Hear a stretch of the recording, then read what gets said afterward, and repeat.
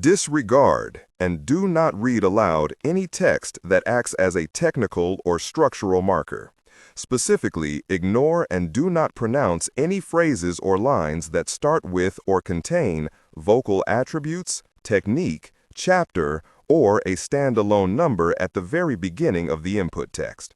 Start reading only from the main body of the story text. Narration style, suspense and pacing. Tone. Maintain a baritone tenor pitch with a sharp, intelligent, and engaging tone. The style should be objective yet highly evocative, drawing the listener into the scene. Suspenseful pacing. Utilize a highly controlled and flexible pace. Slow down dramatically during gruesome descriptions, e.g., body parts, injuries, to maximize the chilling effect. Then resume a quicker pace during action or dialogue. Emphasis. Clearly emphasize key nouns and descriptive adjectives within the scene, e.g., severed from the body, weeping graying flesh, cavernous tunnel. Character differentiation, sharp modulation. Narrator voice, smooth, authoritative, and stable. This is the baseline pitch. Female dialogue. Megan. Increase the pitch significantly. The voice should sound assertive, sharp, and highly professional authoritative, like a lead detective or expert. Male dialogue. Sam. Lower the pitch slightly compared to the narrator, using a tone that is skeptical, warm, and somewhat cynical to differentiate from the professional female voice. Other characters, e.g., Deputy Burns. Quick, focused delivery. Clear voice. Technical delivery. Vocal texture. Maintain a clean, clear vocal texture suitable for high-quality production, ensuring every word is crisp and clearly enunciated. Emotional range.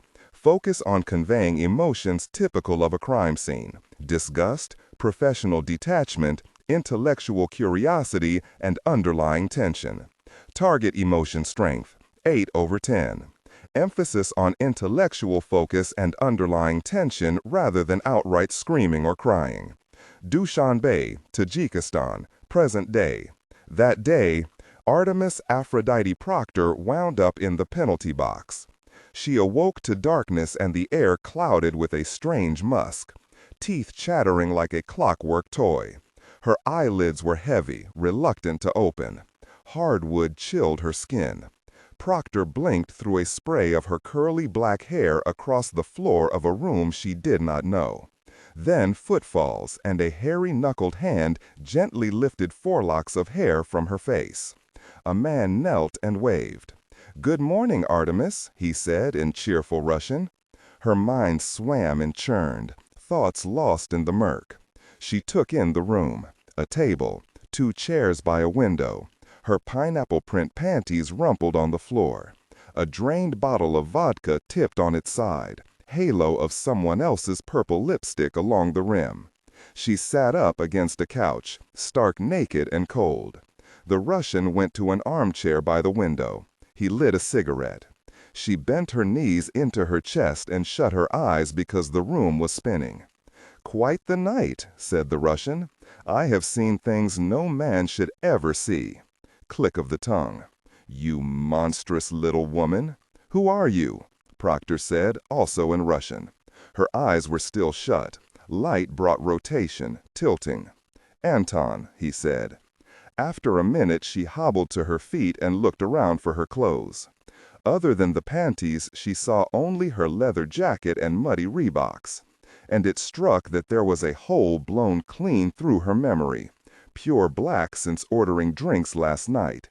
She'd been with a Russian, developmental, a Moscow party boy with access to heavier hitters, the Kremlin, the security services, and he was either dead or in on this, probably both.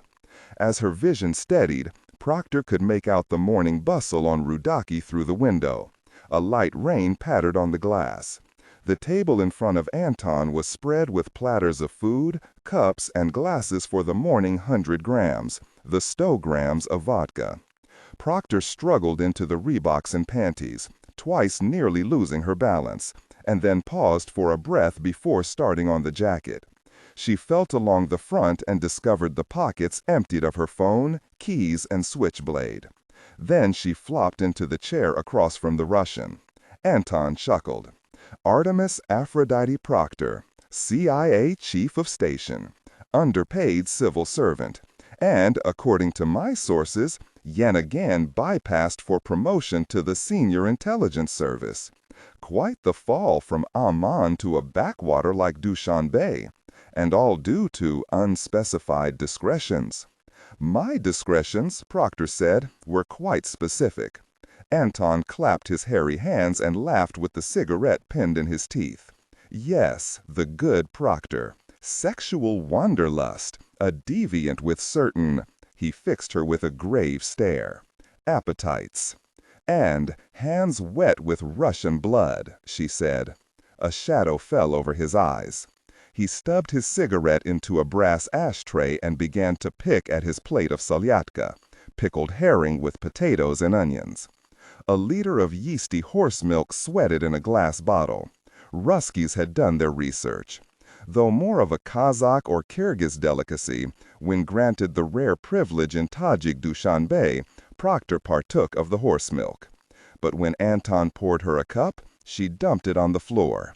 The Russian snickered and stepped over the slithering white stream to collect a buff-colored folder from the sofa. He handed it to Proctor and returned to his food.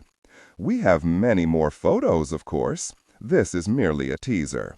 There were a few of you face down, for example, but I don't think you'll see them in there. I must say, though, I am curious about the tattoos, and why 9 of them. I am sure the stories are riveting. Anyhow, go on, have a look. He took a bite of fish. Proctor flipped through a stack of nude photos snapped while she'd been drugged. Some were quite imaginative, artistic even. 2 or 3 were nearly perfect. The lighting, the energy, the intimate angles, these appropriately captured what Proctor considered to be the animal spirits of her sexual ed. Others were banal and garish, unworthy of trade in even the seediest flesh market. Proctor, stranger to shame, found not a one embarrassing. Her form, she thought, looked pretty good across the board. She tossed the folder into the puddle of horse milk.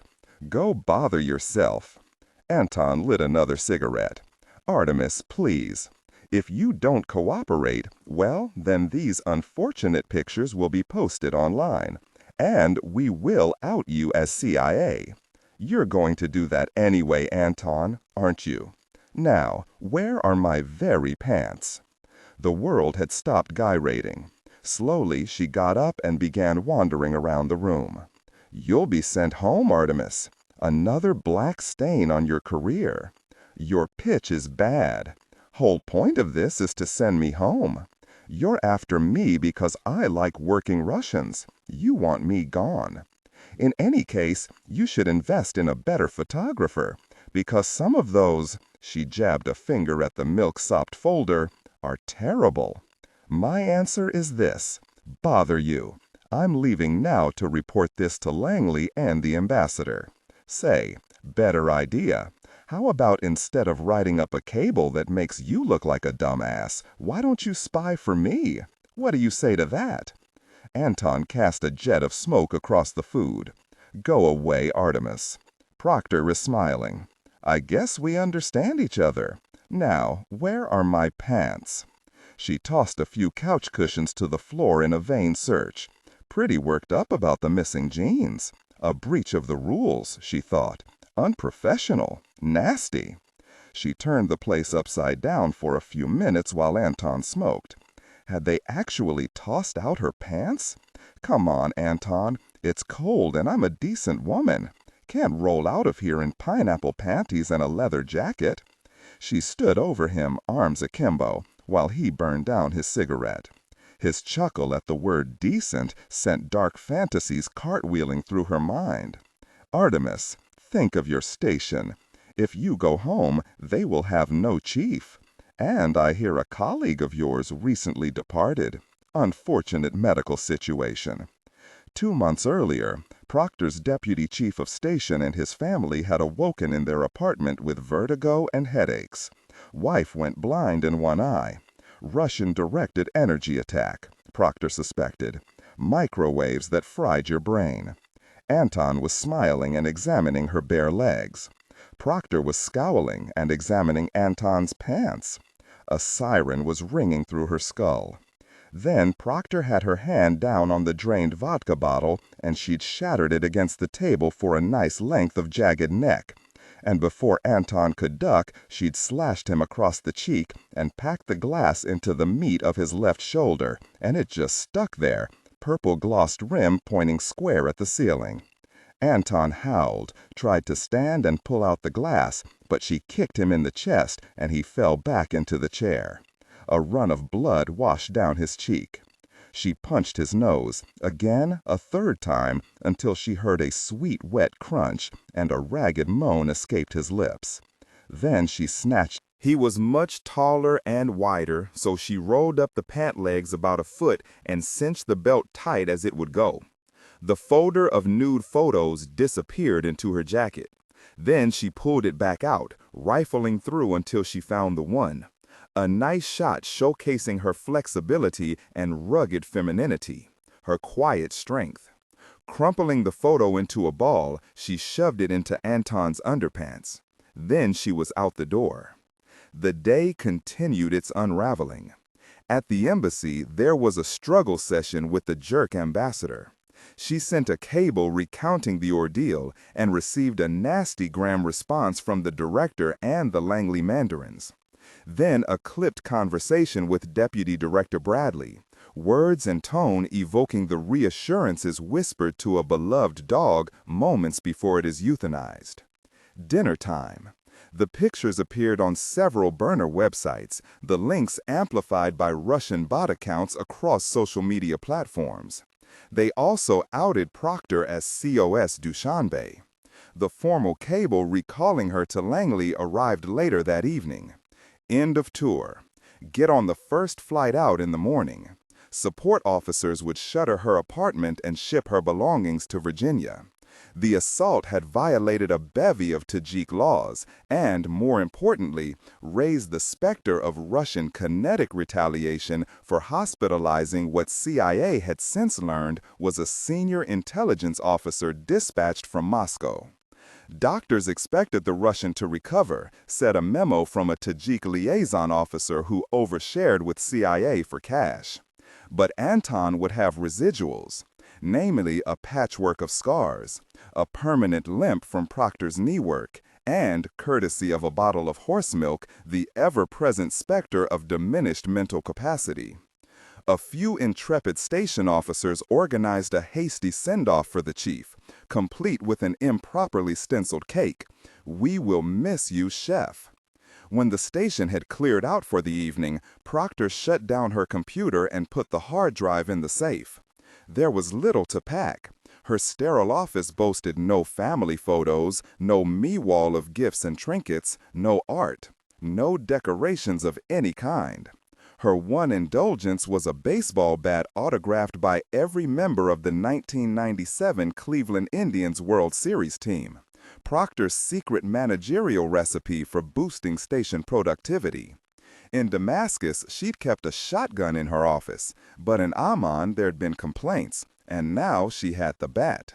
She carried it around. She glanced longingly in its direction during morning ops meetings.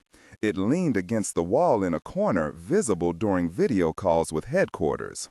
Proctor swung the bat in a lazy arc through her office's recycled air. She couldn't stay in Dushanbe, she knew that, but she despised the headquarters hive, humming with crawlies hungrier for donuts than the fruits of espionage. What a pig of a day! She brought the bat down on the particle board table in her office. A seam appeared. Then again, and it cracked, and she kept at it until the table was kindling, and she was good and sweaty. She flicked off her office lights. Bat on her shoulder, she began locking up the station. Headquarters, Lord Almighty. But what else could be done with Proctor, an impulsive reprobate and also a well-respected chief and operator with years of experience in the foreign field? She was in the penalty box. a 2-year headquarters stint under close supervision. Once that was completed to satisfaction, she might one day run a station again. Because she was competent, not someone who messed up and couldn't run ups, Deputy Director Bradley had hinted he would find something important for her. Proctor checked to be sure there was no paper on the desks. She confirmed the safes were shut. Then she spun the lock on Dushanbe Station's thick metal door for the last time. Langley, jet-lagged the morning after her arrival stateside, ears ringing with exhaustion, Proctor waited to meet with Ed Bradley. Proctor sat on one of the couches outside his office on the 7th floor. The waiting room had been decorated by a government procurement catalog, all the furniture in dark faux wood, slightly chipped or peeling or torn. A lightly stained coffee table was littered with magazines. As in all waiting rooms everywhere, for all time, the reading material, like the furniture, had long expired. When she was finally permitted entry, Bradley was at his desk hunched over the MLP, a printer-sized secure phone linking the 14 national security principles. A button for the director, the National Security Advisor, Secretary of State of Defense, and on and on. His office had large windows overlooking the trees shouldering the Potomac, now bright with gold, red, and orange. Bradley was 6'2", a former linebacker at the University of Texas, and a legendary case officer who had retired after serving as chief of the old Near East Division. A new director had asked him to return as deputy. He and Proctor went back decades. The me wall behind Bradley's desk was mostly bare, just as she remembered. But on the credenza sat pictures of his wife and daughters, along with a few gifts from special friends. Proctor recognized a twisted metal scrap from when she'd helped blow off the door of a Mitsubishi Pajero in downtown Damascus 100 years ago. And affixed to the wall were Bradley's favorites, a neutralized missile system gifted for leading the Stinger program against the Soviets in Afghanistan, and, more recently, a Javelin for covert action work in Ukraine against the Russians. Proctor shuffled toward a chair downrange of the launchers, while Bradley reviewed the 3x5 index card that held his daily calendar. A disgusted gaze shifted between the card and the MLP, as if he couldn't stomach his next task. The card disappeared into his pocket when he looked up and saw her. He gave her a thin smile. "Another century," she said wistfully, staring at the launchers. "Another bailout for the Russian zinc coffin industry. That which is done shall be done, and all that. Amen." Bradley said amen and gave her a big hug. "Artemis, how are you holding up?" "Peachy." He made a face. "I'm sorry. Gosh, very Russians. We should put that on a t-shirt around here. Are you getting what you need?" Docs and psychologists are saying, she put up a hand. "I'm in the penalty box, I get it. But don't bench me, I'm fine. I just need a job, something to do." "You really should rest." "And do what exactly?" "I'd say make sure you're actually fine. Get your head straight. Ed, come on. We've known each other for more than 20 years. That ship has sailed. I'm concerned about you, Artemis." A flicker of sadness traced Bradley's stoic mask, but it washed away when Proctor made a wet noise. "You're getting mushy in your golden years, Ed. Good grief. I told you I'm fine. If you want me to not be fine, then go right ahead and put old Artemis on 4 months of administrative leave so I can drink myself to death in the Reston Town Center. That what you want? Cops calling you at home because I'm ripping tequila shots and screaming about CIA in the parking lot? The director wanted to fire you, said he would have if this were a normal organization.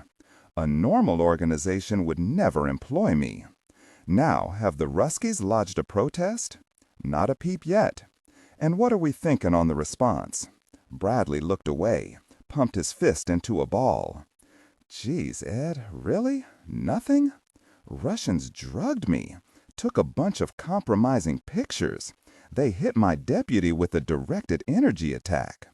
That investigation is still ongoing, Artemis. We did an analysis proving wet work teams arrived in Dushanbe 3 days before it happened. And I agree with that analysis. I am merely saying that the investigation is ongoing, and that the White House has so far been reluctant to back aggressive retaliatory options. Proctor groaned. If we do nothing, Russians keep poking. They are barbarians without limits or morals, Ed. It's how they operate. And this is not about me. For the past 10 years or so, we've all watched Putin poke and prod, and generally, really, with CIA and the United States with complete impunity. He crosses lines, we do nothing. He invades Georgia. He carves up Ukraine, stirs up a low-grade insurgency, then properly invades and commits a ton of war crimes. He shuts down power grids. He's noodling around inside our grid, planning for God knows what. Bradley put up a gentle hand, which Proctor barreled through. He's lit us up by waves of cyber and ransomware attacks. His ghouls have poisoned and murdered people all over the world. In the UK, Bulgaria, hell, even here in Washington.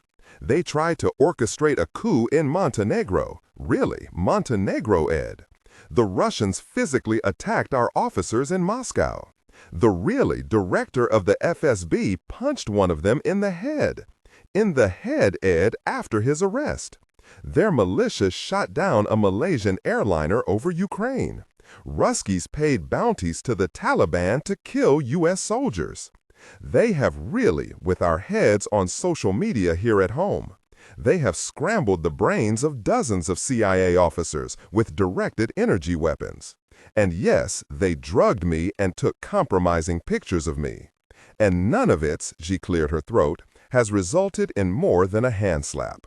We've got to start drawing bright, really lines that the cockroach in the Kremlin will not cross.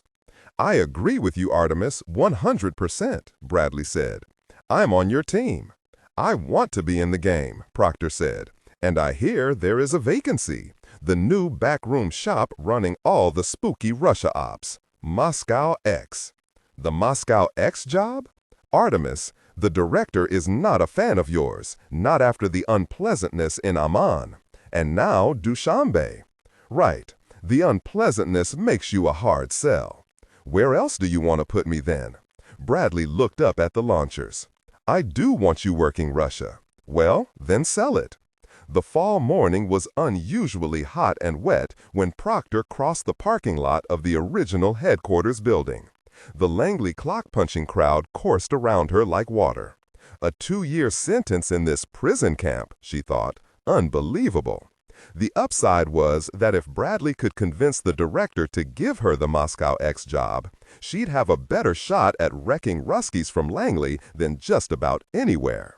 And she had so many beautiful ideas for how to really impact the Russians.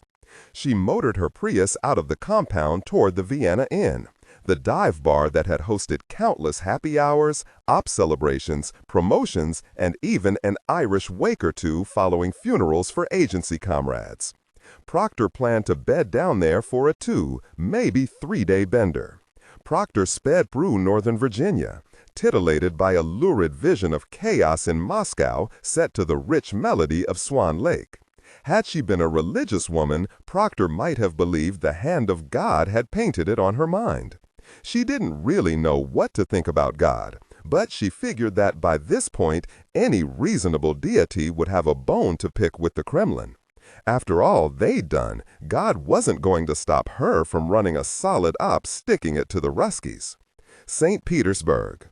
In the first hours of a wet St. Petersburg evening, a man in a well-cut suit exited a black government Mercedes and entered the lobby of a bank. Though his business that evening was robbery, he carried neither knife nor gun. His weapon was instead a stack of official documents, which permitted him to move a large quantity of gold bullion from the bank's reserves, held in a vault 4 stories below the street and minded at that hour by a well-armed team of guards and several clerks, only a few of whom were presently asleep. The papers authorized the suited man, Lieutenant Colonel Konstantinovich Chernov of the Federalaya Sluzhba Bezopasnosti, the FSB, Russia's Federal Security Service, to transfer 221 bars of gold from the bank to a strategic reserve in the east. Chernov's black Ferragamos clacked over the lobby marble, their spotless heels trailed by a large crew of regular policemen pulling carts and crates. The police had been unhappily conscripted by the FSB for an evening of manual labor. The bullion, after all, was heavy. Each bar weighed just over 12 kilos. Bank Rassia's head of security greeted Chernov in the lobby. The man had been a colonel in the army. He knew the game.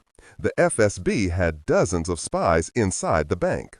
The FSB made the rules. Chernov would do whatever he wanted. They exchanged icy greetings.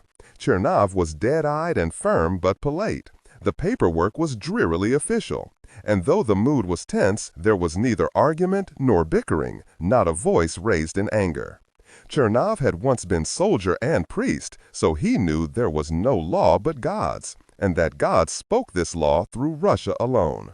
His orders that night would have been considered arbitrary, even illegal in many societies, but to Chernov they might well have been God-breathed, no different from Holy Scripture or a Kremlin decree. Chernov's features were unremarkable, except for his considerable height. He was pale, bald, and rosy-cheeked. His eyes were still and contemplative. The black suit was savvy row via the dip pouch and well tailored to his massive frame. His words were often the first hints of madness, and that evening few had yet crossed his lips. From the lobby, Chernov trailed the head of security to a spacious office overlooking the square. There they rolled through the evening's first protest. Whether Andrei Agapov, the bank's principal shareholder, should be phoned at that hour to learn of the state's requisition of a pile of gold bullion valued at nearly $200 million. He should at least know what is happening, the head of security said to Chernov, desk phone clenched in his white hands. He was set to dial Agapov, but hung there, awaiting permission. Chernov nodded. The head of security spoke to Agapov for a few minutes. He read high points from the papers. He gave Chernov's name and rank and department. He asked Agapov for instructions. Then he hung up. "Are you to refuse us?" Chernov asked, eyes lit with curiosity. "No," the head of security said, "but I'm to make it a challenge." "Do you feel that is wise?" Chernov asked. They agreed that it was not, that the head of security would do exactly nothing to delay or complicate the transfer. But if pressed, Chernov would insist resistance had been irritating, even formidable. Then they descended into the vault, where Chernov walked the rows, fingers gliding along the cages holding the gold bars. One of the police officers trailing behind to check the serial numbers against the papers they carried, to make this robbery legal. Once Chernov was satisfied, his men began packing. They filled the bottom of each crate, spreading a thick cloth over the gold. They added 2 more layers until they feared that the gold might buckle the crates. Then they sealed on the tops with wood screws, affixing pre-made labels to note the run of serial numbers each crate contained. The bank's security men didn't draw their guns. No one touched radios or phones. They stood dumbly at attention. What is to be done when the police are robbing you? The head of security watched the crates scud by with the forlorn expression of a man watching the burglary of his own home. And then, unable to help himself, he muttered about Chernov stealing Andrei Agapov's gold. Chernov turned to him. "You say this is Agapov's gold?" His voice was measured, though he could now feel his blood twisting and sloshing through him like mercury. A hint of salt and metal flickered on the tip of his tongue. The head of security examined his reflection in his shoes, his hands on his hips in anger, but he held his tongue. "I asked," Chernov said, "if it is your position that this gold belongs to Andrei Agapov." The man raised his head, but did not meet Chernov's eyes. "The paperwork admits as much." "Then I ask you this," Chernov said. "Who owns Andrei Agapov?" The head of security fiddled with his tie. He was sniffling, Adam's apple bobbing away. Chernov sighed. Few understood. "The lawless power of Russia redeems God," Chernov said. "A failed God becomes one with Russia through this redemptive work. So it is God, ultimately, who owns this gold. Do you see?" The man was swallowing harder now, fingers tugging at his tie knot. He did not reply. He did not meet Chernov's gaze. Crates slid past. Chernov led the man by the shoulder toward an empty crate. A policeman was stapling a label onto the wood. Chernov told him to stop. Give us a moment. The taste was thick now. Had he bitten his tongue? He swabbed his mouth with a finger, but it glistened clean and clear. Ideas, Chernov said, are the only weapons capable of obliterating history, fact, and truth. As good Russians, you and I understand their power. In the last century, millions of our compatriots nobly suffered under the banner of once obscure ideas. I pray that many more will follow in the one to come. Still clutching the man's shoulder, Chernov motioned to the empty crate. Get inside. What? Chernov's grip tightened. He peered into the crate and down through the bottom, into the dark hole in the Syrian countryside where they'd stuffed him for months. And he knew that the black vines stretching through his body was what this banker must feel now. Chernov emerged from Syria to watch another crate slide toward the vault's freight elevators. Get in. A thin line of sweat dappled the man's hairline. Chernov's massive hand softly brushed the man's earlobe and slid gently onto his neck. Please, the man said, please. Get in. Chernov's thumb moved just inside the man's ear. They looked at each other for a moment. The man stepped inside the crate. Sit down. He folded up his quivering legs and sat. Chernov stooped over him. My idea of Russia is that of a body, a perfect, God-born, virginal body, made of cells just like our own. And these cells have roles, each its proper function. If a cell does not function, then it must be cut from the body. Please, the man said, don't. Lie down, Chernov said, so you are snug. The man did. Then he shut his eyes. Chernov picked up the top and stood, casting a shadow over the crate. He chewed on his cheek until blood at last spurted into his mouth. I have a message for Agapov from my master. We are worried that your cell no longer functions, that it seeks sinful freedom, that the stubborn former KGB general, the scrappy industrialist, the proud landholder, has become convinced that his own person, family, and money are separable from the Russian state, that Agapov as an individual with rights and protections under the law, well, the old fool imagines now that he can do what he likes. But the loss of this gold tonight should demonstrate that the law is nothing but ritual. It is a glorious gesture of subjugation to our leader. Power and violence trump the law, and violence is what will come if Agapov continues to put his interests above those of Russia. Evil begins where the person begins. There is only the Russian nation. There are no people. There is no Agapov. Then Chernov slid on the top. He took a drill and brought it to full rev and drove the first screw into the wood. "Oh, God!" the man screamed. "Oh, God!" Russ Farm, outside St. Petersburg. Anna Andreeva Agapova heard the whine of the brakes and felt the mansion pressing down from above. She looked out the car window. Nearly every room was dark. They were always dark. 4 of the staff shuffled cautiously down the wet marble steps under the glow of the lanterns and the brutal horsehead gargoyles. It always cheered her to see the consequences of her husband's awful design sensibilities. But unfortunately, none of the staff slipped on the slick stone. A squat woman opened the door and Anna put her blood-red Louboutin boots onto the gravel and stuffed her hands in her pockets.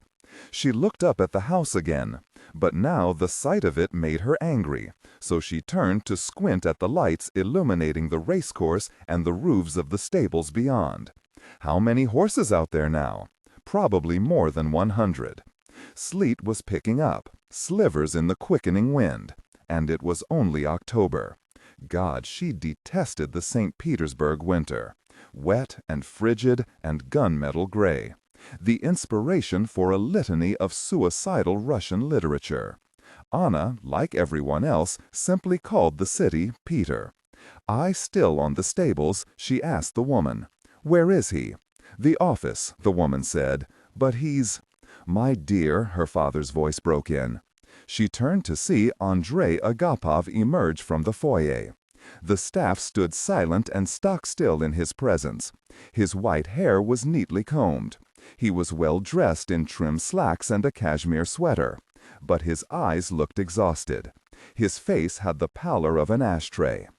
Anna did not have details, but the urgency of this meeting and his relocation to Russ Farm hinted at a man in the crosshairs of conspiracy. "How was the trip?" he asked. "Fine. Easy." She stopped at the top of the steps, just before the threshold. "I'd like to speak with you now," he said. He motioned for the staff to collect Anna's bags. The squat woman opened the trunk and stared. It was empty. "I'm not spending the night here," Anna said. He waved Anna into the foyer with a scowl. She shook her head.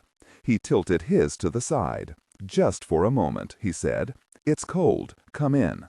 I'll get my coat, then we can talk outside in this snow." He waved up at the sleet. "Otherwise, we might end up cleaning the very stuff in endless Siberia." Again he waved, and it said, "Come on inside, little girl." Anna smiled and blew frosty breath into the sky at the euphemism for jail time. She jerked her head away from the house. "I'll wait out here while you get your coat. Maybe we talk at the racecourse or in the stable." Then Anna heard a faint buzz. She turned to listen and it grew louder. Blades beating the air. She knew this one's sound. "The CIA?" she asked. He laughed, shook his head, and went inside for his coat.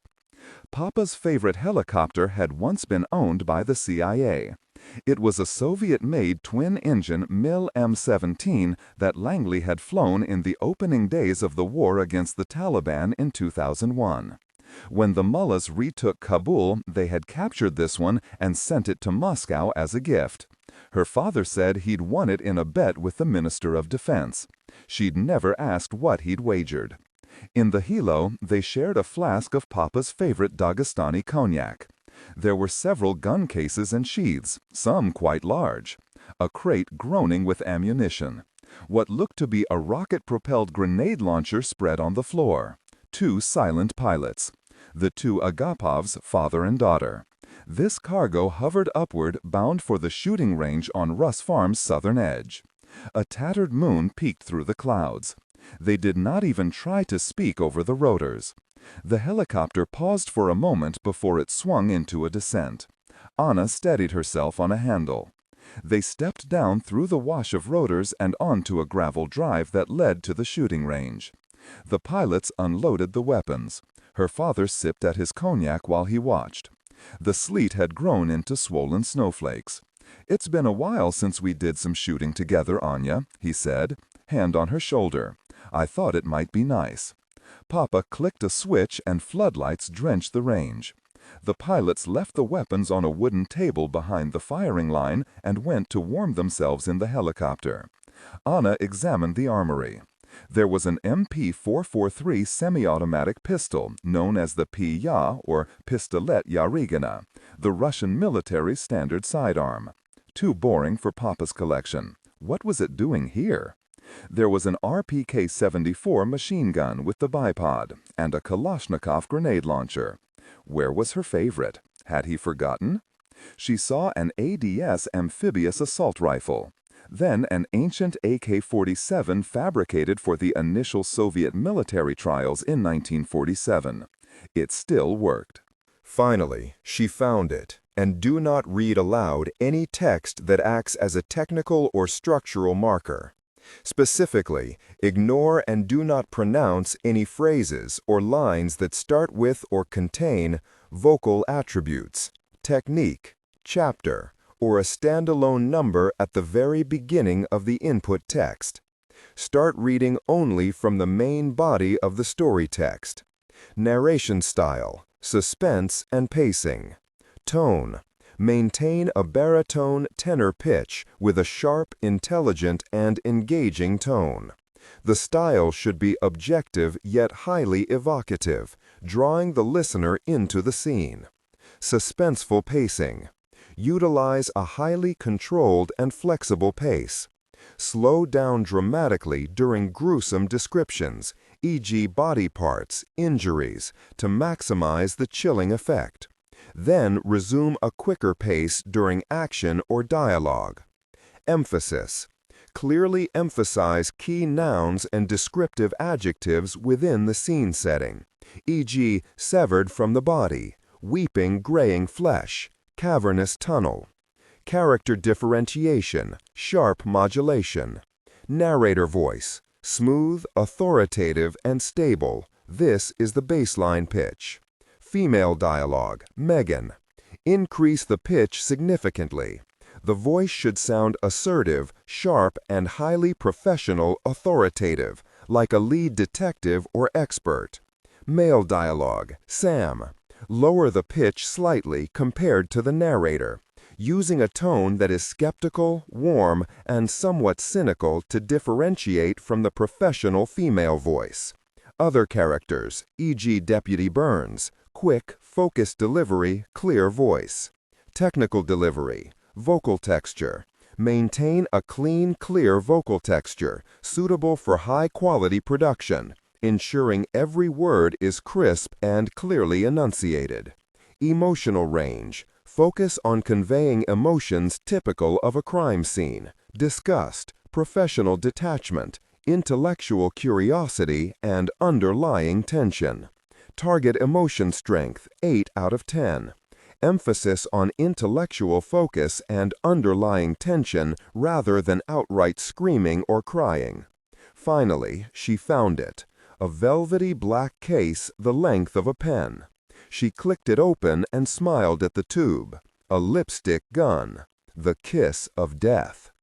The original design dated to the KGB days. Single shot, 4.5 millimeter, wildly inaccurate, not once used in the field. The techs had updated Papa's model in the 90s. The sole operational purpose had been his amusement. The tube now fired a single 9mm round. To make the guns easier to smuggle, the firing device had been designed so actual lipstick could snuggle over its top underneath the cap. But Papa's dusty model had long since lost its waxy pink hat. He watched her turn it over in her hands. "You and that very thing," he said. She clicked it shut and returned the case to the box. Papa chose the AK-47. Steel targets hung downrange in front of an earthen berm the height of a 2-story building. He fired, adjusting his aim until there came the sustained and satisfying clink of rounds meeting steel. Then the click of an empty magazine. "Why are you at the farm?" she asked. "I've got men doing a sweep up in Rapino," he said. "I'm worried it's all wired up. Needed a place to work in the meantime. Here." He handed her the AK-47. Anna clicked in a fresh magazine, flicked the safety off. She pinned the stock into her shoulder and reached under the gun with her left hand, fingers outstretched so she wouldn't scrape her knuckles on the receiver. She quickly slid back the charger with her thumb. Anna looked downrange. She bent her knees, squared her shoulders, and leaned in a bit. She rolled her shoulder into the stock until it was snuggled near her collarbone. Gripped the magazine. Looked down the sight at the dangling steel plate. Squeezed the trigger. Her small frame swallowed the jarring recoil. Clink. 20 more rounds. 18 clinks. Not bad, though Papa wouldn't say a kind word about it. They went shooting when they were getting along well, and it had been a while. She flicked on the safety and set down the gun. He joined her at the table, handed her the flask, and produced a folder from the pocket inside his sheepskin greatcoat. He set it on her lap. "You brought your Rapino office in your coat, I see," she said between sips. "What is this?" "Something I should not have. But first I will tell you why I have it." He took the cognac. Yesterday evening, an FSB officer from Internal Security, a lieutenant colonel called Chernov, arrived at the bank with papers authorizing him to transfer my gold to a strategic reserve, supposedly a military bunker out east. Lies, of course. It was a robbery, pure and simple. They made off with over 200 bars of my gold, packed my head of security into a very crate and shipped him to me with a psychotic message that I'm to bend the really me. Poor bastard worked his fingers down to bloody nubs, clawing at the walls of the box. Took almost 3 hours to get his wits about him so he could pass the message. Papa's eyes were wolfish, fists balled so tightly that when he uncoiled them, a spot of blood blossomed on his palm where he'd sunk in a fingernail. He sucked at the cut. Anna sipped cognac until Papa could speak again. Then he whispered, "This Chernov works for Goose, Anya. The message is from Goose." The name seemed to open her coat to the looming Peepter winter. Vasily Platonovich Goose. Goose, former director of the FSB, current secretary of the Security Council, one of Putin's closest advisors. Across 3 decades, her father and Goose had waged a proper Russian power struggle, long on blood, short on victory. The captains still stood, though, warily eyeing each other across the field. "They said they would stop after they took my shipyard," her father continued. "But now this? A bank robbery? There is less of everything, and yet they tax us this way. Do they want a war?" "Can you talk to the Khozayan?" Anna asked. "The master, President Putin. The Khozayan did nothing after the shipyard shakedown. I will try again. But in the meantime, we have a lead. We fight them." Her father smacked his palm on the folder. Anna opened it, scanning the first pages for official seals or the blue stripes of an operational report. She saw nothing and shut the folder. "Where did you get this?" she asked. "Just read it," her father said. He took the flask and a slug of cognac. "We have someone listening for us, and he's heard something quite interesting. Neoficialnie mere. Non-official measures. No paper warrant authorizing the wiretap. No assurances that this originated even in the realm of telephone law. The shadowy calls from the Kremlin bearing hushed directives." This came from her father alone. A quiet voice inside told her to stand up and leave. But he had never summoned her in this way. "Come to the farm," he had said. "Come right now, Anya." She had not visited Russ Farm in more than a year, and she was curious about the intelligence. A child feathering fingers over a gift-wrapped box. What could be inside?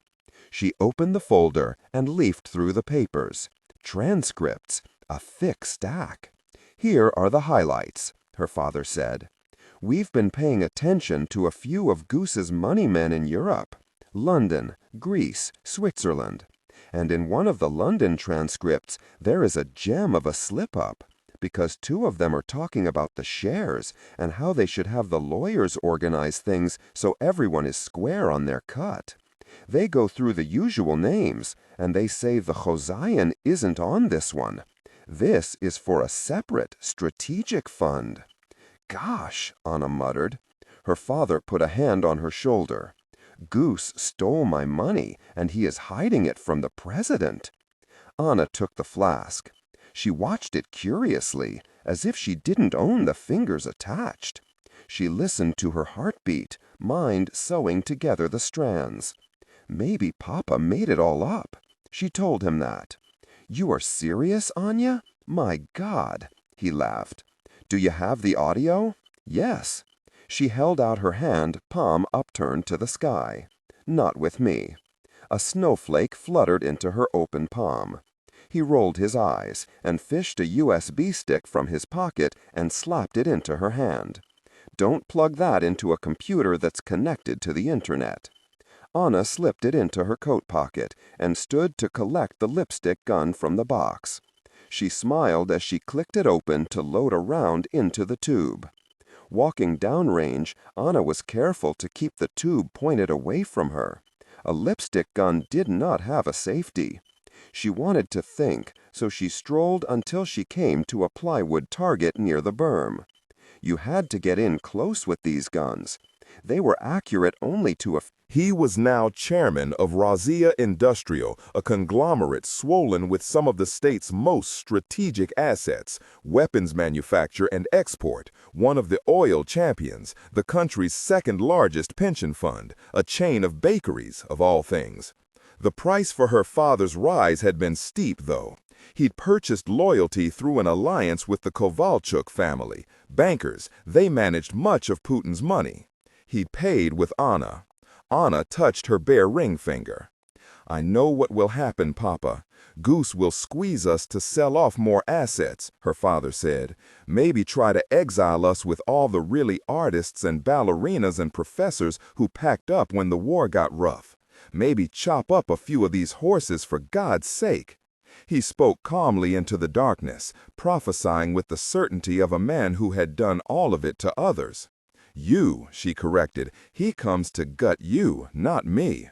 "There is no me," he said. "There is only us, and if you don't see that, Anya, well, then God help us all." She shivered and pulled tight on her coat, not certain who was correct. "What do you want, Papa?" "We need more evidence before we go to the Kozayan. I want you to find where they've hidden the very money." He tapped the folder. "There are clues in here.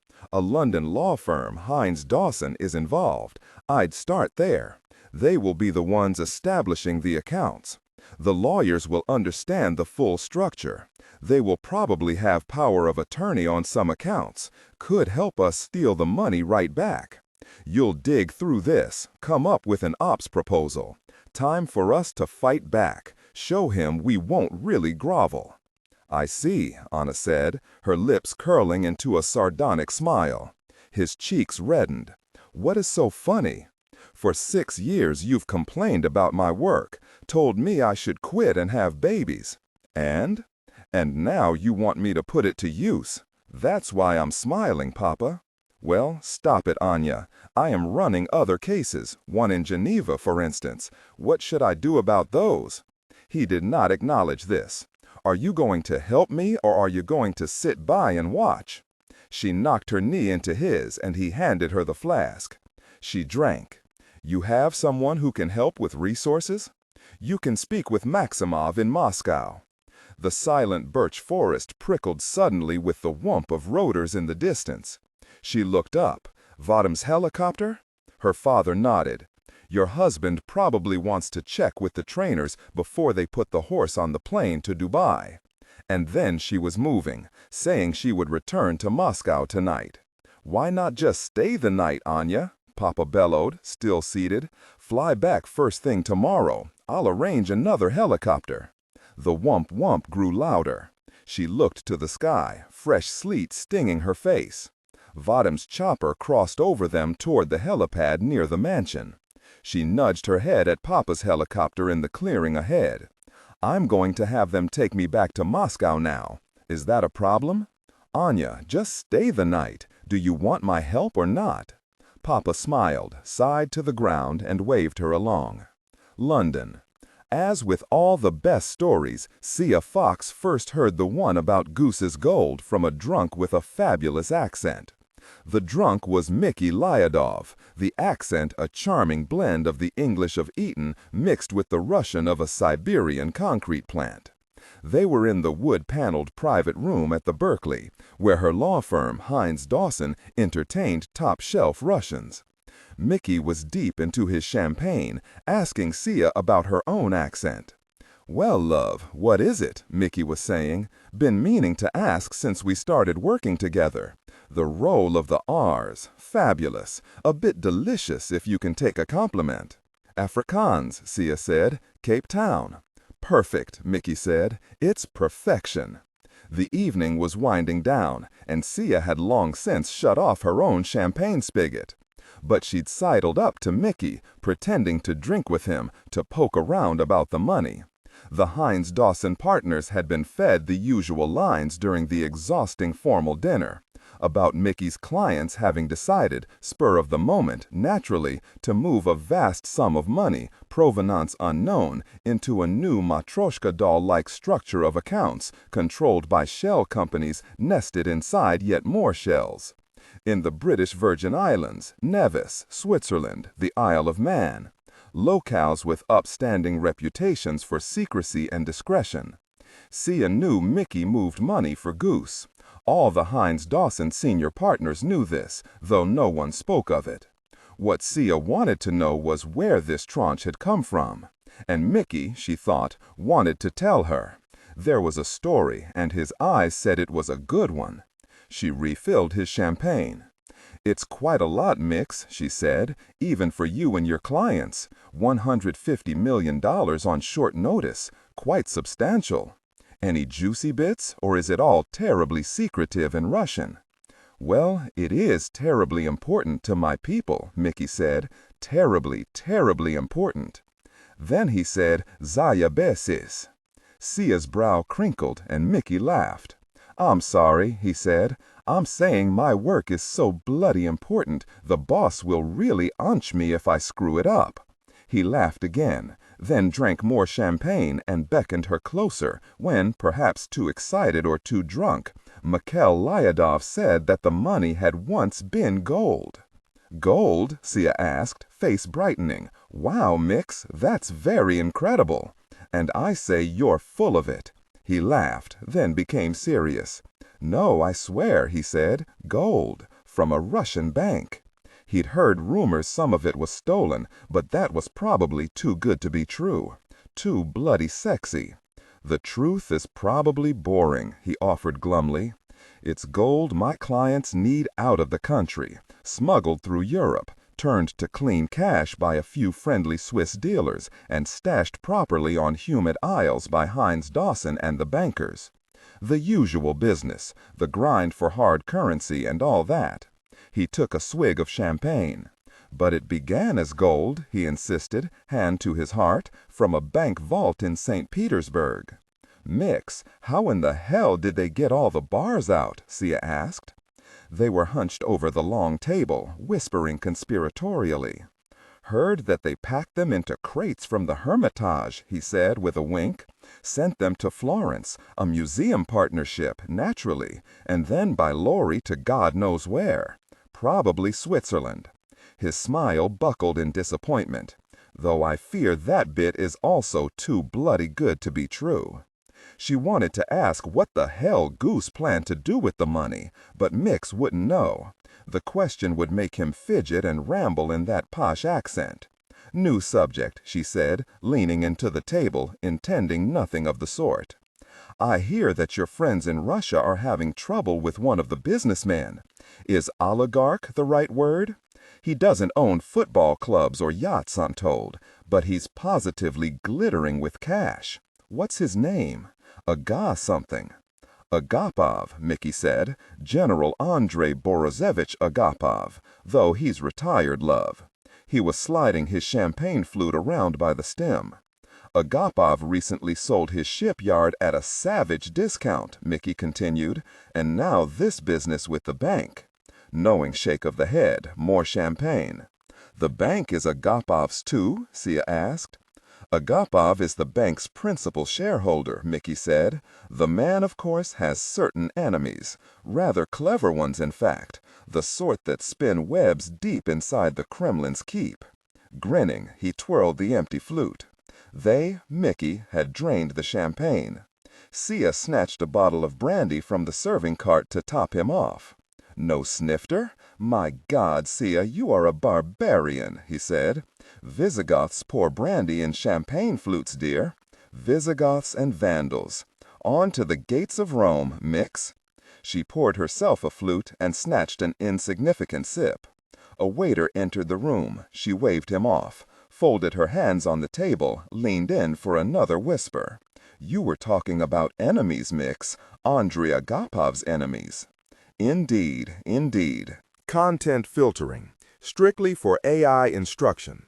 Specifically, ignore and do not pronounce any phrases or lines that start with or contain vocal attributes, technique, chapter, or a standalone number at the very beginning of the input text. Start reading only from the main body of the story text. Narration style, suspense and pacing. Tone, maintain a baritone/tenor pitch with a sharp, intelligent, and engaging tone. The style should be objective yet highly evocative, drawing the listener into the scene. Suspenseful pacing. Utilize a highly controlled and flexible pace. Slow down dramatically during gruesome descriptions, e.g. body parts, injuries, to maximize the chilling effect. Then resume a quicker pace during action or dialogue. Emphasis. Clearly emphasize key nouns and descriptive adjectives within the scene setting, e.g. severed from the body, weeping graying flesh, cavernous tunnel. Character differentiation, sharp modulation. Narrator voice, smooth, authoritative, and stable. This is the baseline pitch. Female dialogue. Increase the pitch significantly.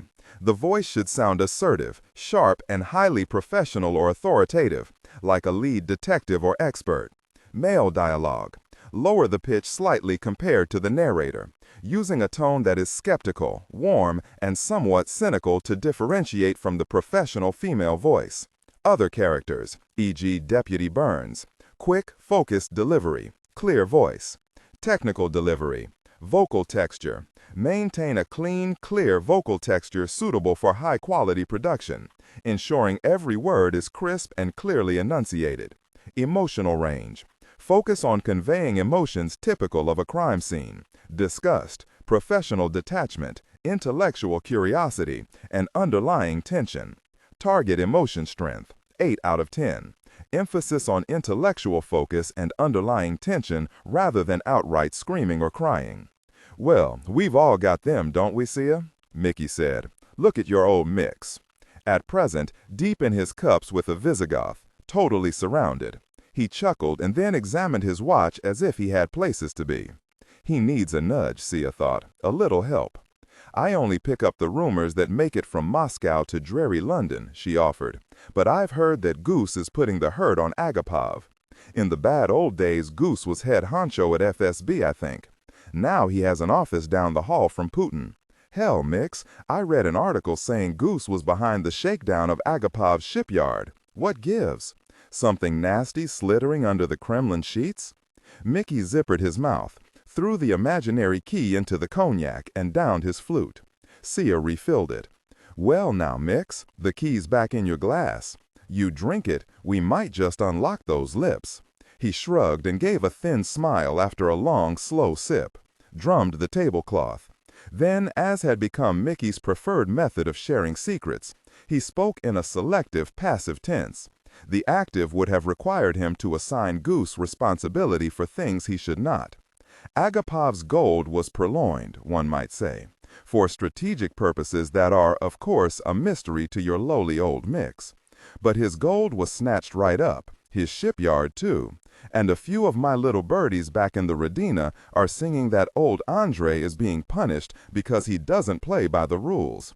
He's got to pay his tribute, see, and he is bloody stubborn about it. You mentioned Goose, and I won't comment on the articles. You know the papers here kick up all manner of slander and libel against patriotic Russians. But I do hear from my birds that Goose and Agapov despise each other.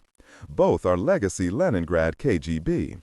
Seed of their mutual hatred a timeless one. A girl. What bloody else? There's Helen of Troy, there's Galena of St. Petersburg, God rest her soul. Galena was with Goose before she married Agapov. Now Goose is ascendant. He's got his goslings to feed, and he's doing what any reasonable man should, isn't that right, Sia? And what's that, Mix? Rob an old rival blind? Mickey shook his head. It's that, but more.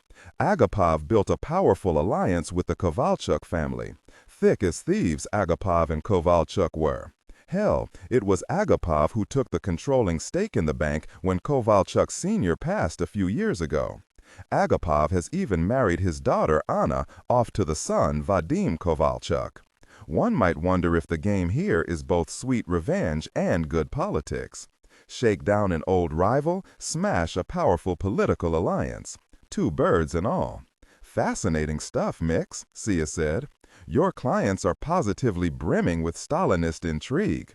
They have bloody hands, he said, wiping his palms with a cheerful smile, just like yours.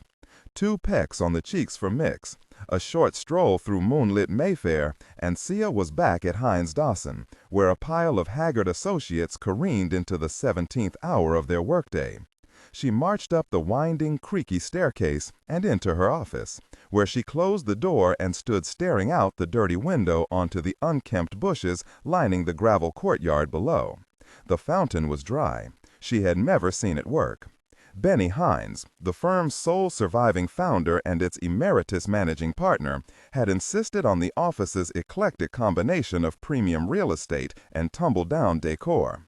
Many of the big city firms boasted sleek, ultra-modern offices awash in amenities to compensate staff for their corporate slavery. Not Hines Dawson. The Mayfair townhouse might well have been the home of an eccentric family. Bookshelves lined the hallways and offices. The walls were clotted with oil paintings unrelated to the partnership, the clients, or the practice of law. The Battle of Trafalgar, a Cornish pastoral, a duck painted by Benny Hines himself. Space was at a premium. Sia's office had once been a child's bedroom. The firm's draw was simple. Compensation was 5 times that of other London law firms. On a good year, the firm's profit-sharing plan might make that 7. The money compensated for the shambolic workspace. It also sought to make amends for a client list running the spectrum from the reluctantly shady to the unrepentantly corrupt. Client hands were jammed in dirty money pots all around the globe, and many of those hands tilted a shade murderous. Assad, Putin, Al-Saud, Khamenei. Their names did not appear on the documents, but it was understood by the firm's Oxbridge senior partners that their representatives were Hines Dawson's most valuable clients. There was a knock on the door. "Come in," Sia said. Benny Hines sauntered into her office. He was 74, gaunt, with a shock of white hair and a 3-piece charcoal suit. His pocket watch had once belonged to Churchill. He was awake and working at 1:03 a.m. They sat on the green leather sofa and for a moment watched a passerby through the window on the street below. "You spend time with Mickey Lyadov?" he asked, still looking out the window. "He likes to talk." "Kremlin gossip? Isn't it always?" The money belonged to Andrei Agapov. Goose took it. Trouble brewing in Moscow, warring factions and all. Typical Russian business. He grunted, fussed with his tie. "That explains the bullshit they fed us at dinner. Any risk for us if we help them wash the money? Does Mickey think we're in the crosshairs? No more than usual. What the bloody hell are they going to do with it? Mickey doesn't know. He never knows the important things. He's a bagman." Benny stood and stretched. "They've just now sent the contract for us to start on the work. You get it set up for them, Sia? Whatever they want, and they'll want the usual. Shells on shells on shells until it's all vanished. Unless we think Agapov or some other Kremlin nasty is going to burn down this office, we help Goose stash his money. Because who cares? It's our job. It's why we exist, really. All." A kindly pat on her knee, and Benny was up and headed for the door. "And it's why I've wriggled into your little mercenary outfit," she did not say. Instead, she beat Benny to the door and opened it to see him out, pat on the shoulder, and a solemn promise that she'd assign a crack team first thing, have a tranche of Agapov's stolen money squirreled into an innocuous Caribbean account by lunch, afternoon tea at the very latest. Mickey had it mostly right. The crates arrived in Florence in the hold of a Russian military transport plane on loan to the Culture Ministry. Museum exchanges had continued apace, even with the war. Chernov, whose official documents described him as a conservator attached to the Hermitage Museum in St. Petersburg, accompanied a cluster of the boxes. The true conservators, traveling to oversee a loan of paintings and sculptures once owned by Catherine the Great, wisely kept their distance. Chernov's crates were royal blue, and unmarked apart from a serial number and a yellow sign reading, "Open this side," stenciled in Italian, Russian, and English. Chernov, supervising the unloading on the apron in Florence, exchanged greetings with a man he knew only by his unimaginative FSB nickname, Michelangelo. The man owned and operated a trucking company that specialized in moving paintings, sculptures, and other valuables throughout Europe. 2 daughters had studied economics in London thanks to payments from the Russian FSB. From Florence, Michelangelo's trucks ferried the crates overland to a gold refining operation outside Dresden, where the bullion would be melted down and remolded with new insignias to disguise its provenance. Anti-money laundering measures in the gold refining business are thinly enforced, even more so when the owner and chief executive are on the FSD payroll. The gold's path forked from the refinery, where it was sold to Swiss branches of 2 German gold wholesalers, both of which claimed executives similarly indebted to Lubonkia paymasters. Disregard and do not read aloud any text that acts as a technical or structural marker. Specifically, ignore and do not pronounce any phrases or lines that start with or contain vocal attributes, technique, chapter, or a standalone number at the very beginning of the input text. Start reading only from the main body of the story text. Narration style, suspense and pacing.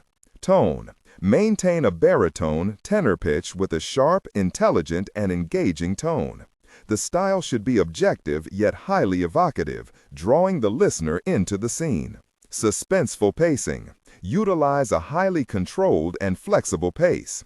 Slow down dramatically during gruesome descriptions, e.g. body parts, injuries, to maximize the chilling effect.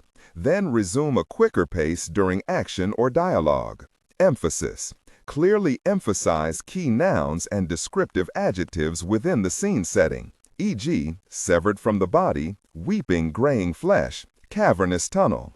Character differentiation, sharp modulation. Narrator voice, smooth, authoritative, and stable. This is the baseline pitch. Female dialogue, Megan. Increase the pitch significantly. The voice should sound assertive, sharp, and highly professional, authoritative, like a lead detective or expert. Male dialogue, Sam. Lower the pitch slightly compared to the narrator, using a tone that is skeptical, warm, and somewhat cynical to differentiate from the professional female voice. Other characters, e.g. Deputy Burns. Quick, focused delivery, clear voice. Technical delivery, vocal texture. Maintain a clean, clear vocal texture, suitable for high-quality production, ensuring every word is crisp and clearly enunciated. Emotional range. Focus on conveying emotions typical of a crime scene. Disgust, professional detachment, intellectual curiosity, and underlying tension. Target emotion strength, 8 out of 10. Emphasis on intellectual focus and underlying tension rather than outright screaming or crying. Greed doubtless encouraged conspirators to overlook the fog shrouding the gold's birthplace. But those with lingering questions, or perhaps a fear of retribution, legal or otherwise, could also take comfort in the simple fact that Bank Sia had not reported the theft. For, as Chernov had insisted, it was not robbery, because the gold was Russia's, and therefore God's, and all belonged to God. To any interested international organization or government, the bullion remained safely entombed inside the Rodina. Once the gold had been sold off in fragments into the currency markets, Goose's money men, Mikhail Yadov chief among them, arranged for the proceeds to flow into a Byzantine structure of offshore accounts held by shell corporations. Sandalwood Limited, Brockton Development, QRE Solutions, etc. By design, the names were hollow. The corporations existed on paper alone. It was the London lawyer, Sia Fox, who was destined to be the creator of the dizzying structure of Goose's offshore financial holdings, the architect and builder of a far-flung financial outpost well clear of the Rodina's borders. To most observers, her creation would be mind-numbingly dreary, tedious, and complex. But from above, and in just the right light, one could make out its true form. This was the scarred battlefield of a vicious Russian power struggle, and it was also quite possibly the largest theft of gold bullion since the Nazis looted Europe during the Second World War. Sia knew which accounts belonged inside Goose's borders, though none bore his name. Sia knew how to move the money. This was so because powerful men inside the Kremlin trusted Heinz Dawson, and though they did not know her name, by virtue they trusted Sia Fox. And that, she thought, was a terrible mistake. Moscow. Anna pulled off the MKD ring road at an exit in the Yasenevo district marked with the words "No entry" in Cyrillic and English. She nosed her Range Rover down a narrow road and passed another sign that read Science Research Center, winding deeper into the woods until she came to an unassuming gatehouse drenched in sodium light. A single guard emerged. Anna did not have one of the maroon badges, so the guard just stared, probably wondering if the tiny blonde had veered off at the wrong exit. He glanced toward the boulders and the flat metal plates set into the pavement, which he would raise if a car tried to dodge the ID check. Anna had heard of that happening once, when a drunk clipped through the gates only to pancake his Lada into a steel barrier that had sprung up from the road. She handed him her driver's license with a pleasant smile and explained that he was to call the 3rd Deputy Director's office immediately. She would not be on the lists. She pulled to the side while the guard made his call. After a few minutes, he hustled from the gatehouse with her ID. The boom swung skyward, and she clopped over the plates into the compound. In the vast parking lot, Anna powered off her cell phone and shoved it into the glove box. It was still early, but she could see that many offices were already illuminated, including the 3rd-floor executive suite that her father had once occupied. Beyond the main 7-story building rose a 22-story high-rise, the hive for the worker bees. Directly west of the endless and increasingly jammed parking lot was a swooping building that boasted a heavily discounted department store, 2 saunas, an Olympic-sized swimming pool, 3 gymnasiums, and a crop of tennis courts. Private dachas, once belonging to leaders of the KGB's first chief directorate, dotted the woods inside the security fence. When the Soviet regime collapsed, the organization occupying the Yasenevo compound had been renamed the SVR, Sluzhba Vneshnei Razvedki, the Foreign Intelligence Service. Her father, like everyone else, had not minded the rebranding because no one ever used its proper name. Closing her eyes, Anna listened to the hum of the electricity substation and the pines bristling in the chilly morning wind. SVR headquarters. She, like her father, knew it only as the forest. 3rd Deputy Director Maximov boasted a wide office in the 3rd-floor executive suites.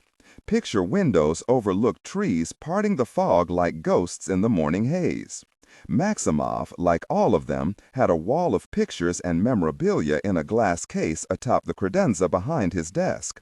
Baseball signed by Fidel Castro, handshake photo with a near-death Kim Philby, commemorative AK-47 gifted by the Syrian Minister of Defense.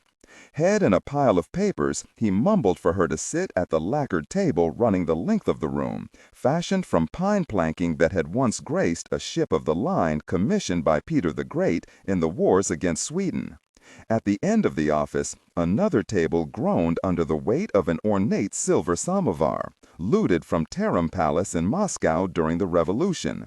The faded outline of the Romanov Imperial Double Eagle was visible from across the room, even from Anna's drowsy eyes. Maximov was heavy, with thick white hair on the sides of his head, but none on the top. He often bellowed. The problem of volume had been raised during personnel reviews as recently as the late 2000s. And yet, despite the bluster, he was considered operationally conservative. He was a status quo man, almost certainly wary of her father's desire to position them as chess pieces in his match with Goose, to put her and Maximov, SVR really, to work finding his stolen money. But thankfully, unlike many other creatures on the 3rd floor, Maximov did not care about Anna's personal history. He kissed her cheeks and joined her at the table.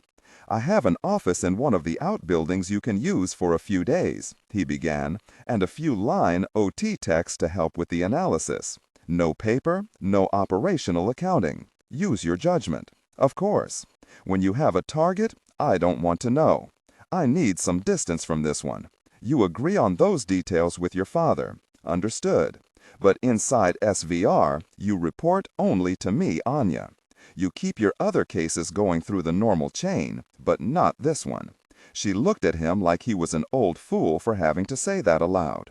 "That was for my conscience," he grunted. "Of course."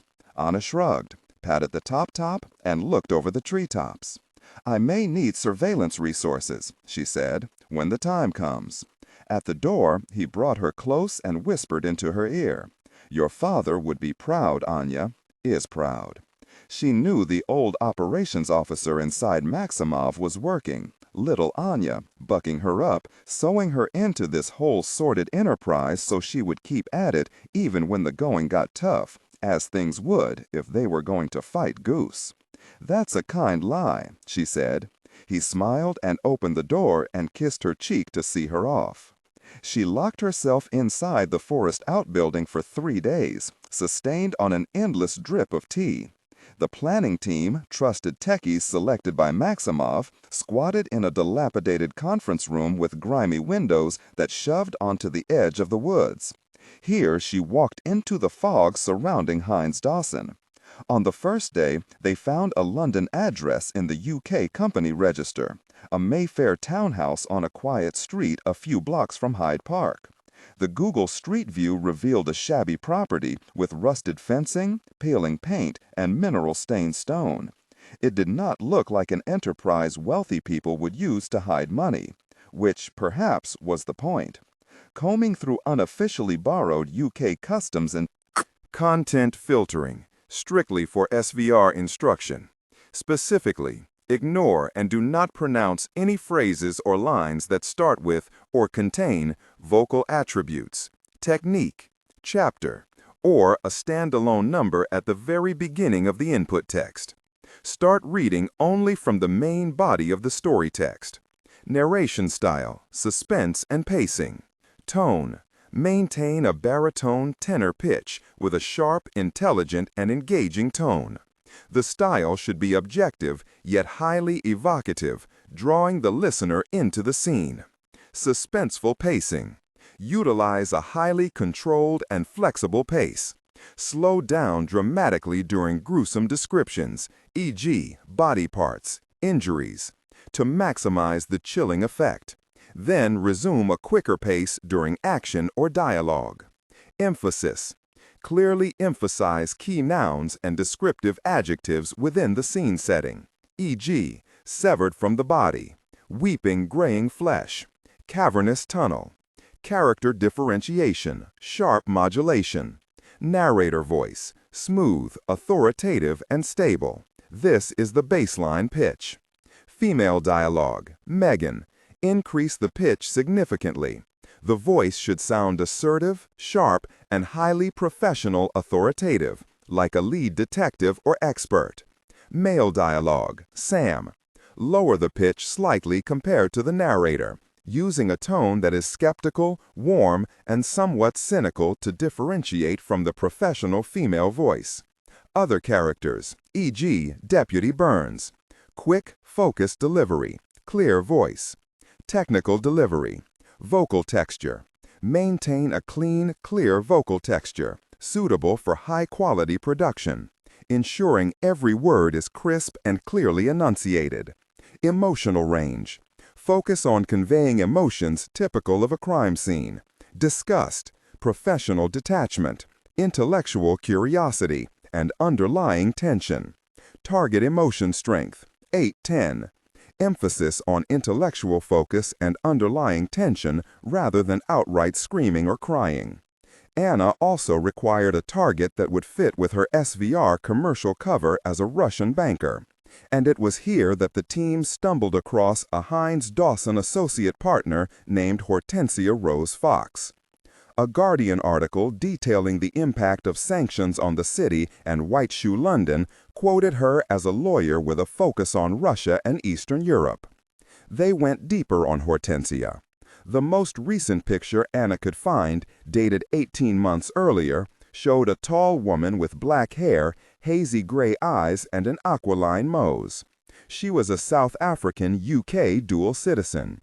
On her social media accounts, largely dormant since she joined Heinz Dawson, she called herself Sia. That made sense. Hortensia, Anna had said to Grigory, one of the techies, "What the hell kind of terrible name is that?" It wasn't Afrikaans. He shrugged. No one had ever heard it before. The team built an incomplete biography. Raised in Cape Town. Cambridge for university, where she studied law. Then an odd pivot. She had moved to San Francisco to join Lyric, a tech company. They found pictures of Sia with the Lyric founder and CEO, Harry Hamilton. Lots of them. Smiling, laughing, hugging. She had quit Lyric for Heinz Dawson 5 years earlier. Anna liked the Lyric angle. If any of her other masters inside SVR asked what she was up to, she could dangle the intelligence value of a large U.S. tech company with a multi-billion-dollar portfolio of defense contracts. They scraped her cell phone number from the unofficially borrowed tax records. Then, through an SVR front, Turkey-based accounting firm with a branch in Geneva, the team purchased reams of publicly available information from companies that aggregated and sold data from common apps. A data scientist constructed heat maps showing Sia's movements around London and the British countryside. They learned how she traveled to the office, the doctor she visited, where she bought groceries. "What do you think?" Anna had asked Grigory as they pored over the maps. "Boring lawyer," he said, running his finger over the short walking route from her Mayfair flat to the Heinz Dawson offices. "She works 15-16 hours every day," he said. "She eats takeout, she treats clients to fancy dinners, she runs on the weekends." He made the point with a yawn. Late on the third evening, Anna sat alone in the conference room considering the case. She started, as always, with her favorites, the rougher options. Sia might receive threatening phone calls, and Anna might appear with a way to make them stop. Pets could be killed, but Sia did not seem to own one. The geolocational data suggested she did not take nightly walks. She did not visit pet stores to buy food. The aggressive approaches, though, were premature. She didn't yet know Sia's pressure points, her vulnerabilities, her addictions. And the woman was not a Russian, nor was she inside Russia. Yet. Anna rolled her fingers along the rim of her styrofoam teacup and considered the problem of access. She could dangle bait that Sia would find interesting, a lucrative client perhaps, a pliable, wealthy Russian whose money might be enticing. Not a bad start. Though it might raise Goose's interest if discovered, she could explain it innocently. "We're hiding money, just like you." She put on her coat and gloves and trudged through the parking lot to the Range Rover. She fished the phone from the glove box and called her father. She told him what she needed. He told her what he wanted her to do. "Oh, come now, Papa," she said. "I cannot. There are other ways." "Maybe, Anya, maybe. But your husband's already in. I told him. So go talk to him. See if you two can work something out." She put her head on the wheel. Her husband. Blyad. Bloody hell.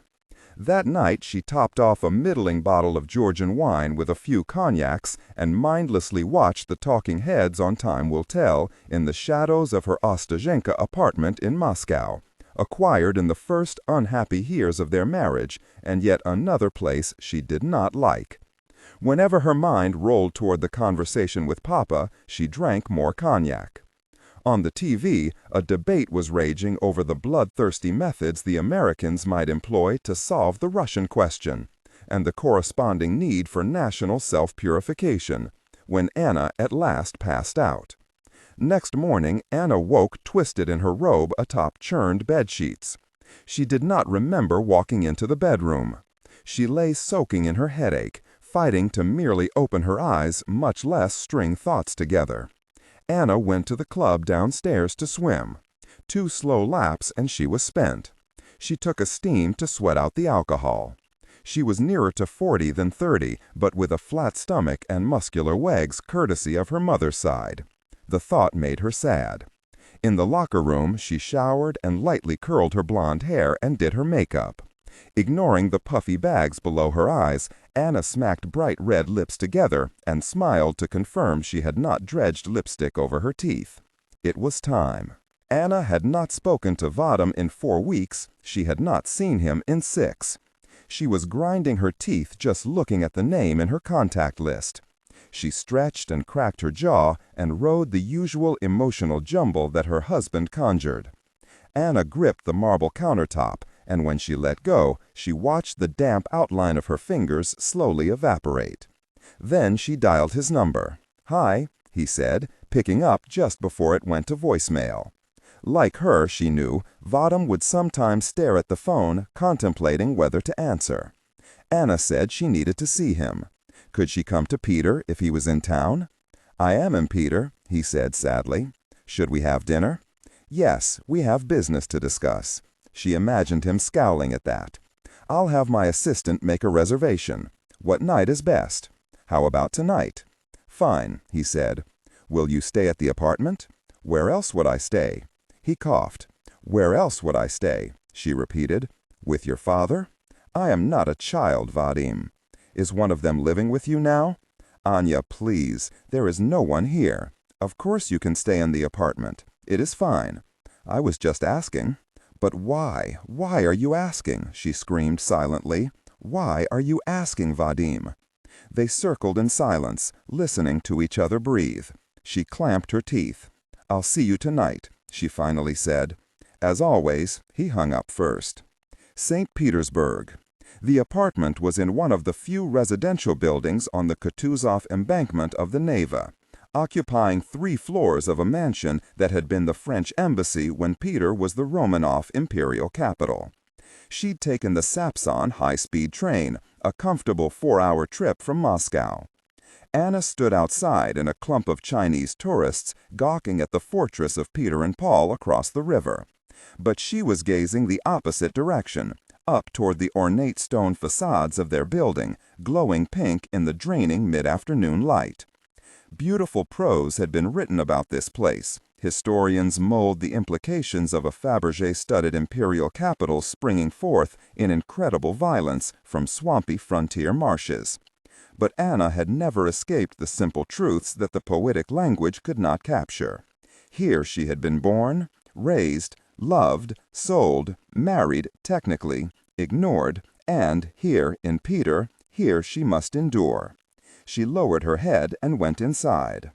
The smell of disinfectant and bleach crashed in, Slipped on a belted red satin dress and 4-inch Louboutin heels she'd packed for the trip. Picking through her jewelry, she selected a Tiffany pearl necklace and matching earrings. In the mirror, she looked at her clothes and smoothed the dress. Thinking of Vadim's unwashed women, Anna called her doctor in Moscow to schedule blood work and her pharmacy to refill her medication. During the Soviet years, birth control had largely meant abortions. The pill had been unavailable, and the Soviet condoms were talc-dusted and thick as rain boots, the second of 2 products made at the McCloskey rubber factory, the first being gas masks. Now the pill was available to all. The problem was that many husbands wanted children. Anna disguised her stash in an aspirin bottle when Vadim was around. She swallowed her evening dose. Then Anna went to the wet bar in the living room to rummage around for one of his expensive cognacs. Correction, one of our expensive cognacs. She filled the bottom of a snifter and took a long drink. It was still early. She should cut the alcohol with food. But this was one of those evenings to be endured, and she had just filled her second when she heard Vadim open the door. She turned and forced a smile toward her husband, who was on the phone. He motioned a silent apology for the call and wordlessly strode past her into the bedroom. Darkness was settling over the Neva. She was alone with her thoughts and her drink. Vadim's driver ferried them to the restaurant Palkin in the armored Maybach. They started with martinis on leather oxblood churs in the honey glow of the bar. Conversation was halting. Vadim asked about work. She offered little, then reciprocated. He was handsome, tall, and broad-shouldered, with soft brown eyes that she had liked for a season when they'd been young.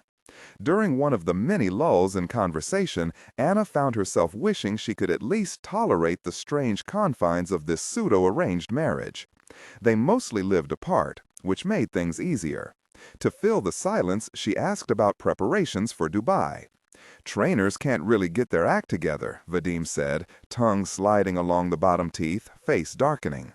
She raised her eyebrows. The end. Good talk. Vadim signaled for another martini as they moved to their table.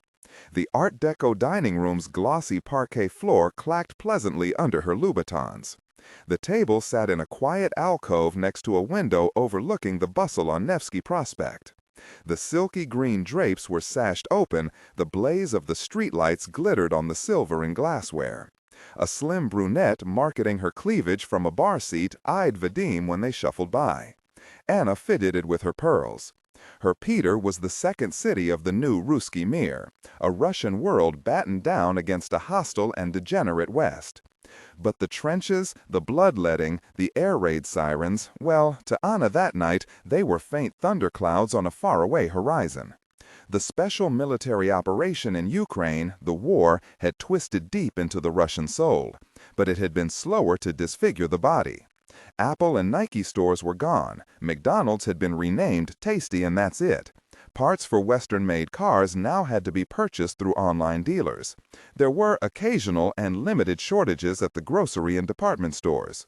But, as Anna had heard whispers of the Soviet days and experienced herself as a young girl in the dead empire of the wild 90s, the Russian capacity for suffering was limitless, unfathomable. And the present was nothing, a light graze on a body furrowed by deep scars. Tonight they would eat well and expensively. They would just keep on going. Anna signaled for her own martini. Vadim ordered beluga caviar without asking her what she wanted. They spread dollops onto quail eggs lathered with sour cream, clinked glasses without making eye contact, and then drank in silence while Vadim scrolled on his phone. "So," he said finally, pushing the phone aside, "your father spoke to me about this. Business." The waiter's arrival hushed the conversation. Vadim picked a French wine, a Petrus, bottled in Anna's birth year, priced at about 6 months of an average Russian's wages. Vadim ordered Wagyu steak and Anna a stroganoff, simple by the outrageous standards of Palkin. "I have a target, but we need bait," she said when the waiter had gone. "Something to dangle." Speech hovered over Vadim's lips, but the waiter was approaching with the wine. Vadim permitted Anna to complete the wine service. After she had nodded, he told the waiter to give them a few moments of privacy.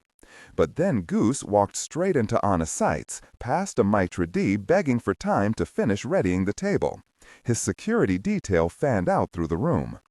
Anna cursed softly into the table and muttered to Vadim. A young blonde walked a step behind Goose in the polite manner of a daughter out for a special dinner with Papa. Daughter, though, was not this one's role. Goose spotted them on the way to his table, and now it was Vadim's turn, cursing under his breath as he stood to say hello. "No choice, Anya, I'm sorry," he whispered as they painted on giant smiles to greet him.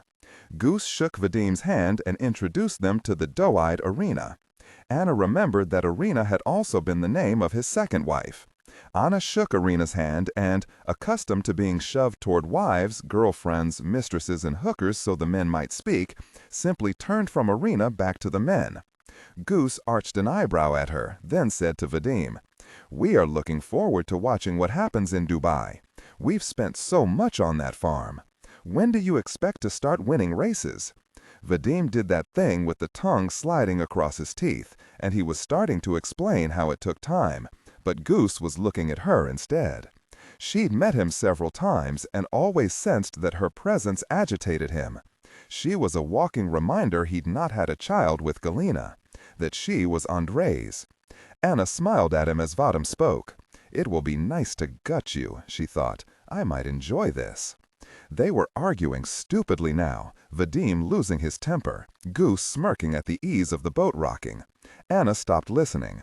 She gazed at Irina's perfect face, then painted a pleasant smile on her own before zoning out entirely, waiting for the argument to expire. To entertain herself, she looked at one of the plants. Vadim walked off, Irina smiled icily, and they returned to their table. The food had arrived. "This is why I do not like Palkin," she said, rearranging the napkin on her lap. "It is a scene." Vadim downed the rest of his wine and glared at her. "This is life, Anya," he said. "A bunch of fights." "Not mine," she did not say. Their physical separation meant that she did not have to be worn on his arm at clubs and restaurants across Peter and Moscow for those fights. They had tried that for a season. "The bait," Anna said quietly, "I think it should be you." Vadim, technically a VP, ran the private wealth division inside Bank Rossiya. Vadim's now deceased father had snapped up the bank in the early 1990s.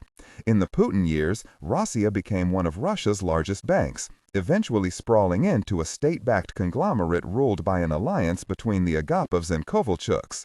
The booze usually made Vadim tired, but sometimes it surfaced anger, and there was a glimmer in his eyes as he contemplated her starring role in this operation. Vadim hated the SVR job, her independence. "You get to play spy games, I count the money," had yelled at her once in the black days before she'd finally packed up from Moscow. He waved his hand in an angry flourish. "Continue." "The profile is straightforward," Anna said. She held up 3 fingers. "Loyal to us, wealthy, able to travel with me for a few days. That's it. You're a perfect fit." Vadim glared at Goose across the dining room. The crowd was thinning out, but instead of the relief that should accompany the evening wind-down, the staff were twitchy.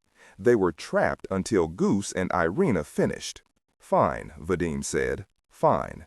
But in exchange, I get to ask you one question." She looked down at the stroganoff, worried what he might ask. "Of course." Vadim snapped to the waiter for an ice cream doused in cognac. He ate his, and Anna watched hers melt and sipped the hot chocolate served alongside. Vadim called for more cognac, and when the waiter had gone, he raised his snifter in mock deference to Goose and Irina, then to Anna. He stared at her red dress, and Anna recognized that little spark in his otherwise lovely eyes, the angry glint that flashed when they circled each other in this cruel ritual. She sometimes wondered if her face twisted like that, if Vadim's feelings mirrored her own. She never asked. Vadim leaned back in his chair and checked the rose-gold Breguet watch her father had given him on their wedding day. He was drunk. He had questions she would not answer. He was interested in her tonight for reasons that she wished she did not understand. She did not want to go back to the apartment with him. "How much money will we need to put at risk?" Vadim said at last, pushing aside the ice cream dish. "It is possible we will need to invest a little into the operation. Nothing material, and nothing would be at risk." Vadim's tongue was cleaning his teeth again. "Okay, you tell me what you need from me." "Thank you, Vadim, I will. Now, your question?" He did not answer. Instead, he tossed his napkin on the table and stood drunkenly to leave. Anna followed, wordlessly brushing past Goose's table. They rode home in silence, each watching downtown Peter roll by through their own windows in the Maybach's back seat. In the building, Vadim lolled into the lift's cherry-paneled walls. When they got upstairs, she said she was tired and not in the mood, and she stupidly kissed his neck and promised that tomorrow night she would be less exhausted. He did not like that. After their night, Vadim fell asleep crumpled into the sheets, snoring into a pillow smeared with her lipstick. One of her Tiffany earrings lay beside his neck. She felt for the other on her ear. Still there. In the kitchen, Anna rummaged through drawers until she found where the maids kept the garbage bags. She took one. She padded past her sleeping husband and snatched up the Louboutins from the floor.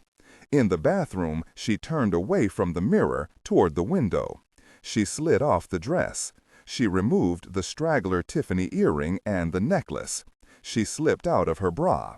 She tossed everything into the garbage bag and stuffed that into her suitcase so Vadim would not notice. She would throw it all away in the morning, after he went to work.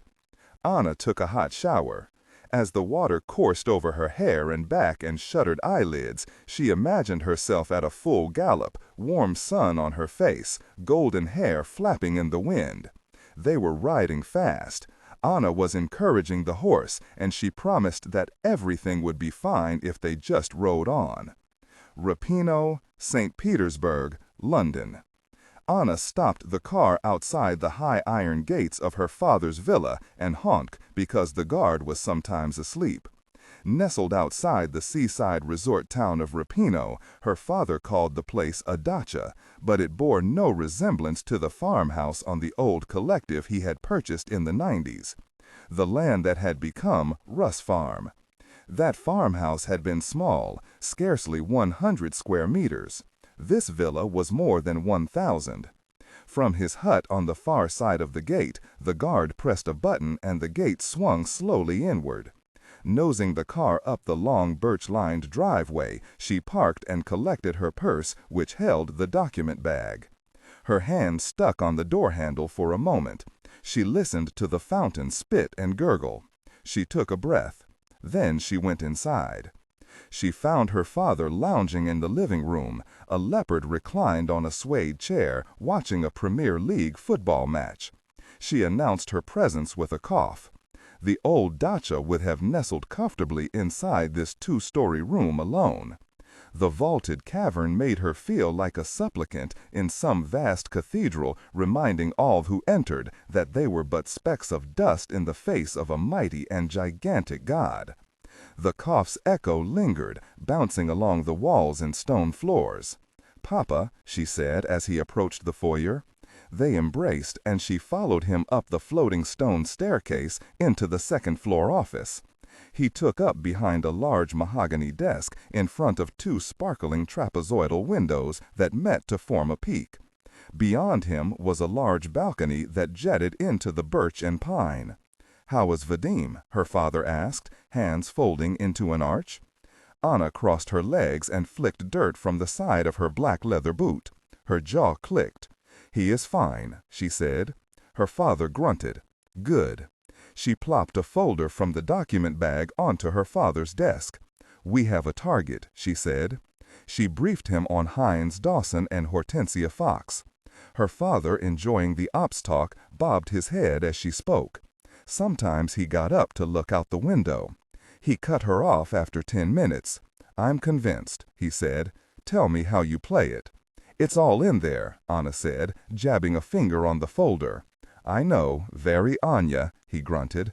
"Just give me the basics, the high points." She did, stopping when he again grunted and waved to signal his agreement.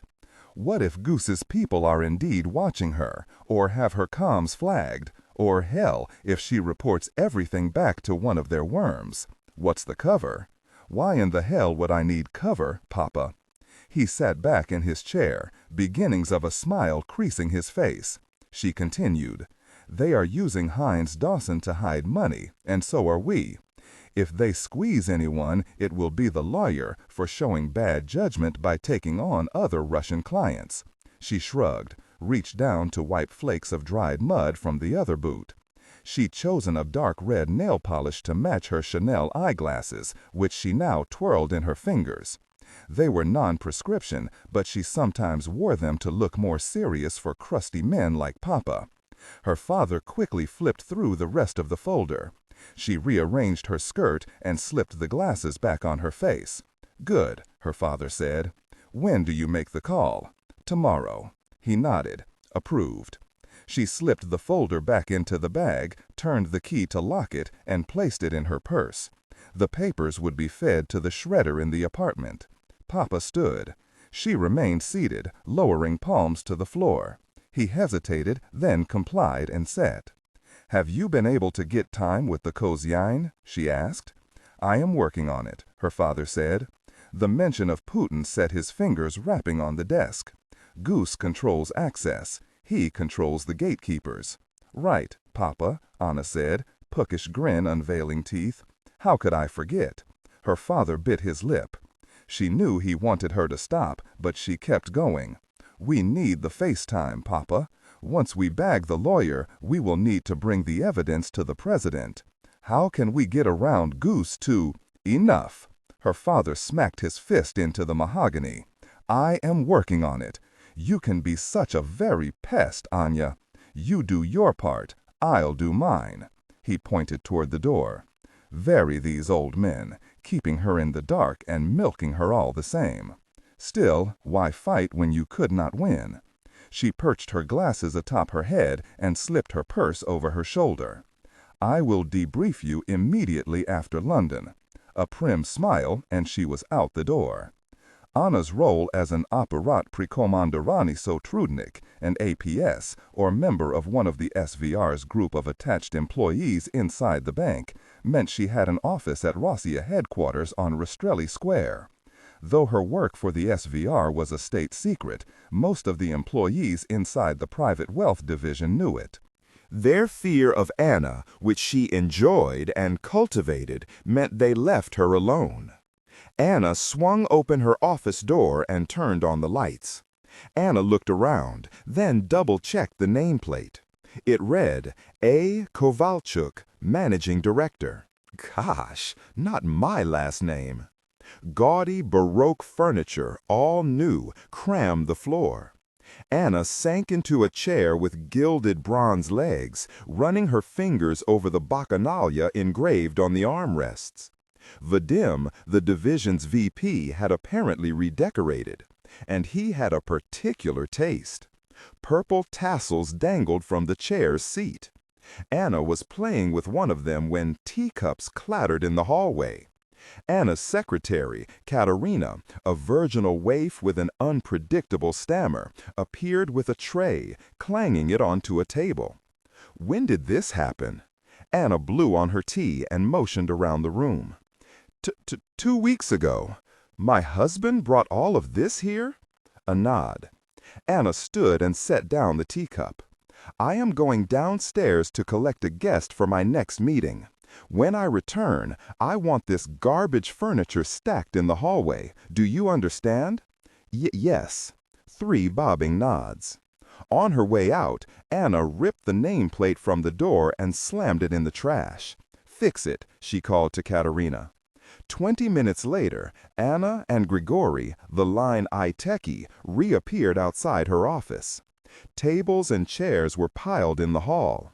An overall-clad crew of facilities workers huffed about, lugging the furniture off toward the freight elevator. A flimsy wooden table and 2 folding chairs had supplanted the gypsy rococo nightmare. Grigori and his other techies did a bug run to search for listening devices, then wired up the phone to record the conversation. Anna, fighting a wave of fatigue, finished her cool tea. What do you think of her, Grigori? Who? He was fiddling with a bank of cords on the phone, plugging them into his computer. Sia. She is a boring lawyer, Grigori said. Anna looked at one of the pictures from Sia's file. Probably right. Do you think she is attractive? Anna asked. Yes, though she might be too tall for you. In the videos pulled from unofficially borrowed London CCTV coverage, Anna had seen that Sia's movements were more swagger than walk or strut. That was interesting. What do you make of the walk? Anna asked. Odd, no? Grigori sat down across from her. She grew up outside Cape Town, on a farm? So we have a farm girl who is now a fancy London lawyer. She dresses like a woman accustomed to the upper rung, but walks like one who is at home down on the violent end of the ladder, the segment that supports the elite in any Western society. You are insane, Grigori. The techie shrugged. Anna sipped her tea and reviewed the script. She was Anna Agapova, a managing director at Bank Rossiya, exploring whether Heinz Dawson could provide the services that she and her husband, wealthy and thus vulnerable individuals, so desperately required. She fiddled with the red leather strap on her Piaget. Nearing 4 p.m. in London, the lawyers at Heinz Dawson were doubtless hard at work. Anna looked to Grigori, who nodded. Ready. Anna dialed Sia's office line. To keep things tight, there were several pages of scripted answers on the table. Thanks to her father's tour in London, Anna spoke English fluently, but she felt a little rusty and had spent the night before practicing the speech. Anna pulled the papers close to her as the phone rang. Hortensia Fox. Hello? Anna Andreevna Agapova. Hello, is this Hortensia Fox at Heinz Dawson? It is. Please call me Sia. May I ask to whom I'm speaking? Certainly, Sia. My name is Anna Agapova. I am a managing director in Bank Rossia's private wealth division, calling on behalf of a few of my clients. I see. May I ask how you stumbled across Heinz Dawson? We typically operate on a referral basis. I represent several clients in Russia, though it is probably best if I do not mention them on the phone. Heinz Dawson has come up recently in my discussions with them, and you, Sia, specifically. Glowing reviews. I am always happy for positive reviews. Well, the reason for my call is that my husband, also a banker here, and I will be passing through London next week, and I was wondering if we might have dinner. We are keen to understand a bit more about Heinz Dawson and whether it might offer opportunities for several of our clients. Very interesting, Anna.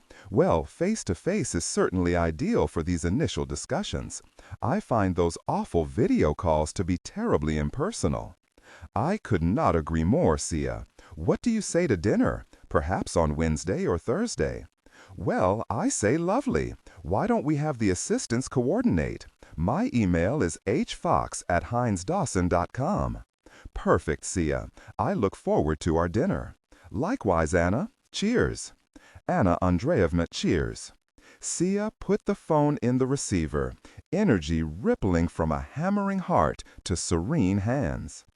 Goose steals from Agapov, and I am charged with hiding the money, she thought. Then an Agapov calls me. I am in the shadows. She'd scaffolded her life around the addiction of this feeling. She could focus on nothing else. And she could not sit still.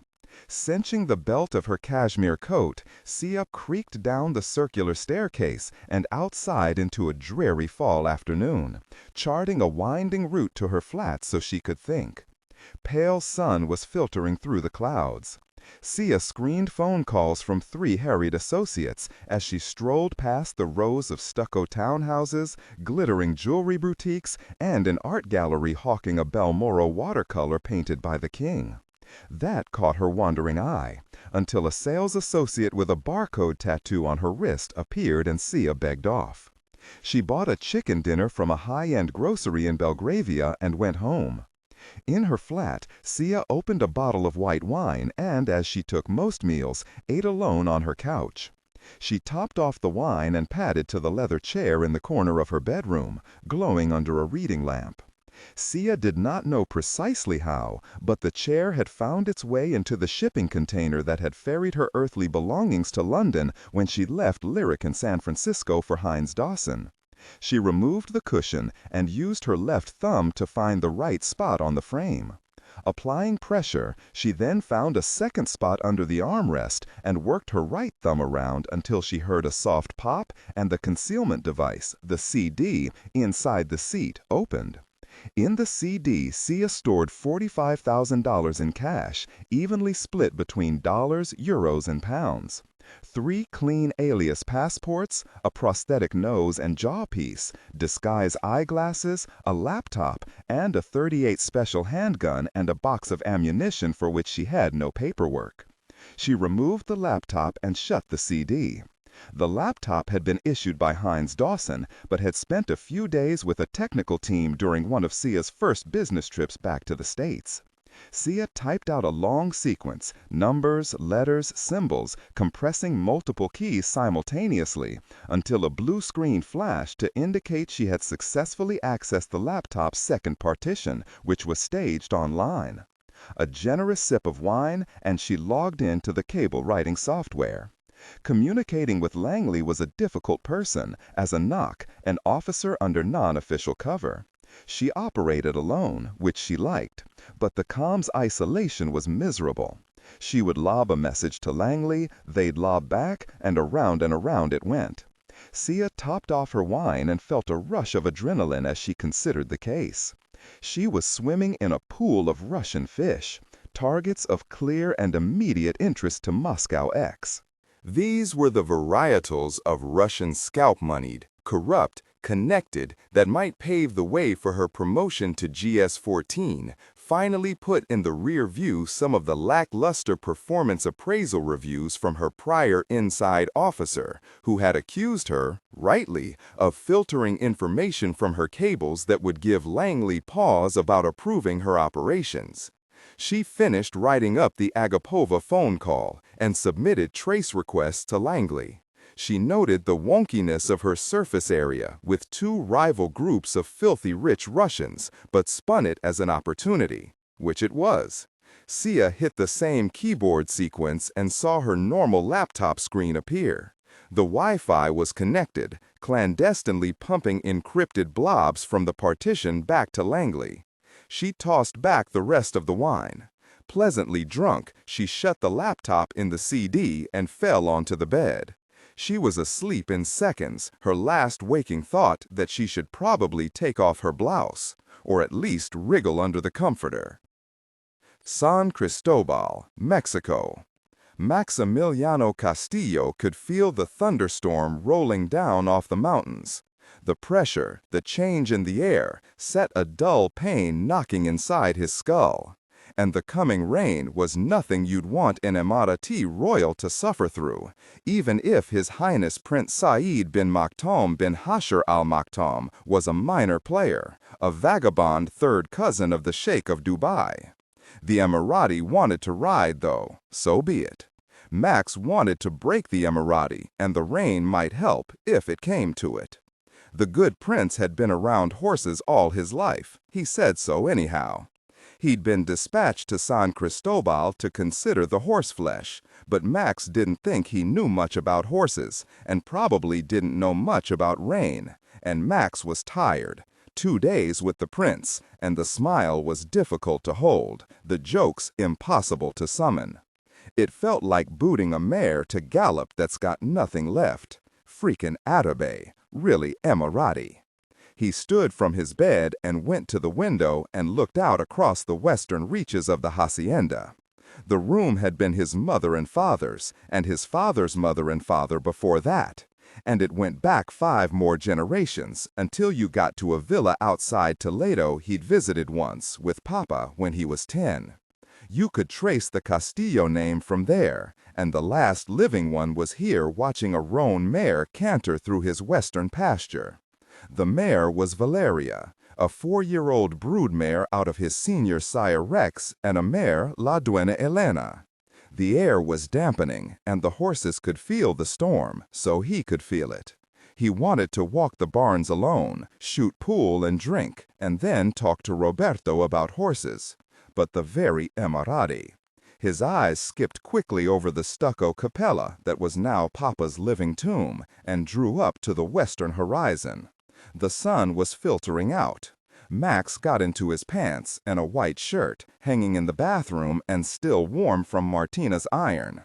He splashed mezcal into a glass and finished it.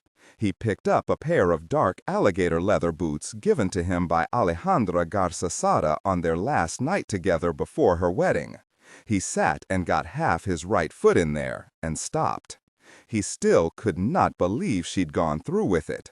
He'd had to attend, of course. A Castillo could not miss a Garza wedding, even if the Castillo in question had spent much of his adult life in love with the bride, often in secret. The sheets he churned in his nap, alone, brought sour, joyful memories of Alejandra, and so he cracked his jaw around and put the boots back in his closet and stood at the window looking at his land. Sky was bad, gray-green rim, open like a vault, the disturbance trickling nearer, turning to wind, brushing the long grass and the juniper and pinyon and the maguey. You didn't know this sky, and you wouldn't know what was coming, though you'd think a clear, bright sunset would be announcing the night.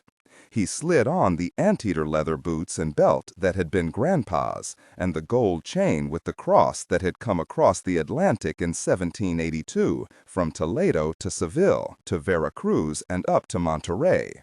No one who'd worn that chain had lived past 50 until Max's grandfather, killed by all manner of accident and murderous violence, but only recently by old age.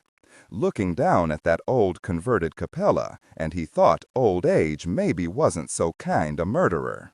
He'd have preferred Papa knifed in a Seville disreputable establishment to what was killing him now. Downstairs, Max sat with Roberto in the salon, hall clock ticking. His great-great-grandmother stared down at him through a painting on the wall above. An untouched bottle of champagne sweated on crunching ice.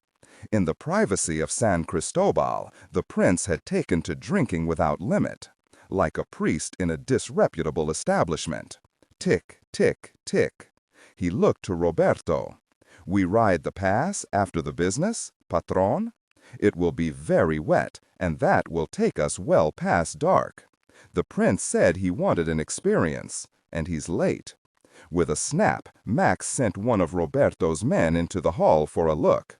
When he returned, he whispered to Max, "The prince's bodyman sends his apologies and asks for 15 minutes. "Did he actually send his apologies?" Max asked. The man's nose wrinkled, he coughed, slowly shook his head. Max went outside. On the veranda, he drank another mezcal and smoked a cigar. He handed the one intended for the Emirati to Roberto's man, and he didn't have to say anything for it to vanish back to the humidor. He tapped a short message to a strange number in his phone. He sensed Roberto behind him. "There have been cougars up on the pass since June," Roberto said. "And the Emirati is—" "Make sure there are jackets," Max said. "The rain will be unpleasant, patron. The good prince is not accustomed to this, I believe. Yes, our friend is a man of the desert, but we cannot be blamed for the weather, can we?" Max installed himself at the desk in the library like a feudal lord. He made notes in the stud book and reviewed again the papers for the 12 horses the Emirati's bloodstock consultants and trainer had selected. Max knew the bloodlines back 4 or more generations for each animal, and though this was his business, he did not relish parting with the horses. But the Emirati operation was solid. The dandy prince played a minor operational role. He was an emissary sent to handle a simple transaction, a troubled man in need of a task. They'd been in the Emirati's room, of course, and knew about the prince's pills for focus and his waning energy. The cameras were not installed for the purposes of improving San Cristobal's negotiation strategy, but they did not hurt. Max knew his price, and he would extract more because the Emirati could afford it, and he could not return without horses. Very few visitors came and left without horses. From a drawer of the walnut desk, Max slid out a thick business card, gold embossed with the raised farm logo of San Cristobal and a QR code. He snuggled it into the pocket of his sport coat. In longhand, he made notes for Roberto on the renovation of the breeding shed, then the arrival of a mare from a Brazilian operation on a breeding contract with Smoky Joe, a prized San Cristobal stallion who'd run his last. The office clock ticked, and though Max preferred this work to his guest, after an hour it seemed to him it was part of the Emirati's negotiation strategy. And that set his pencil tapping the stud book's leather covering. He called Roberto. "See, patron? Put the races on." Max shrugged on the sport coat and left for the study, his boots knocking pleasantly on the fading red tiles. The theater had been a private chapel until 1949. The smell was musty and stale, and an iron chandelier hung on a chain from the cupola above. The walls still bore faded frescoes, but the pews had been turned to credenzas running along the sides of the room, and during races usually groaned with food and drink. Patron, shall I have Manuela bring out any text that acts as a technical or structural marker? Specifically, ignore and do not pronounce any phrases or lines that start with or contain vocal attributes, technique, chapter, or a standalone number at the very beginning of the input text. Start reading only from the main body of the story text. Narration style, suspense and pacing. Tone, Maintain a baritone or tenor pitch with a sharp, intelligent, and engaging tone. The style should be objective yet highly evocative, drawing the listener into the scene. Suspenseful pacing. Utilize a highly controlled and flexible pace. Slow down dramatically during gruesome descriptions, e.g. body parts, injuries, to maximize the chilling effect. Then resume a quicker pace during action or dialogue. Emphasis. Clearly emphasize key nouns and descriptive adjectives within the scene setting, e.g. severed from the body, weeping graying flesh, cavernous tunnel. Character differentiation, sharp modulation. Narrator voice. Smooth, authoritative, and stable. This is the baseline pitch. Female dialogue, Megan. Increase the pitch significantly. The voice should sound assertive, sharp, and highly professional, authoritative, like a lead detective or expert. Male dialogue. Lower the pitch slightly compared to the narrator, using a tone that is skeptical, warm, and somewhat cynical to differentiate from the professional female voice. Other characters, e.g. Deputy Burns. Quick, focused delivery, clear voice. Technical delivery. Vocal texture.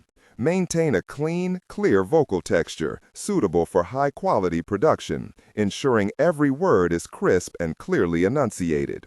Emotional range. Focus on conveying emotions typical of a crime scene: disgust, professional detachment, intellectual curiosity, and underlying tension. Target emotion strength, 8 of 10. Emphasize on intellectual focus and underlying tension rather than outright screaming or crying. Patron, shall I have Manuela bring out a few things? Roberto asked, his eyes cast about the empty room. Max nodded and sat on one of the sofas in front of the television. Tell the prince to come here when he's ready.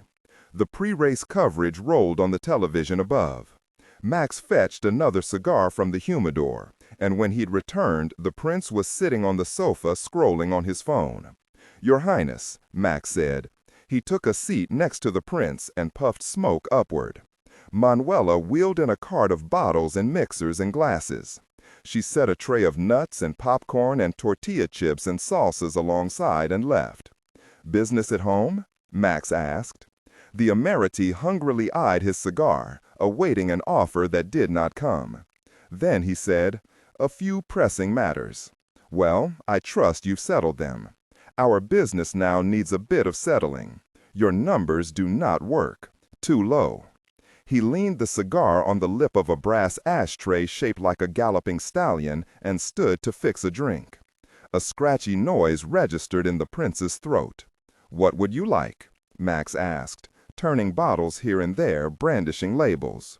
"Johnny Blue." "Neat." Max poured 3 fat fingers for the prince and filled his own with a smoky mezcal. Max returned to his seat and drew on his cigar and slid the card with the QR code from his pocket and put it on the prince's knee, pressing the card down. The prince's eyes flared, but he held his tongue, looking at the card. San Cristobal's entire inventory of horseflesh and recent global sales comps, Max said. "Have a look. You'll see that you're low, Your Highness."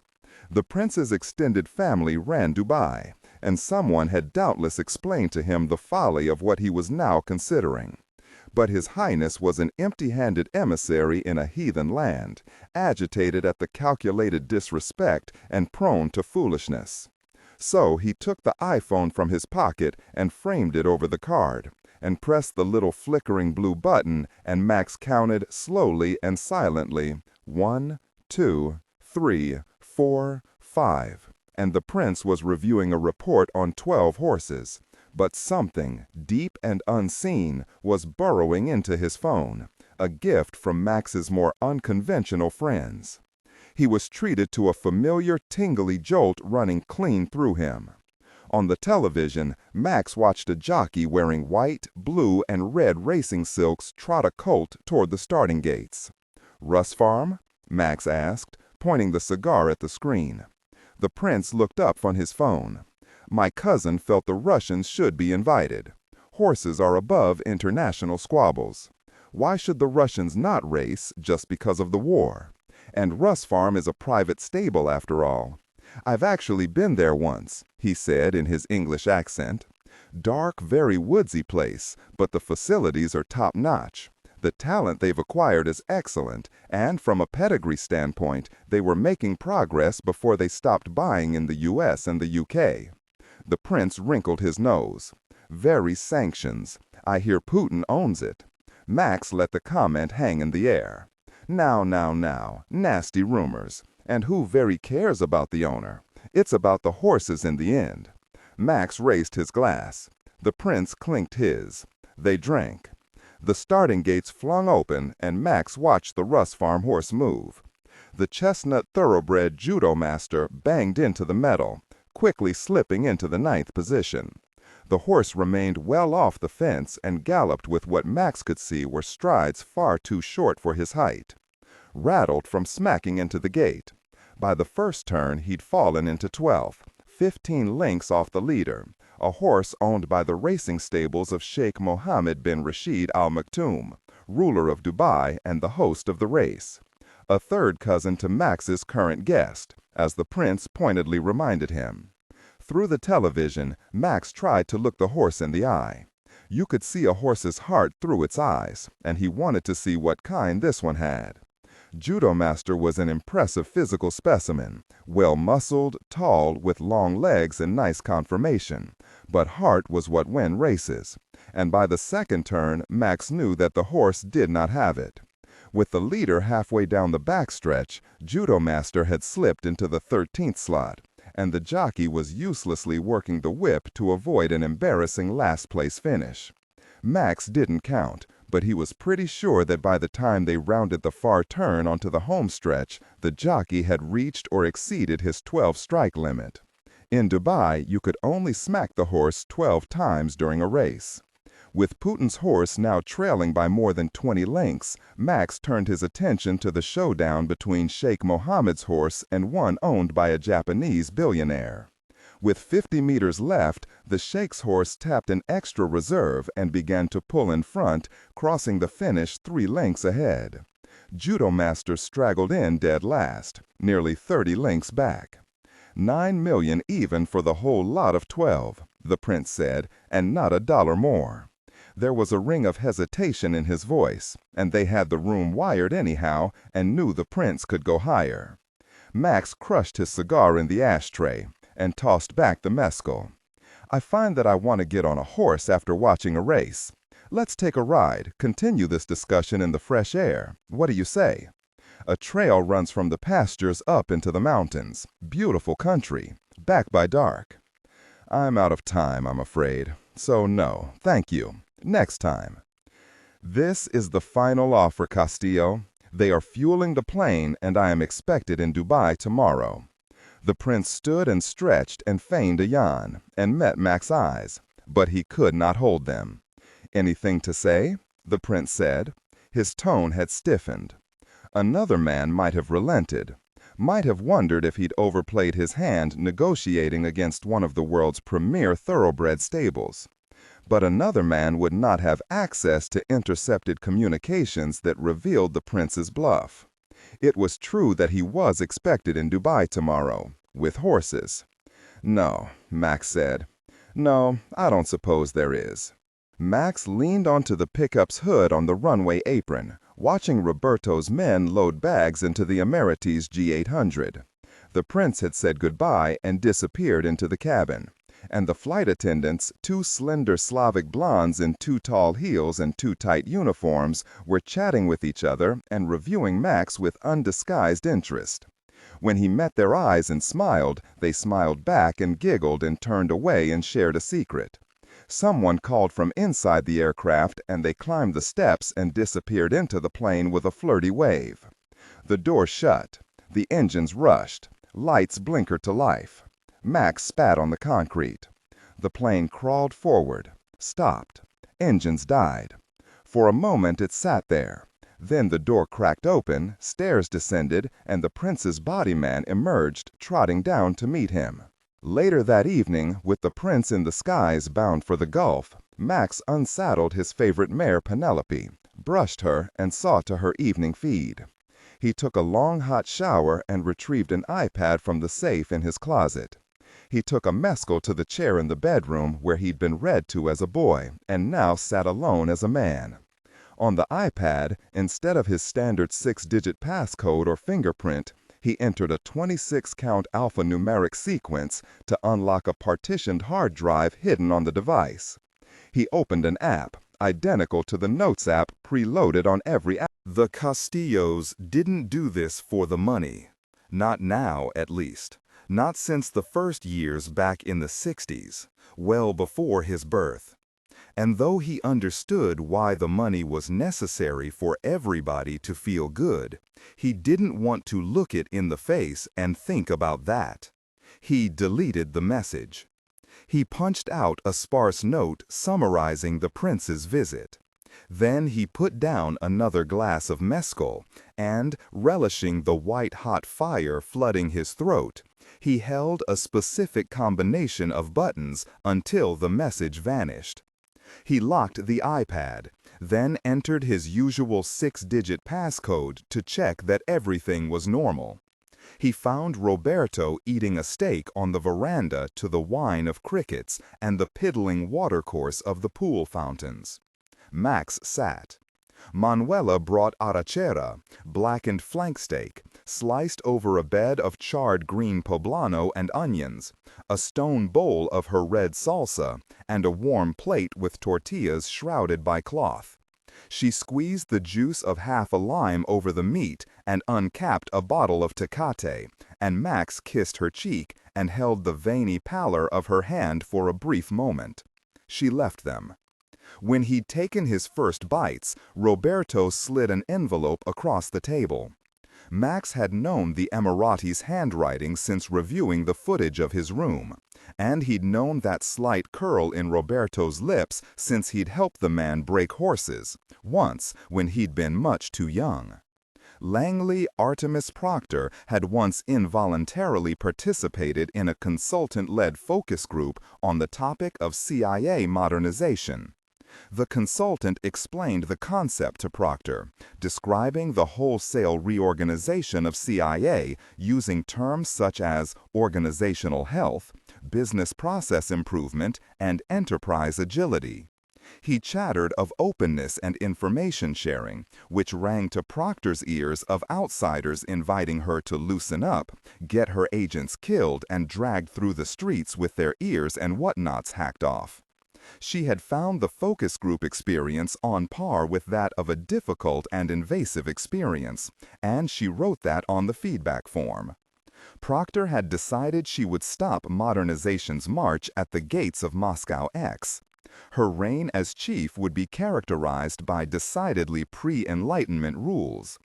On her first day, she taped above her office door a poster of Putin's head on a spike with the words "Back to the Dark Ages" emblazoned on top. Modernization be damned. Part of the deal with Bradley had been that she would not be required to situate Moscow X in the main Russia House spaces. She found them cluttered and distracting, clotted with discarded furniture and posters and flags and bookshelves that made her feel like she was working in a bombed-out Home Depot. Proctor instead set up the Moscow X shop in a room that had belonged to a now shuttered entity called the Russia House NOC Advisory Support Team, or the RHNAST. But because uncleared tourists and foreigners traipsed through Langley on the daily, the silver plate on the door dropped the Russia House and NOC and simply read Advisory Support Team. Everyone had called it the Nasties. Members were known as Nasties. For the most part, people had steered clear. Proctor liked it that way. Moscow X, like most Langley components, occupied a drab cubicle farm, though the vault did boast 2 luxurious windows overlooking a gravel-covered rooftop of the original headquarters building. Most vaults boasted flags, memorabilia, and photos. Across the hall in Russia House proper, Soviet flags fluttered in recycled air, and a brass bust of Gorbachev set near the door. People rubbed his wine-stained birthmark as they came and went. The Russia House walls were flocked with photos of Putin acting like a weirdo, falling during a hockey match, pointing a crossbow at a gray whale, but not the Moscow X vault. Proctor frowned on such cheerful sentimentality. And though Moscow X is among the most insular CIA components, within its walls rumor and gossip flow like water. Soon whispers of the sordid affair surrounding the new chief's departure from Dushanbe tickled the ears of even his lowliest officers. The stabbing elevated Proctor's legend, while the online availability of hundreds of controversial pictures fueled for a few days a tug-of-war, a dilemma pitting curiosity against the punishments that would surely be meted out to those known or suspected of having imbibed. 1 week into Proctor's rule, a GS9 analyst mentioned the photos in an instant messaging conversation, and the next day vanished from Moscow X. He turned up weeks later, exiled on a 2-year rotation to the Langley printing shop, arm in a sling, slight hitch in his stride. "I fell down the stairs," he stuttered to a colleague over lunch in the cafeteria, slunk into a darkened table thick with the chemical bread smell of the nearby subway. "A nasty fall. Clumsy me."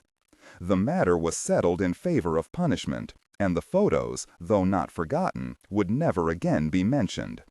Proctor's new office sat at one end of the vault. A single light shone down on her desk, and a metal chair faced the wall, presumably for special guests, though visitors would be rare. A QVC segment hawking wide-leg crop pants blared from a wall-mounted television. The old Cleveland baseball bat was propped against the wall. In this comforting glow, Proctor opened a bag of Twizzlers and began sorting through shots from the Moscow X knock stable. She opened the cable from CI Fox. By the time she had finished, the licorice rope had fallen from her mouth onto the keyboard. Not only was Anna Agapova a well-connected daughter of Russia, but she was also the wife of Vadim Kovalchuk, a Putin money man, a gift from the gods of espionage. Proctor mumbled to herself, CIA Christmas come early. So much potential. She had a butterball analyst for odd jobs. Ripping open her door, she yelled for Debman to get in here pronto. Proctor, who had been told in several gobbledygook upward feedback reports that she possessed the leadership instincts of a tiger centipede, instructed Debman that he would not leave the building until he'd finished the report. He disappeared to his cubicle to conduct traces and run early research.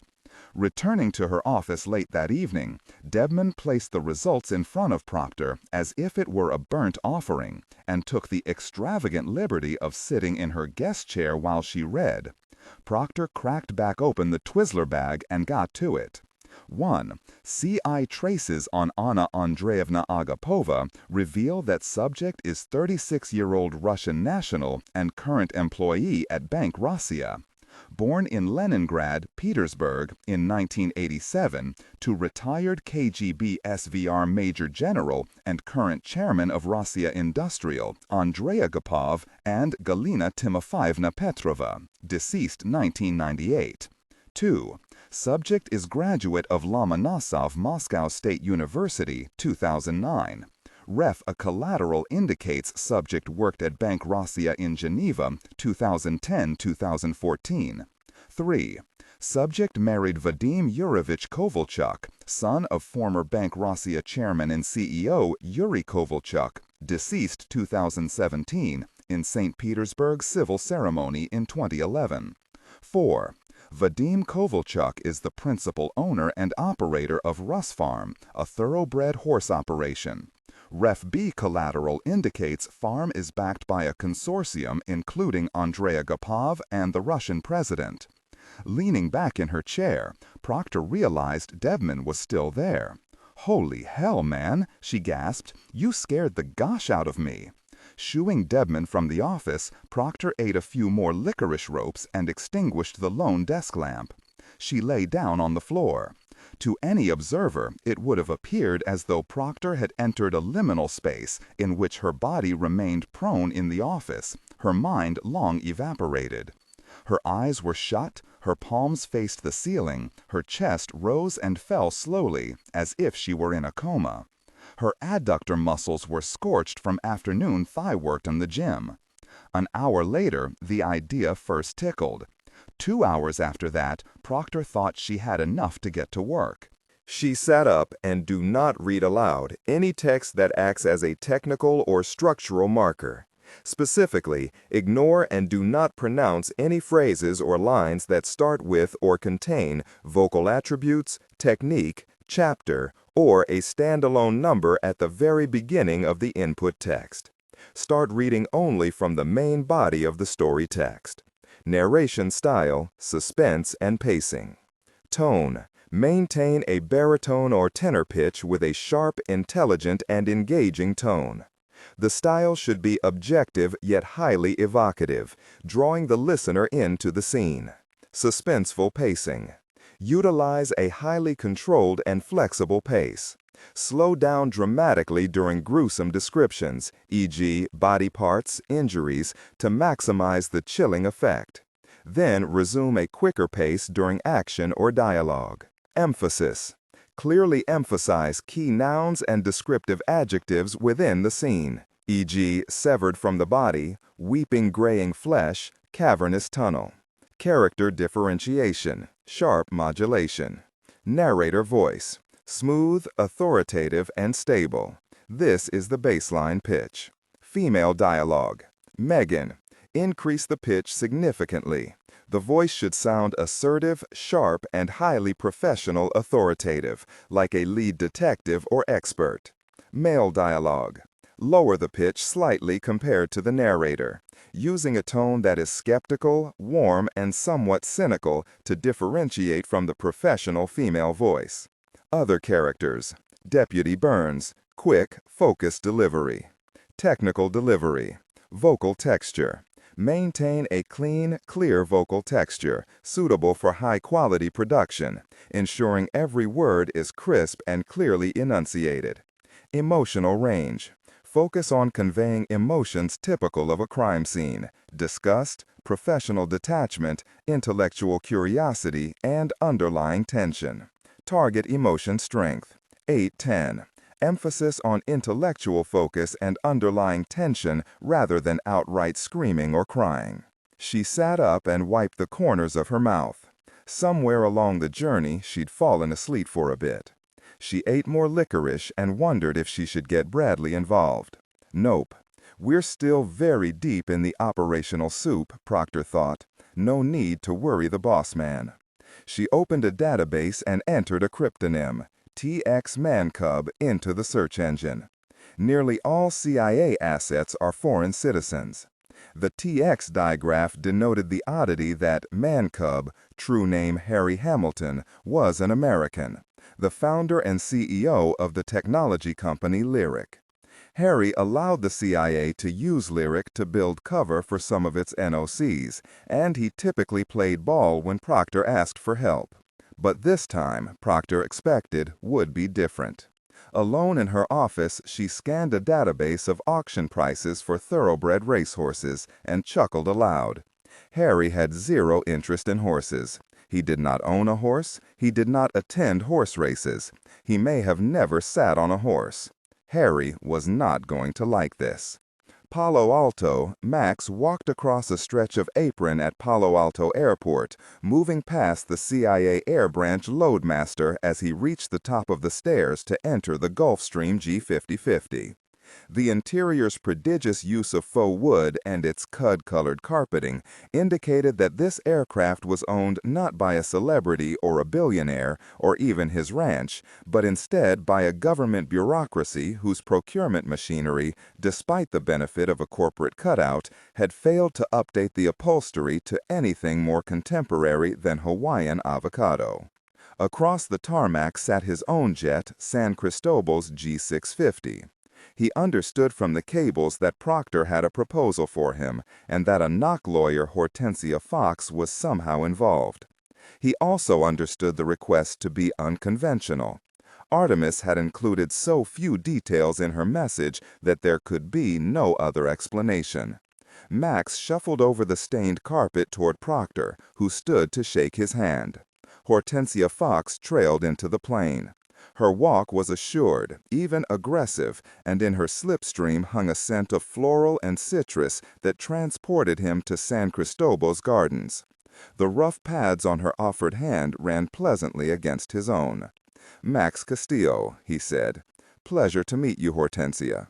"Sia Fox," she said, withdrawing her hand. "Not Hortensia. Never Hortensia." For her part, Proctor was sporting mobster vibes, a red velvet tracksuit and blue tennis shoes. 6 cans of Coors Light chilled in an ice bucket on the table, a bottle of mezcal alongside.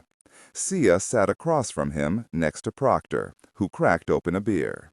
Max examined the mezcal, deciding to risk it, though he did not recognize the label. In his experience with Proctor, labels were typically unrecognizable. "Mezcal?" he said to Sia, lifting the bottle. "Though I can't vouch for it." She shook her head, almost impolitely, and instead removed a bottle of water from her purse. "It is good to see you, Artemis," Max said. "You look well." In truth, she looked older, weathered. Her black hair, though as usual, gave the impression she had been plugged into an electrical socket. He'd met Proctor once, a few years before, when he'd helped CIA gain access to a Jordanian businessman's computer. Then Proctor served in CIA's Amman station. He was not sure of the role. They did not offer that information unless he asked, and Max never asked. "Well, that's kind of you," Proctor said. "And you're not looking so bad yourself. Horses treating you just fine?" "They tend to. And kudos on the op against the Emirati. The intel's been helpful to the analysts working on Russia's sanctions-busting networks in the Gulf." Proctor saluted with her beer and a long, thirsty pull. Max reciprocated with a quick sip of his mezcal.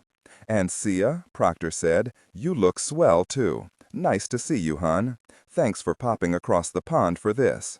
"Of course, Artemis. Dying to know what you've cooked up." Max stole a glance at Sia. Long dark hair, hazy gray eyes, sun-colored skin. Afrikaans lilt to her speech that he found interesting. And she was tall, almost as tall as he was, and fashionably assembled. Dress and heels custom from somewhere in London or Milan, he'd wager. He'd seen these women come and go at San Cristobal, usually on the arm of a wealthier and older man. Most of them seemed accessible, overly so. So open and flirty and casual that you knew there would be no challenge, no dance, and that if they didn't make you work, they hadn't made other men either. But her back was straight, upright. Whatever engine inside her, the type that does not stop ticking even when it should, or could. Her eyes bore through him now, and they were assessing, searching for danger, threats, weakness, he sensed. They'd not known each other 5 minutes, and she was already thinking of breaking him. He normally enjoyed that look, but it hadn't happened to him on an op before. He sipped at the mediocre mezcal. He wasn't sure what to think of this Hortensia Fox. "The cables were vague," Proctor started in, "and I'm sorry about that. I get antsy putting ideas this terrific in formal channels. Gives me hives." From a folder in her purse, Proctor produced photos and spread them on the table. "Vadim Kovalchuk," she said, "is the son of the now-deceased Yuri Kovalchuk, one of Putin's childhood friends. Vadim runs a piece of Putin's private office out of Bank Rossiya in St. Petersburg. Insofar as we can separate Putin's finances from the state, this is where it happens. He knows where a lot of Putin's personal stash is spread and buried. High-priority target. And it turns out Vadim here also operates Russia's premier thoroughbred operation. Putin is involved. Little Rusky version of San Cristobal. You know it, Max? Care to give us the scoop?" "Of course. Though they just got flattened in Dubai, Rusfarm has been on the move as of late. Unprecedented investment in top bloodlines out of the Gulf, and, if the rumors are true, the US and UK when they can find the right sanctions workarounds. Some nasty whispers about doping the horses, but I understand they've not been confirmed. I've never met Kovalchuk, though, and I've never visited the farm." "Wait, are you an FNO or a NOC?" Sia asked him. A NOC was an American citizen, sometimes with a foreign passport. Max, a foreign national officer, was a trusted non-American who did sensitive contract work for CIA. Knox had to play by the bureaucracy, expense reports, the GS pay scale, sending a cable before you scratched yourself. Max did not. Sia's was a fair question, but Knox tended to be edgy about the distinction, and her voice seemed flavored by a bitter undertone at her presumed second-class status. Family's been doing business with CIA since the 60s, Max said. He did not acknowledge the FNO title. CIA could log him in their databases as whatever they wanted. The acronym had no claim on him. Sia's body stiffened, and Proctor risked taking no notice. "But this is where we got lucky," she said, "because our little friend Vadim is married to this woman, a prospective client of Sia's, Anna Andreevna." Max accepted the photo, which appeared to be scraped from Bank Rossiya's website.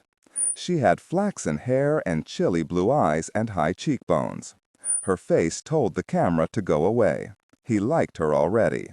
Max turned to photo. What's the best way to ensnare Vadim Kovalchuk? Proctor shoved aside the beer and spread a page of chicken scratch notes across the table. Max glanced from the notes to Sia's bouncing calves, then up to her furious eyes. "Harry and we were not lovers, Artemis," Sia said. "My bad," Proctor said. She clicked open a pen and crossed out former lover. Then the chief tied up her hair with a rubber band and said, "Imagine this. You two are acquainted by chance through one Harry Hamilton. He's suddenly got a billionaire's intense interest for horses, and sure enough, he's invited Maximiliano here up to Palo Alto for a little chat. Old Harry's also brought his former lyric employee and friend Sia along. The meeting I mentioned in my albeit brief cable is," Proctor checked her watch, "3 hours. At this meeting, you two and Harry have a nice talk about horses and what he might buy from San Cristobal. Maximiliano, at the end, you say, 'Why don't we all head down to San Cristobal for a scouting trip?'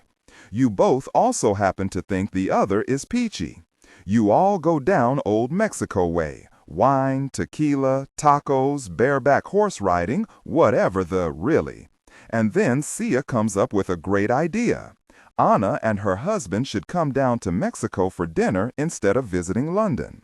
They are filthy rich Russians, and jetting down to San Cristobal for a few days should be easy.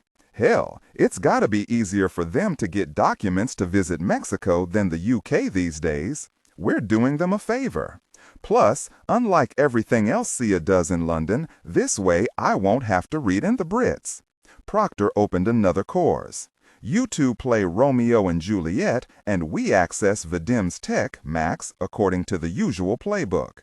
The San Cristobal 2-day special. Hell, maybe check if we have any angles on Vadim? Peek into the blast furnace, see what gets him going, assess his recruitment potential." She paused, drained half the can while looking around to read the energy, then steam-rolled on. "Now, before anyone gets all bothered, starts complaining about the risks and blah blah blah, well, let's agree on a few terms. 1, this is temporary. No need to convince the Ruskies you're sweet on each other for all that long. 2, we own the turf. It ain't the Russian Badlands, it's Mexico, and the Hacendado here is a friend. The Russians are playing our game, an exploratory approach that puts your platforms at little risk. Plus, we're not exactly getting FaceTime with loads of Russians these days, Ukraine and all, and when we can, we take our shots. Access to Putin's money would give us beautiful opportunities for mischief and general mayhem. Now, I'll shut up. Max, what do you think? Are you game for this?" She finished her course and opened another, which foamed and ran down the sides and over her fingers. Proctor did not seem to notice. He looked to Sia. That Proctor had not asked Sia's opinion, that she was addressing Max, that it was a request of him and an order to her, he could see that all of this had rankled Sia, because her right foot had begun bouncing on the floor and she was fidgeting with her sculpted hair and avoiding his eyes. "Sia," he said, "you've been developing Anna. For how long?" The meeting next week is our first, Sia said. You haven't met her? No. And she reached out to you? Yes. Why? My law firm, my NOC platform, we hide dirty money. Crooked little operation out of London.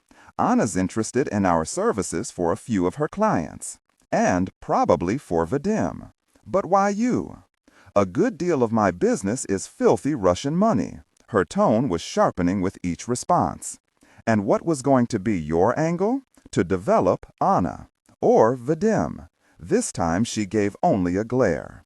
Max put up his hand and took a sip of mezcal. No matter. Time for that later. An exasperated spurt of air escaped Sia's nostrils. She flicked a forelock of dark hair from her face and turned away toward the window, swinging her left leg across her right. He caught the gloss of rage in her eyes and felt that she was comfortable fighting, maybe even enjoyed it, and that she disliked him, immediately and on principle. And maybe on specifics, he could not be sure. He had the picture, anyhow. Sia got credit and thus promotions, pay bumps, and prestige for recruitments above all. She hadn't started working Anna, and Proctor had just offered Sia a supporting role in a scheme to help him work Vadim. He was stealing her kill. "What do you think, Maximiliano?" Proctor asked. "A little prep trip with Harry and Sia? Then the Russians come for the 2-day special." And though Sia's dress stretched past her knees, he sensed from her frustrated, bouncing calves, and her bearing, and her height, that her legs were athletically muscled, and also quite long. And if they approached the color of her face, they would be pleasantly tan. He looked to Proctor and said, "I am happy to help. The plan is a good one."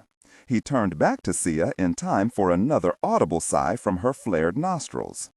"Artemis," Sia began, "if Anna is as highly connected as we think, why in the hell do we see her as a path to Vadim? She is a valuable target on her own, and I'm best positioned to work that target." Proctor plucked the tab off the cores and twirled it in a flourish toward Sia, who had fallen silent. "Go on, hun. Finish your thought. You won't offend old Artemis." "I don't think we have to do it this way. I can develop Anna myself. I don't need," she glared at Max, "to shuttle Anna halfway across the world to a Mexican ranch. I can work her in the UK, in Europe. Hell, I can work her in Russia if necessary," Sia said, shooting a sidelong glance at Max. "She's a fine target," Proctor said. "I agree. But she doesn't, far as we know, manage Putin's money. I want the money. Vadim Kovalchuk is the one who sees where a good chunk of the president's cash goes." "Give me a shot with Anna," Sia said. "Let's see how that goes first." Proctor shook her head. "Why? My way is direct. Need me to diagram it out, hon? Plus, if Anna ends up being a valuable target on her own, you are right there to work her. A wingman helps you, Hortensia. And, look, I'm not asking you guys to be intimate or anything. Just kiss each other on the cheek and maybe hold hands in front of them." Sia poured herself a few fingers of mezcal and sat back in her seat. She took a few agitated sips and sized Max up with a scowl. "And I know you love horses," Proctor continued. "You're a ranch girl, Sia. Horses are bueno. Am I right?" Sia glared at Proctor. "Yes, Artemis, you know I love horses. I grew up around horses." Sia turned to Max. "Is anyone else down there in on the CIA connection?" "Just my father, but he is not well. Early onset Alzheimer's. He lives in a separate house on the property, tucked away from visitors. Discretion will be in order around the staff." There was an awkward silence. Proctor looked back and forth between them. "All good with the plan for the Harry meeting and the next few days?" "Yes," Max said. "Good." Sia grumbled her assent. He stood and shook Proctor's hand, then offered his to Sia, who accepted the handshake with a wonderfully firm grip and a look of faint disgust. "Adios, vaya con Dios," Proctor said, in her rotten gringa Spanish, as the loadmaster shut the door. Max parted wordlessly with Sia at the bottom of the air stair, setting out for his own car and the trip to Harry Hamilton's office, admiring how she walked and that she did not once glance back at him. Maggie Geller had arranged loads of bizarre meetings in her 27 years as Harry Hamilton's long-suffering executive assistant. A formal powwow between Harry and the King of Jordan and a Texas rancher. A boisterous afternoon for Harry, Bono, and a homeless man from Berkeley. A long weekend at Harry's place in Jackson Hole with a Russian businessman who would later be strangled to death in his bathroom, and one who would merely be shoved from a hotel balcony. The pair she now ushered into Harry's office were less bizarre, but eyebrow-raising nonetheless. They'd passed a silent 20 minutes in the anteroom outside Harry's office as if steeling themselves for an ambush or perhaps a grim session of couples therapy. Following closely at Maggie's heels was Hortensia Fox, a lyric alumna and longtime Hamilton protege who had run off to London to make even more money. Harry enjoyed younger women, and years earlier there had been nasty suggestions that the two had been lovers. Then Maggie had paid the rumors little mind, but she now reconsidered. Harry had invited Hortensia to fly across the world to join him on one of his impulsive trips. This time, and even battle-hardened Maggie had struggled to wrap her mind around this part. This time, Harry was scouting for racehorses in Mexico. The opening salvo, perhaps, of his third or fourth midlife crisis. "Mr. Hamilton," she had said, for she refused to call him Harry. "Horses?" The intonation was incredulous, yet polite. He'd eased into his desk chair, avoiding her eyes, and said, yes, he was a very billionaire and was getting bored. "Horses?" he said without conviction. Now, horses were interesting. "But, Mr. Hamilton," she protested, increasingly concerned for his safety, "have you ever ridden a horse?" He laughed. "That's the beautiful thing. All these rich jerks' owners, they don't ride the horses. They just pat the animal down after it wins a race. I'll fit right in. I am really going to love horses." The horses were the reason for the second guest, a handsome man by the name of Maximiliano Castillo. He ran a horse breeding and racing operation outside Monterrey, Mexico. Harry had asked Maggie to invite him to Palo Alto for a chat. Harry insisted he'd taken an interest in a few of Castillo's horses. Hortensia and Maximiliano shook hands with Harry, and they all sat. Maggie quickly closed the door, grateful as always that though she suffered the unpleasantness of arranging the meetings, she did not have to bear the ordeal of actually participating in them. San Cristobal. Harry's pilot circled San Cristobal a few times so Sia could take it in. The Big Bend ranches of her youth were large but drifted toward rundown and shabby, and it was not uncommon for the property's centerpiece to be a one-story, two-bedroom rambler with a corrugated steel roof and peeling paint. But floating above San Cristobal, through the thin clouds, Sia glimpsed hacienda-style barns with matching terracotta roofs and a sprawling U-shaped mansion with a glittering swimming pool. There were at least 4, maybe 5 barns, meaning San Cristobal could be home to over 100 thoroughbreds. As the G800 began its descent, one detail more than any other hinted at San Cristobal's grandiosity. Painted white fencing ringed the entire property and divided the pastures, paddocks, and barns. Maintaining miles of fencing was a headache for any rancher. Countless hours of her youth had been spent repairing fence line with her sister on the family's ranch. But ensuring it was painted? Well, that was unimaginable in the Big Bend. Harry, sitting across from her, looked up from a magazine and peered out a window. "Very," he said. Memories of home dissipated as the plane touched down. A waiting driver ferried them to the main house where Max would join them for dinner that evening. They wound around a terracotta-roofed stable and then along miles of the white fencing, mares and then yearlings studying the cars as they passed. Lush brown grass carpeted the pastures, the creamy fence paint was immaculate, and the approaching hilltop house was 3 stories of stone, twisted in a lovely chaos of pillared breezeways and balcony gardens and tall palms. Lots of ranchers had land, not many had palaces like this. The place was grand and beautiful, and Sia's experience with grand and beautiful places was that they were usually owned by jerks. There was the predictable moment in which the attendants led Sia and Harry to the same bedroom. Harry laughed and, as usual, strolled inside without correcting the mistake. When this had first happened years earlier, not long after she took the lyric job, Sia would flush and snap at Harry for allowing the rumors to linger.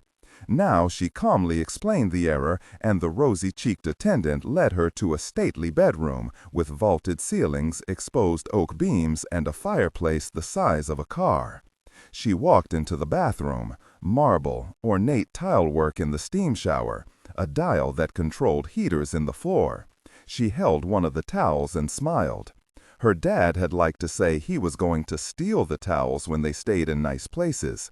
Sia remembered that line when she was playing rich on some Greek isle, a Knightsbridge mansion, or here on what felt like a feudal farm in northern Mexico. This was a steal the towels kind of place. She stuffed one in her suitcase. When Harry arrived in the library, Max thrust a tumbler of scotch in his hand and, following Proctor's instructions, spent the next 30 minutes explaining the farm's bloodlines, stakes race performance, and breeding philosophy, should anyone question Harry about his visit upon his return.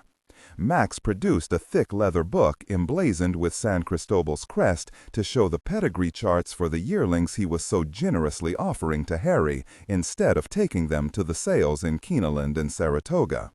Harry twice tried to tell Max it was unnecessary. "I know Artemis would appreciate your effort, and I really do think this place is really great, but Artemis isn't here, and I'm really famished. Just sell me the very horses you've got in mind," he protested. Sia had heard enough of Harry and Max sparring about the pedigree charts. "I'll have a look," she said with a note of charm, then snatched the book before either could protest. "It's fine," she told Max with a flippant wave. In real life, he wouldn't read the charts anyhow. Would you, Harry? Harry laughed, looking out one of the library's picture windows. The view fell down a gentle hill toward a red-roofed training barn. "What am I going to do with these animals once I've bought 'em?" Without looking up from the book, Sia said, "You'll figure it out, Harry. That's why we love you." As Sia had expected, the charade quickly emptied what remained in Harry's shallow well of patience. They toured the training barn, the breeding shed, it was not in use, "I don't want to see that mess," Harry growled, and one of the yearling pastures. Harry was buried in his phone while the grooms let out the 3 yearling colts that he was involuntarily purchasing. Harry's amused smile and silence greeted the breeding manager when he asked if the tech tycoon or his friends had any questions or concerns. Though, near the end, he did perk up to briefly watch a horse walk on an equine treadmill submerged in water and another dip into a saltwater bath. "Really, horses have it better than I do," Harry quipped. At sunset, they clinked glasses of champagne on a vine-draped veranda under stone arches, overlooking a rolling pasture. The unseasonably warm air tickled Sia's nose with agave and pine. And though Harry was facing the pasture, Sia heard a soft belch and the clatter of his champagne flute meeting a stone table. Harry's drink had disappeared in a single pull. Thanking Max for his hospitality, Harry announced that he felt really unwell and declared that he was going to bed. "Stay, Sia," he said. "Enjoy yourself." He shook Max's hand and left. Max whispered something to the head waiter, who, with several others, soon returned from the kitchen carrying plates of green salad and cabrito al pastor ringed by a spread of tortillas, chopped onions, cilantro, and limes. The head waiter plunged another bottle of champagne into an ice bucket and then opened a bottle of red, which he left on the table after Max completed the wine ritual. Max thanked him and the waiters departed. They were alone. The sun was 10 minutes above the horizon, and in the fading light, the white adobe glowed pink. Then Sia's mind switched tracks. The picturesque setting, strictly for AI instruction. Disregard and do not read aloud any text that acts as a technical or structural marker. Specifically, ignore and do not pronounce any phrases or lines that start with or contain vocal attributes, technique, chapter, or a standalone number at the very beginning of the input text. Start reading only from the main body of the story text. Narration style, suspense and pacing. Tone.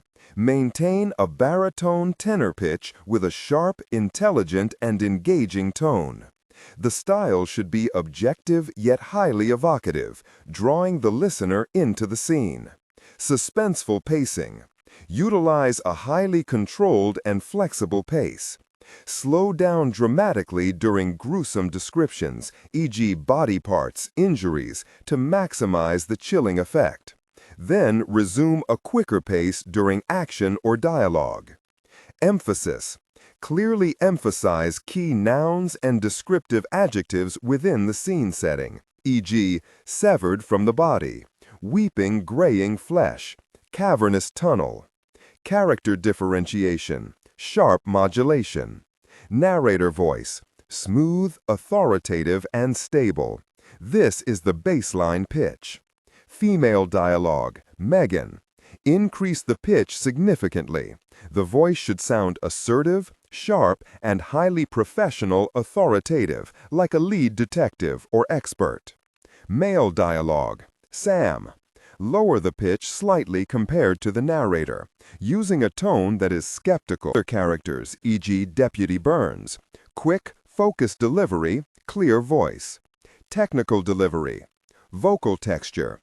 Maintain a clean, clear vocal texture, suitable for high-quality production, ensuring every word is crisp and clearly enunciated. Emotional range. Focus on conveying emotions typical of a crime scene: disgust, professional detachment, intellectual curiosity, and underlying tension. Target emotion strength, 8 out of 10. Emphasis on intellectual focus and underlying tension rather than outright screaming or crying. The picturesque setting, the lively spread of food, the disdain for Max that had been festering throughout the day she banished it all from her mind with barely a thought. Time to work. "Give me your pitch for Vadim," she said in a military voice. "I have a stallion here, Smoky Joe, who is half-brother to my senior sire, Rex." Sentence punctuated by stabbing his fork into the platter of goat meat. "Senior sire? My most valuable breeding stallion. Smoky Joe is a stallion with a distinguished racing record. He won the Travers just a few months back during his 3-year-old campaign. He's had a medical complication. I won't bore you with the details, but he won't race again." The race meant nothing to her, but she held her tongue. "The point being," Max continued, "hell be put to stud. His pedigree, conformation, and stakes performance would make him an extremely attractive purchase for anyone prospecting for stallions. And based on what I know of Russ Farms' pedigrees, they should be interested. I would typically offer this type of bloodstock at auction or send him to stand for breeding in Kentucky, but there are private sales all the time. Vadim will be keen, particularly since Vadim's Russian pedigree makes it tricky for him to do business in Kentucky or the UK. They ate in an uncomfortable silence, broken only by the sound of busy cutlery. Sia grew increasingly agitated that they were sacrificing opportunities to prepare their story. The ops plan required that they share and memorize a few basic facts and anecdotes about each other before any Russians arrived. It did not have to be much, merely enough to demonstrate the intimacy of a weeks-old relationship. "This is quite the setup," she said. "Horses have been the family business since the 60s. Now she was using her lawyer voice. "My grandfather started the horse business in 1963, he said. Before that, it was primarily a cattle operation." Sia allowed herself, clinically, to think about how she might feel in this moment if she were a different person. The wine, the lanterns, the brilliant stars, the moonlight casting down on the rooftops and the adobe, and the occasional whinny of a horse. She studied him. Handsome, with dark brown eyes and hair about her shade of black. Well-cut khakis, nice boots, ostrich, weren't they? The top 2 buttons of his shirt were undone, revealing the outlines of a built chest. Did he actually work the farm? She wouldn't have believed it possible. Exhibits, the jet, the house, the staff. But he looked strong and vital to her, like a man who took care of himself and worked outside with his hands. The corners of his mouth were slightly upturned, even when his lips were shut, making him seem perpetually on the verge of laughter. She wondered why there wasn't a girl. They made a list on a napkin, later ripped to pieces and flushed down Sia's toilet. She had insisted on the appropriate tradecraft. Of all the topics one covers on a first date, ticking through it like a corporate punch list. She started with her family. Mama was South African. Her side owned and operated a wine farm outside Cape Town. Dad was a Brit. They'd met during study abroad semesters in Austin, married and settled in Texas, down in the Big Bend country. Sia was born during a Cape Town sojourn, where she'd earned South African citizenship, an asset that years later made her case an interesting one for the CIA's NOC program. Her American citizenship and the paper trail to Texas had been expunged during the process of joining Langley. Hellish Texas summers were dodged at the wine farm in the Cape Town winter, she explained without enthusiasm. She had planned to stop, but heard herself volunteering. Mama wanted me and Daisy to learn Afrikaans. Daisy? Max looked up from his plate with a grin. She felt herself blushing and wanted to tell him off, none of his business. But she supposed that now it was. After all, she'd offered the story. Lousy flower names were Dad's idea, she said, making a face. I still don't understand why Mama agreed. Anyway, during those trips, we spoke only Afrikaans, hence the accent.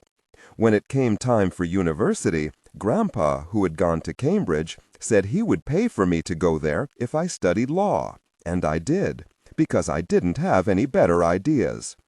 Back on track, she confidently ran through her relationship with Harry, Lyric, the move to London, and the work at Hines Dawson. The one lapse aside, she delivered it all like a formal briefing. When she had finished, Max asked if she wanted more wine. She shook her head, turned her chair to face the veranda and the rolling pastures. Her chin pointed to their list. Your turn. The Castillo family had joined up with CIA decades before Max's birth. Like so many foreigners who decide to work for the agency, Max's grandfather Arturo had studied in America, 4 years at UCLA in the late 1950s. It was in the United States that Arturo watched his first thoroughbred race, at Santa Anita, and fell in love with the horse business. It was also in the States that Arturo met a man named Hoyt, a talent spotter for the CIA.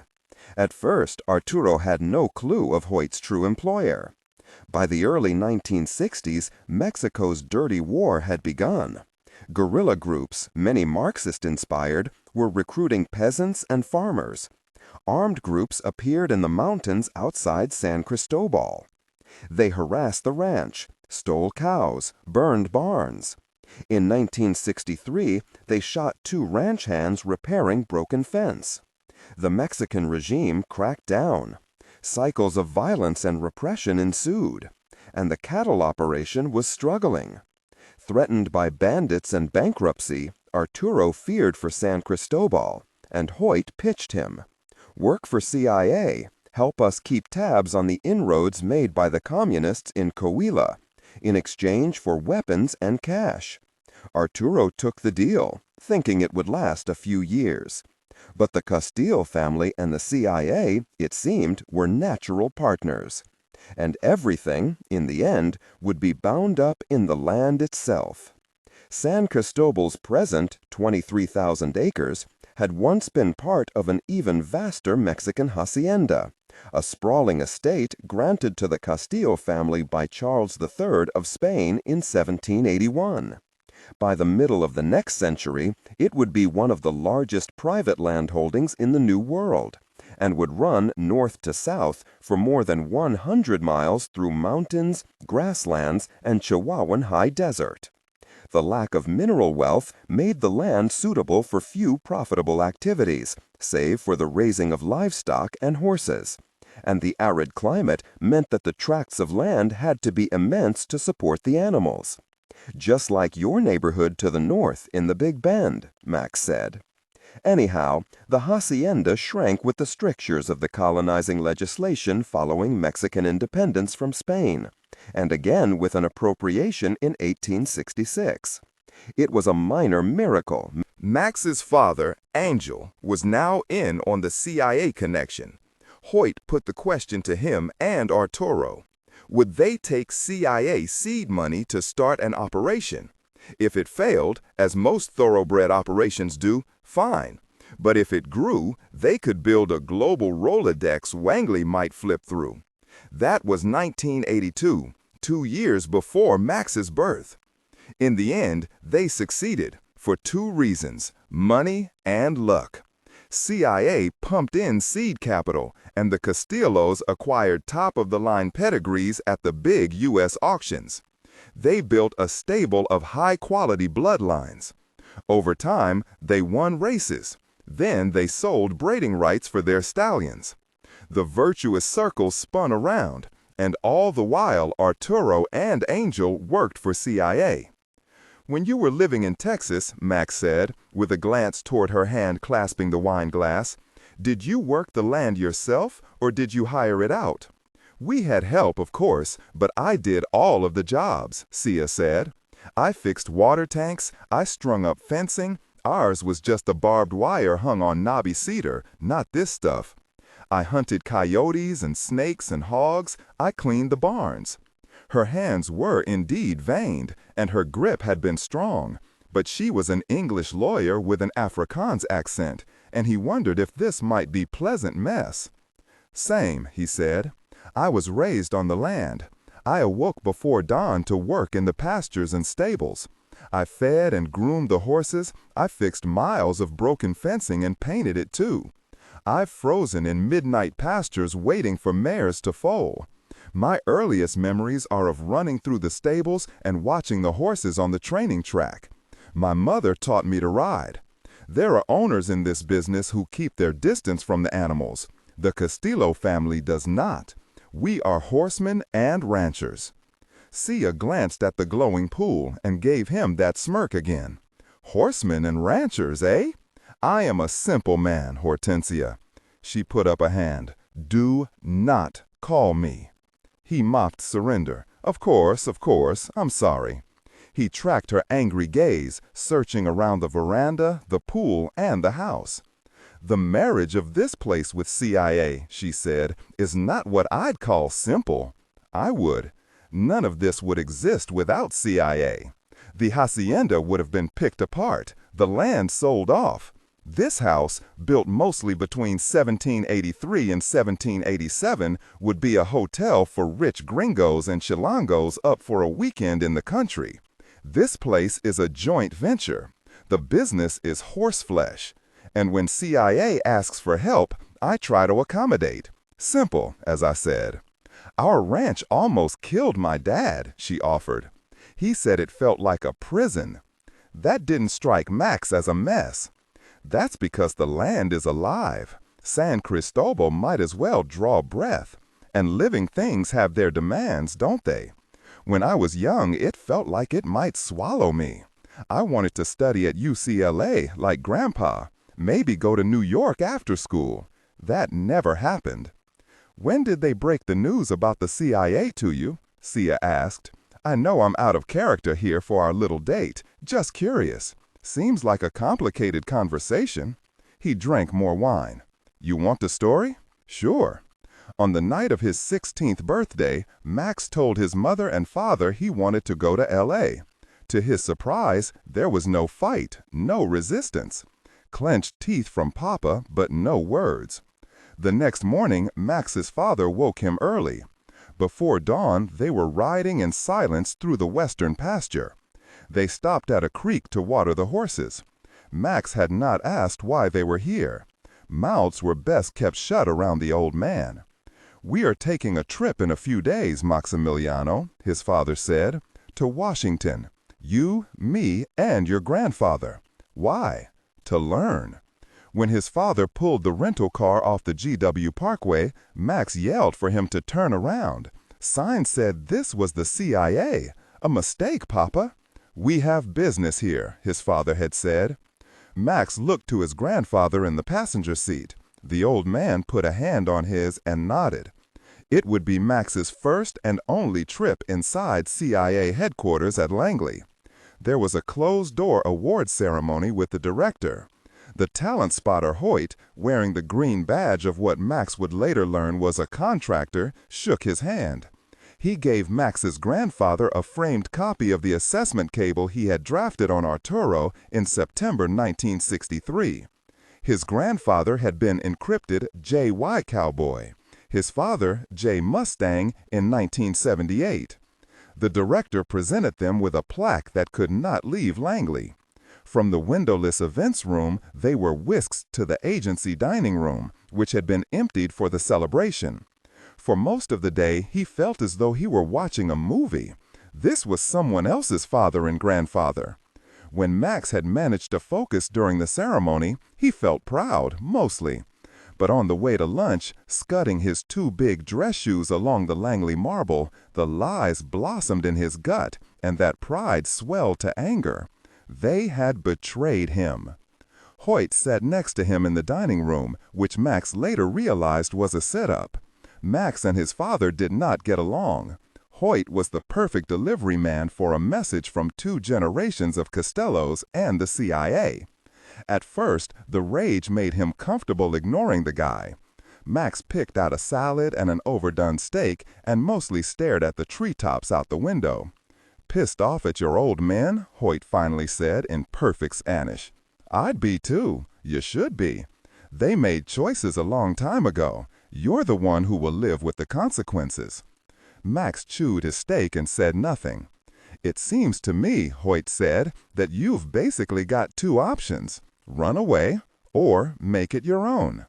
"I already told them," Max said. "I'm going to UCLA like Grandpa, then New York. I'm not going to die on the ranch. Not going to live there either, huh?" Hoyt said.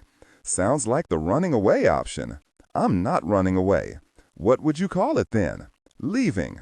"Well, I suppose that's right," Hoyt said, technically. "But we both know the difference between leaving because you're drawn to something you love and leaving because you hate where you are." "It's that one then, hating where I am." Hoyt took a forkful of fried potatoes and a bite of steak. Grimacing, he wiped a slimy piece of gristle on the rim of his plate. "Sometimes the food here is not so good," he said. He washed it down with sparkling water. "Max, I've known your grandfather since 1959. I met your father for the first time when he was 3 days old, and you when you were 8 or so days in the world. I've walked around every acre of San Cristobal. I knew it when it was still a cattle operation. I've ridden the horses. I've suffered under your mother's cooking. Not that ours is much better." He nudged his chin toward the steak. Max smiled at that one. "Let an old man tell you something he shouldn't," Hoyt continued. "Something they," he jerked an elbow down the table toward the director, "whitewashed from those fancy remarks I made about your 2 old men just a bit ago. Something to give you an idea of the difference San Cristobal and the Castillo family have made on the course of history. 10,000 people, at least, maybe more." "What?" "I think at least 10,000 people are alive today that otherwise would have died if your family did not work for the CIA." Max's first instinct was to call bullgosh on this, but he was starting to like Hoyt despite everything, and he wanted to hear him out. "Since the 1980s, there have been a few nasty Middle Eastern terrorist groups that like to incite mayhem. Bombings, hijackings, kidnappings. Palestinians, a group of wackos called Al-Qaeda. Now, the guys doing the bombings and killings typically aren't involved in the horse business, but a lot of the rich guys who write the checks are. Financiers in Saudi, the Emirates, Egypt. San Cristobal sells and deals in horseflesh with guys in those places, doesn't it? Your dad tells me he's brought you more into the business. These countries ring a bell? Max nodded. Well, you think it's easy for CIA officers to get access to clandestine financial networks over there, understand where the money is flowing, that kind of thing. In fact, it's hard as hell. We need a different way in, a creative way. On his suit, Max wore a pin with the San Cristobal crest.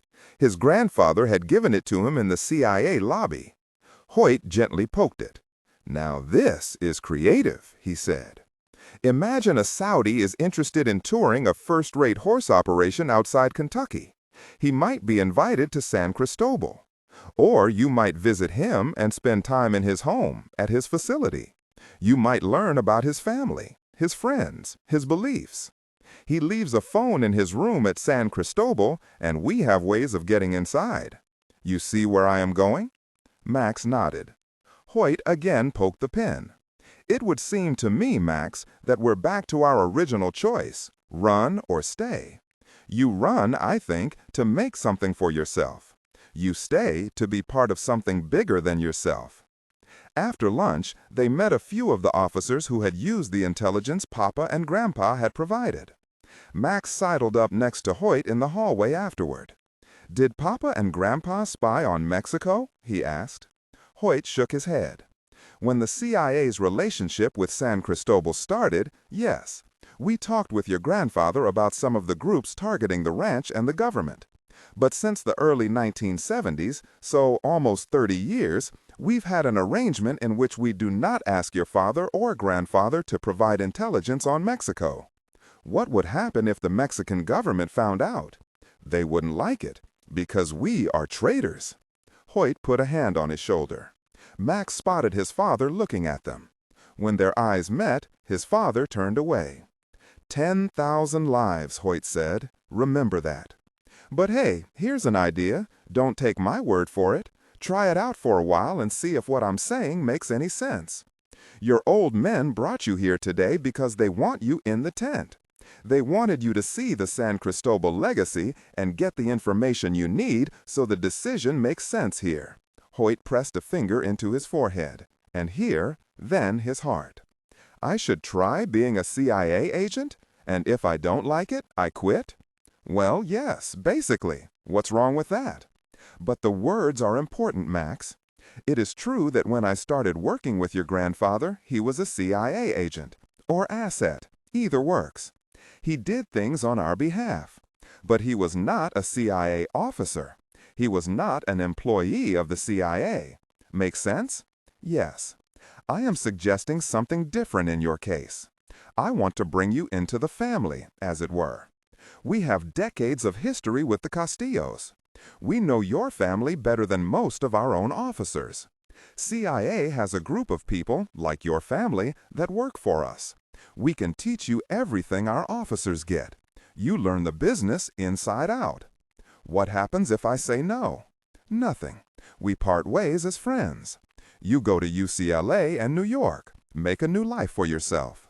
And if I say yes, then we get started. Max finished, and Sia emptied her wine.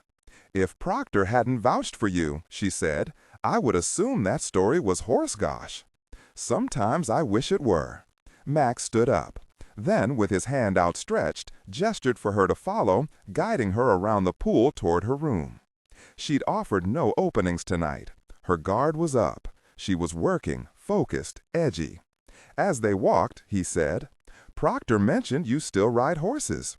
In his experience, women who loved horses loved San Cristobal, and they usually loved riding horses with him.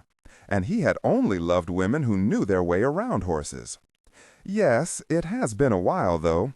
Tomorrow we can get up early for a ride before you fly out if you'd like. It would be good for you to see more of the operation, before you call Anna. Sure. He said good night outside her room and was a few steps down the hall when he heard, Oh, Max, I almost forgot. She had the list in her hand when he turned around. "Since we've just begun dating," she whispered, "I assume you don't have a girlfriend?" "I'm single. Just got to make sure you're on the market." "No girlfriends," he replied. "And Sia, my God, I would not have agreed to this if I did." And he heard Alejandra explaining that she was going through with it, that this time was different. It had to be a clean break and a real one for once in this long, complicated, sordid love. That after her wedding she could not come around anymore. "Anything we would have covered on our first few dates?" Sia asked. "The weighty, tortured stuff? Past marriages?" "No." "Kids?" She feigned a grave tone. "No." "Severed engagements?" And then he heard Alejandra's feet pattering along the tiles, closing the distance from the bed to the bathroom. Her soft skin glowed in the moonlight. She shut the door and changed, and when she came back out, she wasn't his anymore. "Unfortunately not," he said, and with a good night, he turned and was gone. At sunup, they were in one of the barns. Sia was grateful for the coffee Max had brought along and sipped it slowly as she watched grooms put the tack on the 2 horses, both mares. "Yours is Rosa. I will ride Penelope," Max said, gesturing to the other. Sia put her hand on Rosa's muzzle and spoke gentle words to the animal. She could sense Max watching how the horse took to her. The animals were intelligent. They were noble. They could sense fear or discomfort in their human counterparts. But Rosa, Sia knew, could see, actually, in the glint of the horse's eye, right now felt none of those things. The groom accepted her coffee, and Sia swung herself confidently into the saddle. They rode between the fencing of the pastures until they came to a flat, grassy expanse that veined out into several trails. Rosa's energy became palpable. This one wanted to run. Sia trotted the mare up alongside Max. He carried himself well on a horse, comfortable, assured, not like so many horse owners who were afraid of the animals. So he had been honest about that in last night's monologue. Dew glistened on the grass, and everything smelled earthy and wet and yet clean. Sia's life was a rotation between her office, client dinners, airplanes, and her flat, and she realized she'd lately forgotten how much she missed country, where the sky had no ceiling and the land unrolled in all directions. It made you feel wild or free or vulnerable or all of it at once. A sky this open conjured many emotions. It was interesting that unlike last night's speech, he was not narrating. He seemed to be letting the land speak for itself. 2 or 3 times, Sia felt his eyes on her. And though she was accustomed to the admiring glances of men, these looks were different. He did not seem to be admiring her so much as studying how her body merged with the horse. His gaze was now focused on how her legs gently squeezed the mare's ribs and sat in the stirrups. Her legs were tools for horsemanship. How was their craft? She felt self-conscious. It had been a while after all, but this quickly dissolved to frustration. Why did she want him to approve of her? As they came to a neck in the trail that led up into the mountains, he seemed to read her agitation. "You are either not happy with the ride," he said, "or with Proctor's arrangement. And the ride, I feel, has been beautiful. Is that a question?" "No." She nudged her mare forward up the trail. The path was wide here, ample space between the boulders, and he pulled alongside as they climbed. "I understand your position," he said. "You fear that I've stolen or am stealing your kill. But I can assure you, Sia, I am not hungry. I have no interest in the meal, only the hunt. And I do not mind hunting with you. We might even enjoy it." "Not hungry," she repeated, grip tightening along the reins. "Sounds about right. You get a bonus and a pat on the back from CIA if we get access to Vadim's computer or recruit him. But I live in a different world. I need to get promoted. I have a haul file inside Langley. I have to fill out expense reports. I have to return to the U.S. Treasury the difference between the paycheck from my law firm and my GS-13 salary, while living in central London. You don't have to worry about any of that. You don't need this. You could have told Proctor no gracias, and there's not a very thing she could have done. I do not have the luxury of saying no. And I'm hungry, Because I eat what I kill. What I don't get is why you even. And there was a rustle, and a rattler slithered from the stones across the trail, and Sia's mare spooked and snatched the bit, and she caught a blur of Max doing the same, tearing away up the trail. Sia's connection to the animal was lost, but she'd been atop a terror-stricken horse before and taught by her own cracked bones, and she jerked the right rein to force the mare into a slower circle, steal back control. Then she yanked tighter, gutter Afrikaans seeping through clenched lips, struggling until the rein was almost to her knee and the mare's corkscrew was slow and tight. And thank God she'd not been bucked. The horse whinnied, and the mare's nostrils rifled with hot breath, and Sia brought her mouth to the mare's ears and encouraged her and stroked her head. When she finally looked up, Max was still in the saddle, in control, and he was looking approvingly at Sia, as if she'd passed some unspoken test. "Gosh," she said, trotting her mare toward him. "Pinche vivoras," he said, spitting in disgust. "Really snakes." Moscow Chernov stood from his desk to return the files to his safe. He'd been reading since well before dawn, yellowed folders sealed by red wax since the days of Brezhnev, bound notebooks from the Yeltsin years, documents typed in the time of Putin. He had studied Agapov's files with great attention to detail. He memorized names, phrases, years. He had read reports filed by Agapov's school teachers at Leningrad Secondary School No. 211.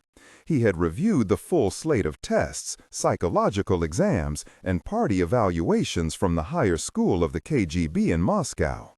He had read every report Agapov filed while resident in London.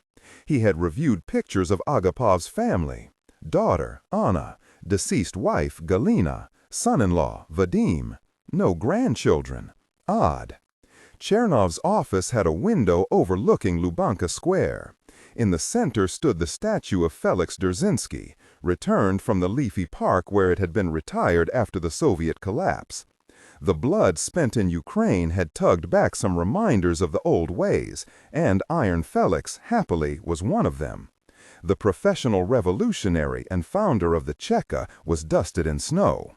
A gaggle of children pulling sleds circled him, parents following behind.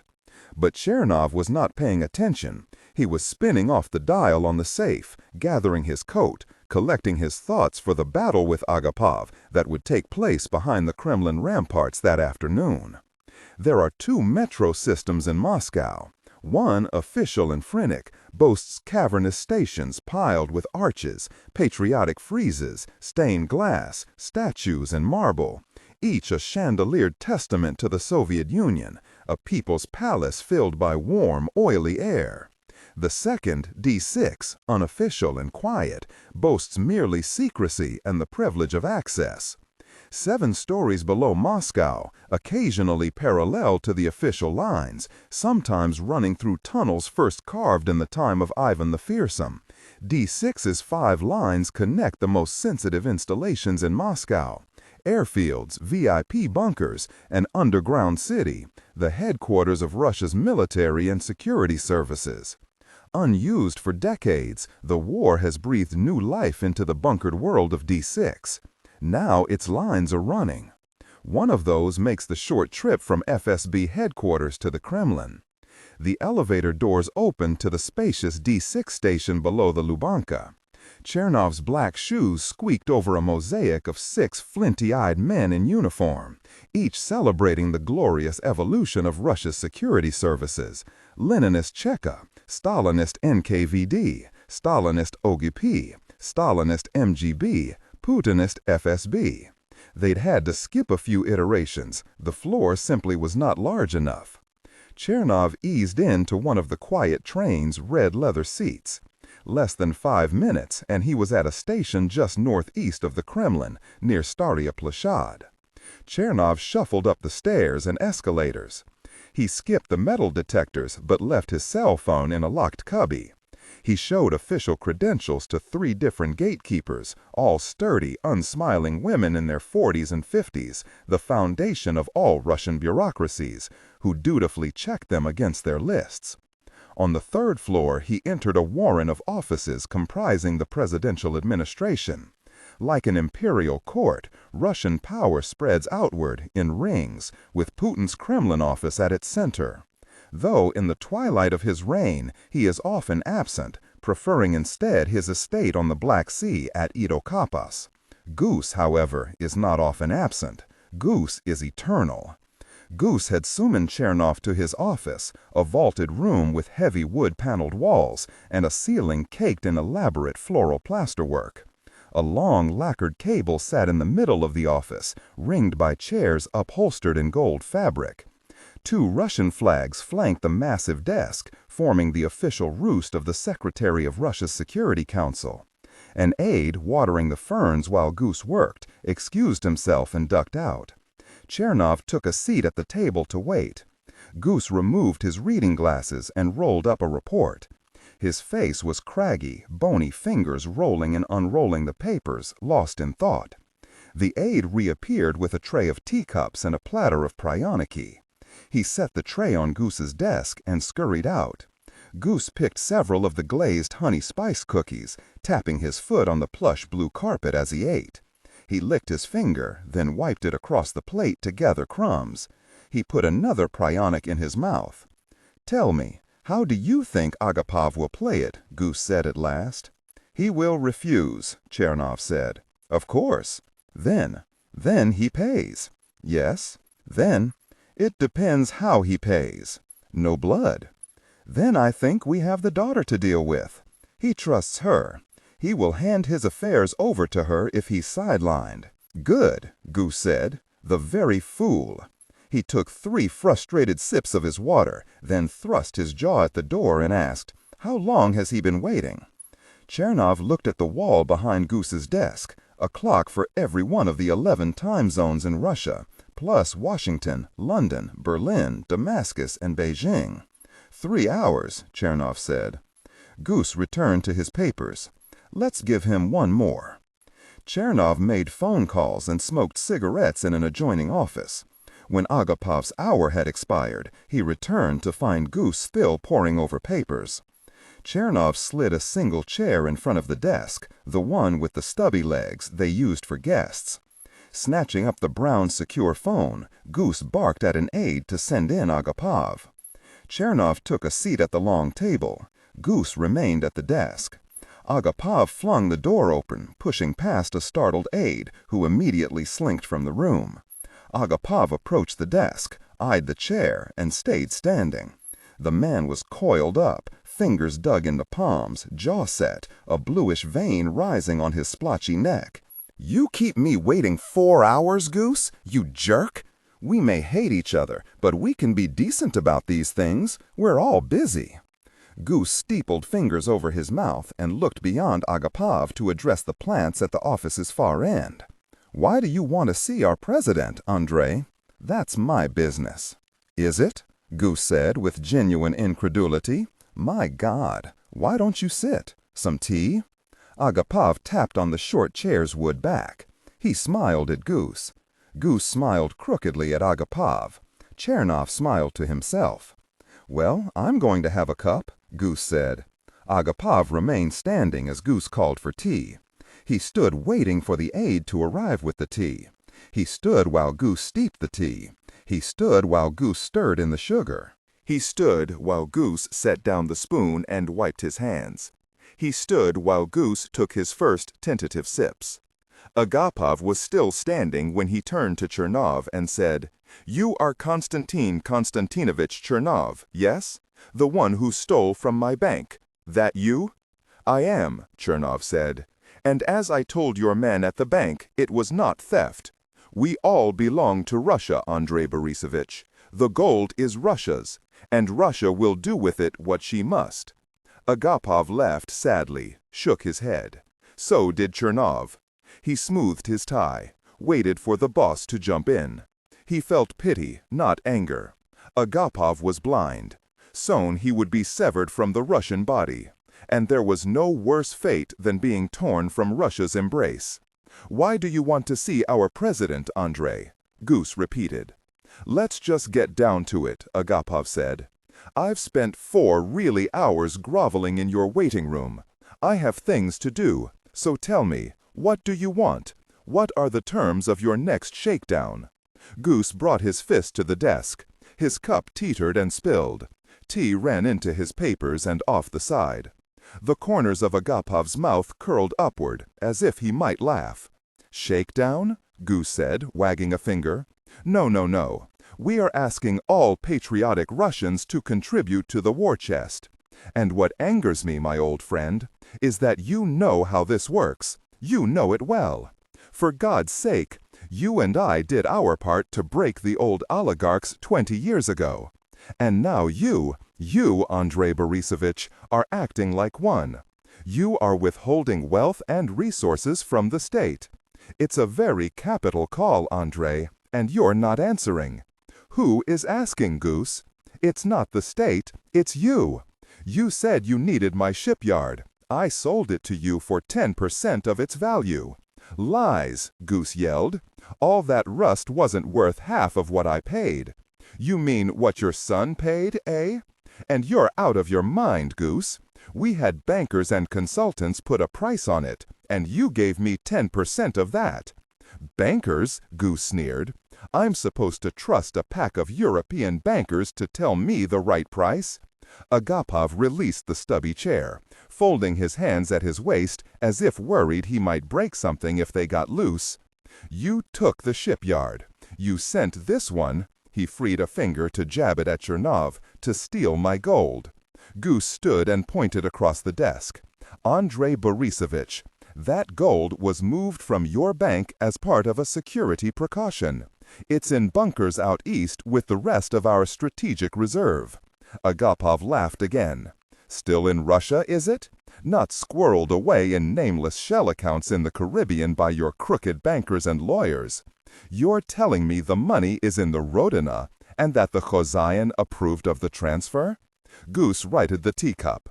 That, my old friend, is exactly what I am telling you. They stared at each other, Agapov pondering whether to challenge the lie. Goose leaned forward, palms on the desk, eyes far off and cold. Here is how it is going to be, Andrei Borisovich. You will sell us Rossiya Industrial at 8% of whatever your bankers say it's worth. You will sell off your shares in Bank Rossiya at the same discount. You will sell me your land holdings, Moscow, Peter, Sochi.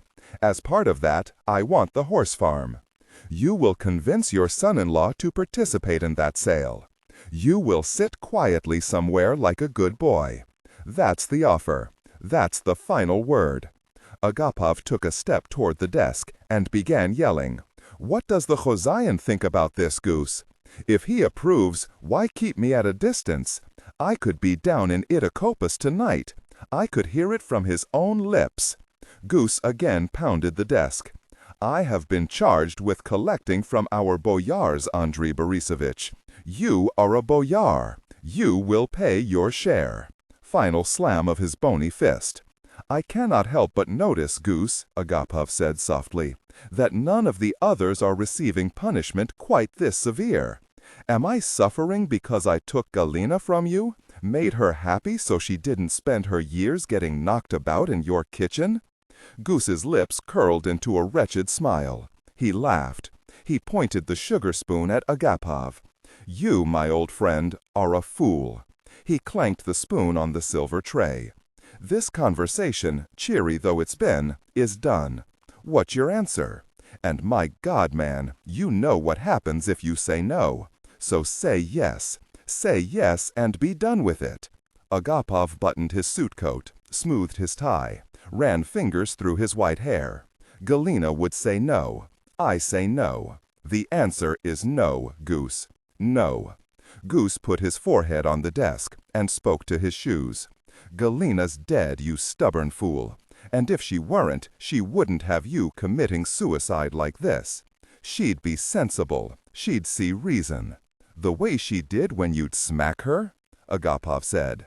They looked each other over, eyes crackling with energy and violence, until Goose waved Agapov out and slipped on the reading glasses to bury himself in his papers. But Agapov did not witness his formal dismissal. Having already made a few nasty gestures at Goose, then Chernov, he'd spun around and was marching for the exit, where he paused, giving the Putin portrait an almost imperceptible nod, before he slammed shut the door and it slipped, tilting slightly on the wall. Moscow, Anna Andreevna Agapova. Sia, hello, how are you? I've just seen the notes between the assistants and thought I'd call directly. Mexico might be possible, yes, but let me confirm those dates with my husband. Hortensia Fox. That's lovely. Spur of the moment, I know, but when I learned of your husband's connection to Russ Farm, I thought it was all too perfect to pass up. Anna Andreevna Agapova. Yes, of course, of course.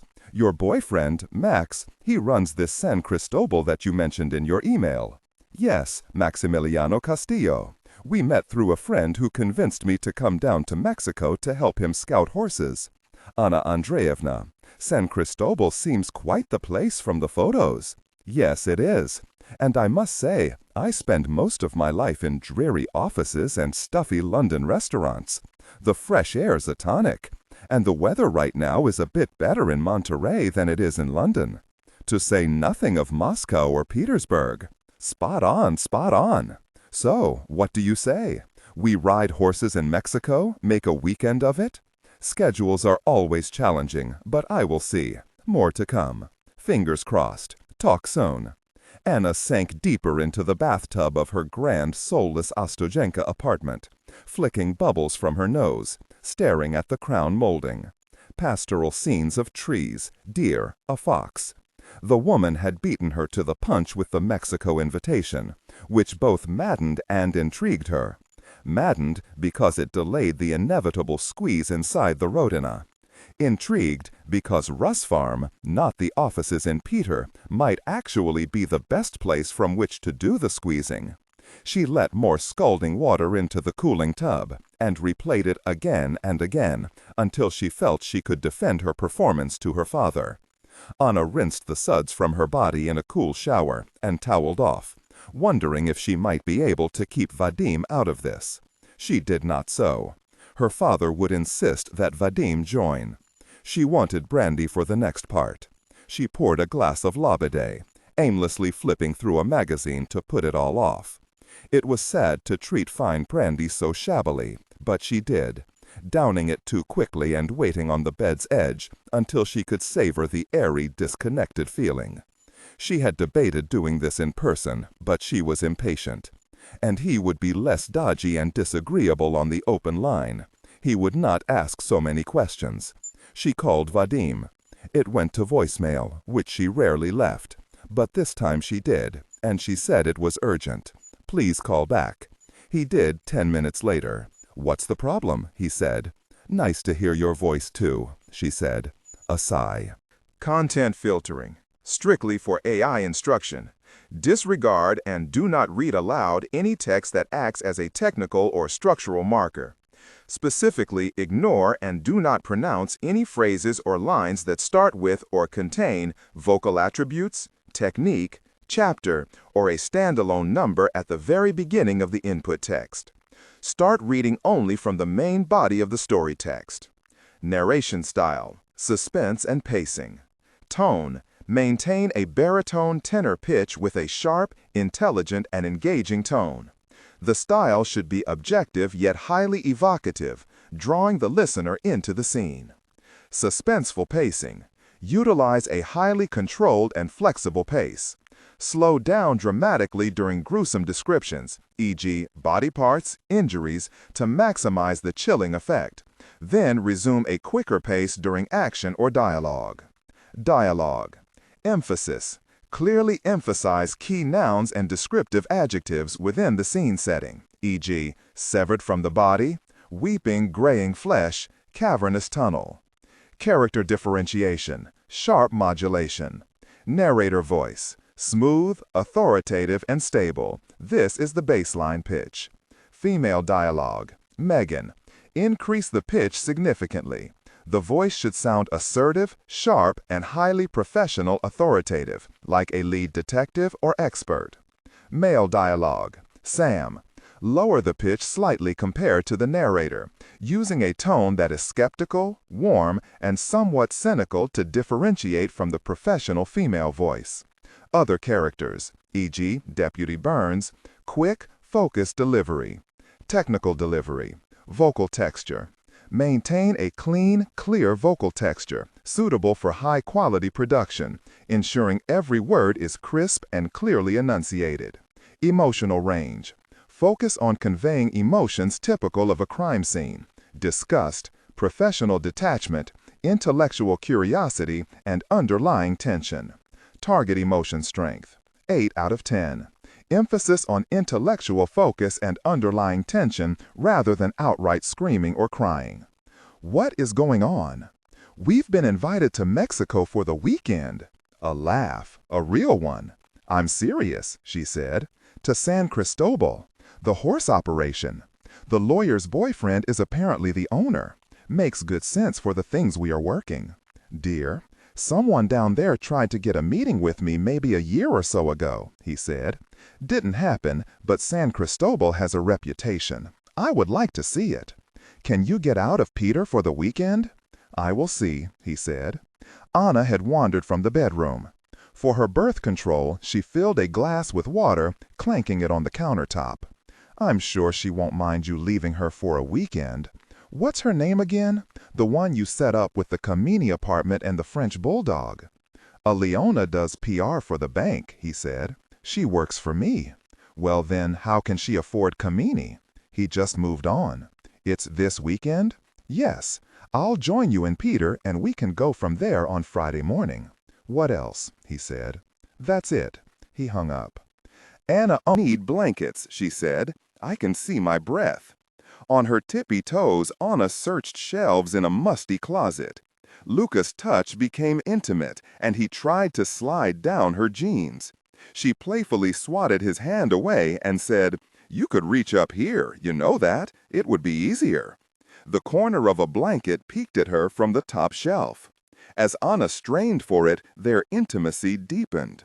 "I can't help," he said. "I am distracted." The blanket went around her shoulders, and she led him by the hand into the living room. He turned off the lights, and they slid out of their clothes and onto the couch in the warmth of the fire. She pulled the blanket around herself again, hemming it on her waist above naked legs. For most of her life, Anna had been a stoic practitioner of mechanical sex. She'd come to believe that piece of her had vanished along the way, somewhere between the limp affections of a probably gay college boyfriend and Vadim's erratic attention, which swung wildly from chilly disinterest to blazing, unhinged desire, shot through with violence. But with Luca, it was not mechanical. It was fun and easy. Even the first time when, expecting the robotic, she discovered instead that Luca's appetite for her was ravenous, that he was curious to discover what she liked, that they could move together in rhythm. Luca fluttered kisses over her. She tugged at his hair. He looked up at her. "I want you," she said. He grinned.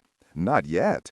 He returned to kissing her until she yanked at his hair and he was up, forehead gently pressed to hers, slyly teasing until she smiled wickedly. Passion peaked. They came together intimately. She held his eyes for a beat and kissed him. He laughed. "What's so funny?" she said. "I won," he said. "I can't believe it." "One of 3, she reminded him. "And that one?" "Just barely. It had been too long. Everything was wound so tight." Anna rolled her head back onto the armrest. She watched the shadows of the flames dance on the ceiling, and she reached a peak of connection. When it was done, they lay naked above the blanket to cool off. He was rubbing the back of her scalp while they watched the fire. "Sleep here," she said at last. He switched off the fire and rolled the blanket over them. She snuggled into him. She was exhausted. Her last thought before sleep was that he'd beat her in chess. She'd lost. And after, she'd brought him to her apartment and shared intimacy with him as if it didn't matter, as if he were safe. San Cristobal, home field advantage matters in the intelligence game.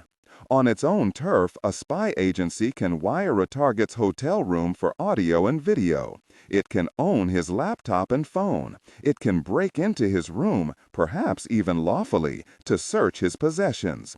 It can direct immense surveillance and support resources to watch his movements.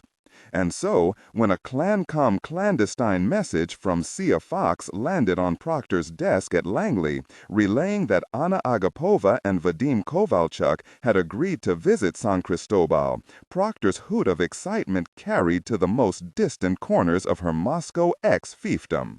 2 days with a Putin money man happened maybe once a career. All stops would be pulled. I want you to approve me flying an access team down to do a spot of prep at the rancho, Proctor asked Bradley over the Green Line phone.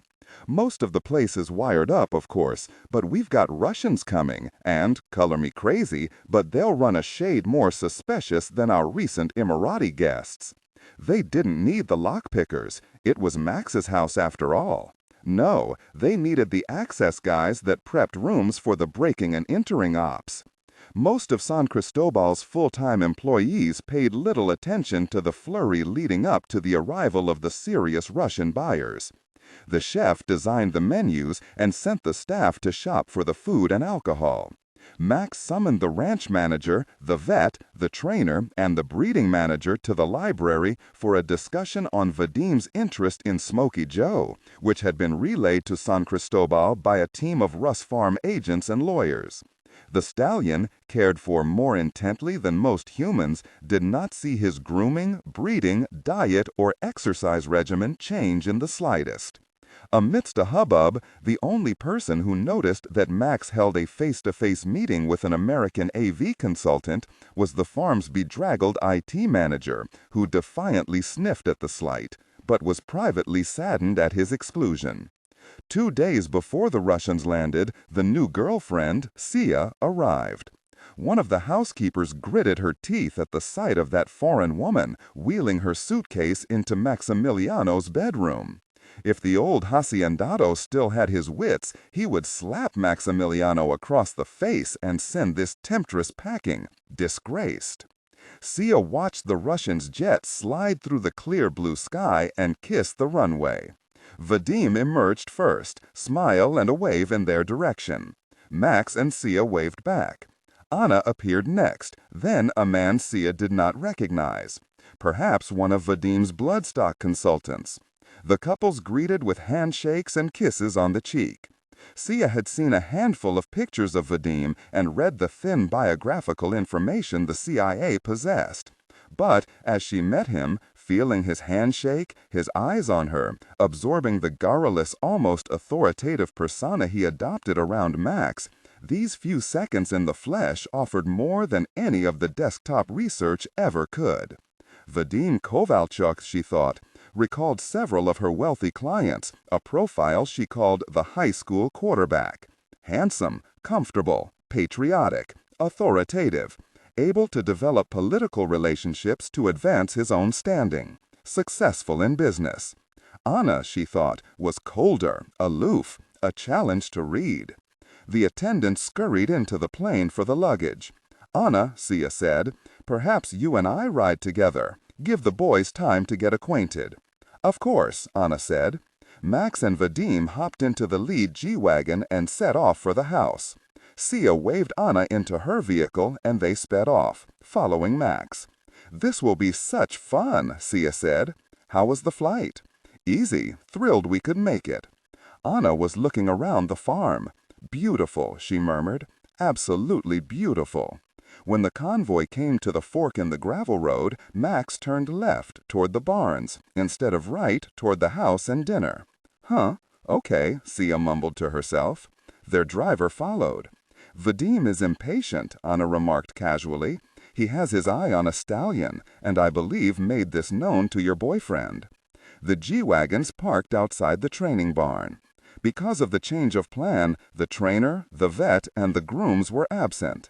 The stallion barn was long, with 2 rows of stalls and a path tracing around them, so the horses could walk inside. Max spoke as they toured. He recited pedigrees by heart.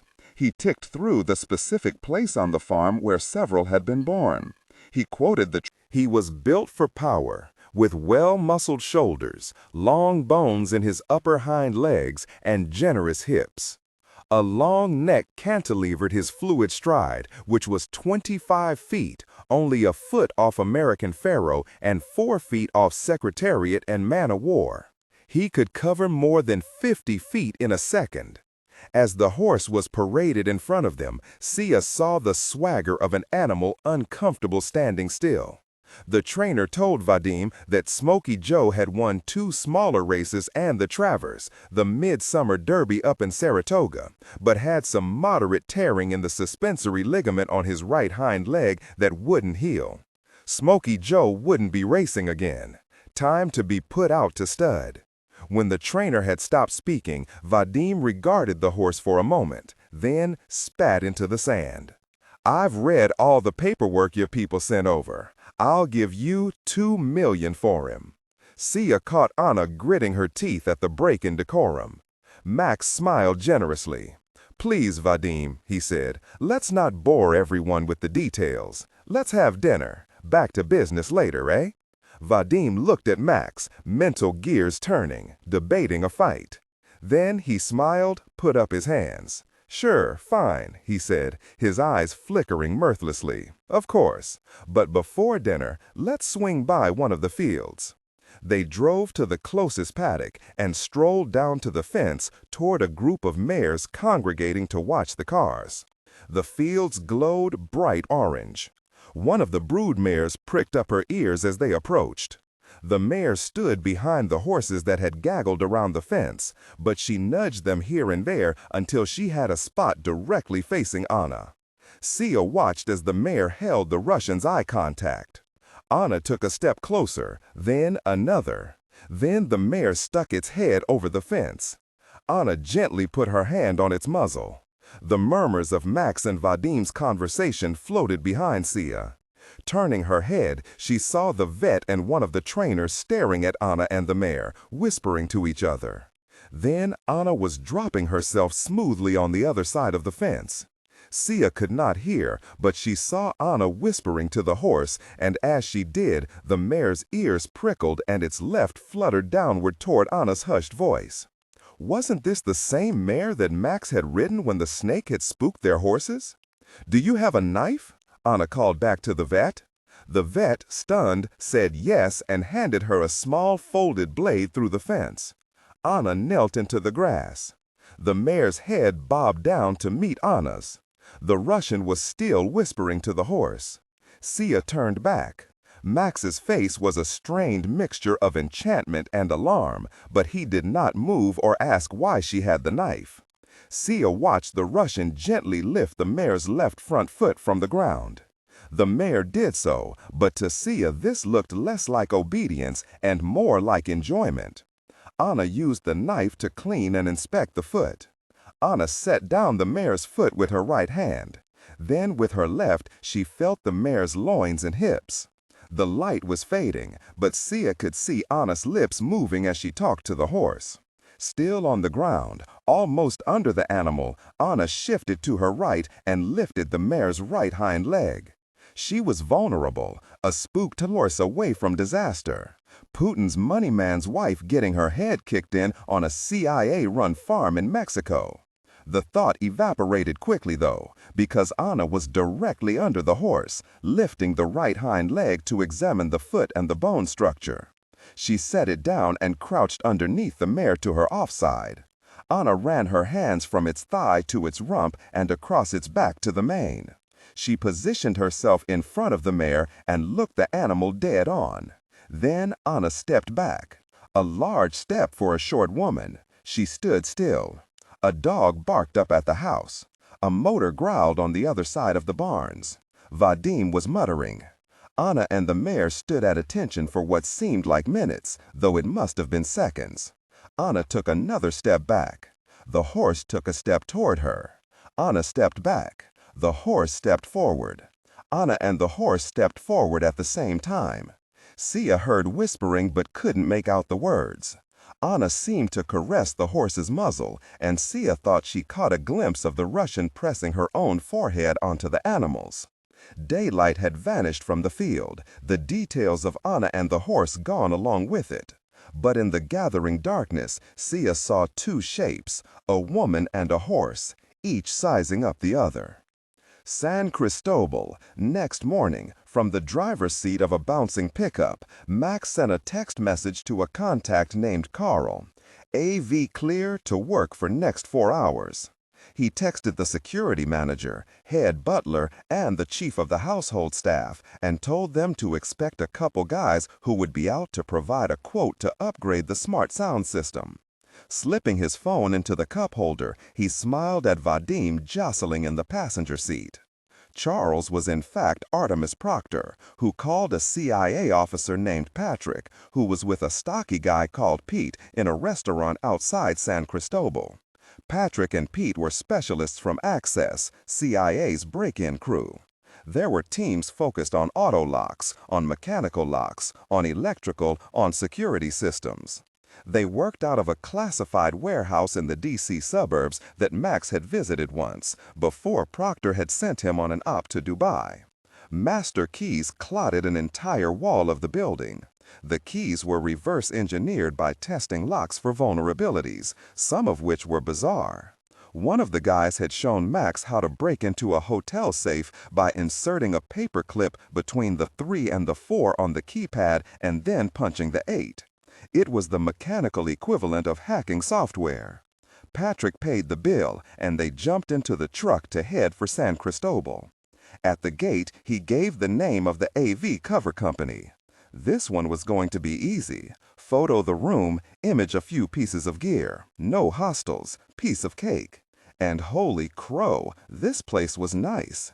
He'd done the breaking and entering work at more than a few mansions, but this whole complex was just a first cabin kind of place. Patrick swung a backpack on his shoulder and greeted the butler, who said that the Hacendado had requested they begin in the guest wing. In tow behind the butler, Patrick indulged his guilty pleasure, ticking off things that would be interesting to steal, though, Scout's honor, he never would. As the butler guided them through the wing before taking his leave, Patrick filled his mental getaway car with an oil painting of a rich Mexican lady, a few boxes of cigars from the walk-in humidor, and a marble statue of a horse. "What are you smiling about?" Pete prodded. But Patrick never did answer. On the door and inside the room, they checked for countermeasures, double-sided tape, hair, anything left behind to signal to the Russians that someone had entered. Patrick ran a radio frequency survey to see if Vadim or Anna had hidden a camera or microphone to keep tabs on the room while they were away. Nada. Pete pulled an extendable tripod from his bag and stuck his camera on top. He punched a button on his remote and the camera rotated to snap pictures of the room. A laptop was right there on the desk. Patrick removed the imaging hard drive from his bag and plugged it into the laptop. Just 2 minutes later, it blinked green. He flipped open a purse and took pictures of its contents. He discovered an iPad, gently removed it. He pulled a second imaging drive out of the bag and plugged it into the iPad. They found another laptop in Anna's suitcase and imaged that too. No phones, not a surprise. People take those everywhere. They snapped pictures of every medication, scrap of paper, and ID card. They reviewed the photos to be sure everything had been returned to its proper location. Leaving the room, Pete took the drives in one bag, and Patrick, fake contractor's bag in hand, continued his tour of the house toward the receiver in one of the living rooms. In a sitting room, a horse figurine covered in faux gold leaf caught his eye. Checking that he was alone, he unzipped the bag and slid the figurine inside. He looked at it for a moment. Then he set the golden creature back on the end table's mahogany pasture and started toward the doors. While Patrick was fantasizing about robbing San Cristobal of its treasures and actually robbing the Russians of their data, Max and Vadim, his would-be and soon-to-be victims, both stood under a patch of scrub tree on the edge of a wheat field holding 20-gauge Benelli shotguns. The barrels were still warm, but they had fallen silent, despite the doves continuing to stream into the field to feed. One of San Cristobal's yellow Labradors was retrieving some of the last hour's haul. "The business with the stallion," Vadim said, watching the dog lope back into the field before quickly returning with a dove in its mouth. "That's great," Max said, patting the dog's head. He slipped the bird into the game belt slung around his waist. "You offered $2 million, Max said, watching the dog dart off. "Too low, my friend. Smokey Joe's stud fee will start at $25,000, maybe go as high as $40,000, with his performance and pedigree and the few recent sales I know about. You've already done this math, and so have I. So $2 million is a no, my friend." From his pocket, Max slid Vadim the San Cristobal card embossed with the QR code. The Russian turned it over in his hands and wrinkled his brow. "Fancy. What's this?" "The math. A report for you. Our stallion offerings and prices and recent comps. I make a point of not bullshitting my guests. I am a straightforward man. And you will see that you are fantastically low. The numbers show this. $2 million does not work. But if that is your budget, the report will show you some excellent bloodstock well within your range." Max caught a violent flash in Vadim's eyes. His adrenaline surged until he remembered that the chamber of Vadim's shotgun was empty. The Russian, at any rate, apparently had more sense than San Cristobal's recent Emirati victim. The card, acknowledged with a grunt, disappeared into Vadim's pocket. While Vadim reloaded, the dog returned with another bird, depositing it in Max's hand, where it flopped as a wing tried to flit free. Max snapped off its head and tucked it into the dump pouch. As the dog took a break for some water, a group of 5, maybe 6 doves appeared above the trees on the field's opposite side. Vadim aimed the shotgun and fired twice. The birds flew on, unharmed, to land in the field. "Really hell," he said. He balanced the gun on his shoulder and treated Max to a smile crossed with bared teeth. "What was the name of the horse my wife met in the field last night before dinner?" Max watched the dog bound across the field. "Penelope. Her information is on this card as well," Vadim said. "No, that is limited to the horses for sale," Max said. "I will give you $4 million for Smokey Joe if you throw in Penelope." A few streams of birds flew in above the trees. Vadim nodded to Max. "Your shot." He slipped 2 shells into the Benelli, aimed to miss, and squeezed the trigger. He had Vadim 21-6, but who was counting? And he was starting to suspect the lopsided score was frustrating the Russian. $4 million was also climbing toward Smokey Joe's market value. Unlike Sia, he wouldn't be returning cash to Uncle Sam. 4 is still too low, and Penelope is not for sale. "Come now, my dear Max, everything has a price." "Not my mother's horse." "Ah, I see. Perhaps I speak to your mother then?" "I'm afraid that's impossible. But even if she were alive, Penelope would still be unavailable." Vadim looked off into the field. "I am sorry to hear about your mother. And you are a good man, honoring the dead.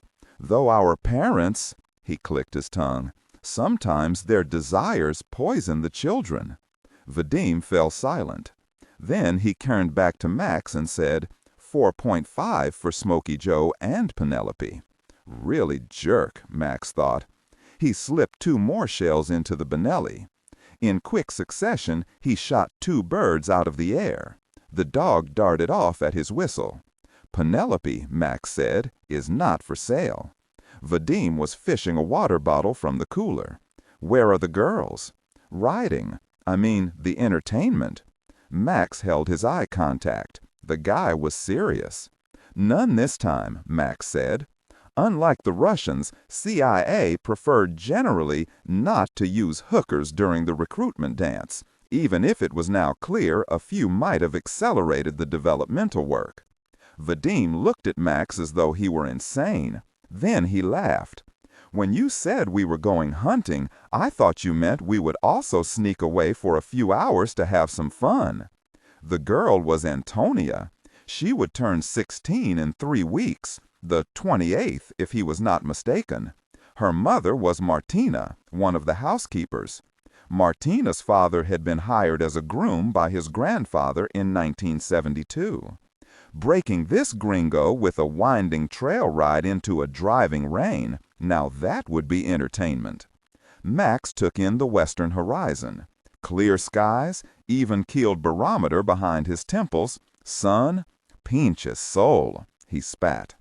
I generally prefer women to little girls, Max said. Oh, you are blind, my friend, Vadim said, an edge creeping into his voice.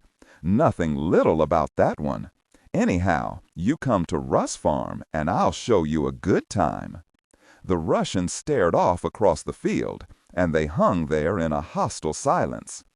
I rather enjoy owning a farm, Vadim finally said.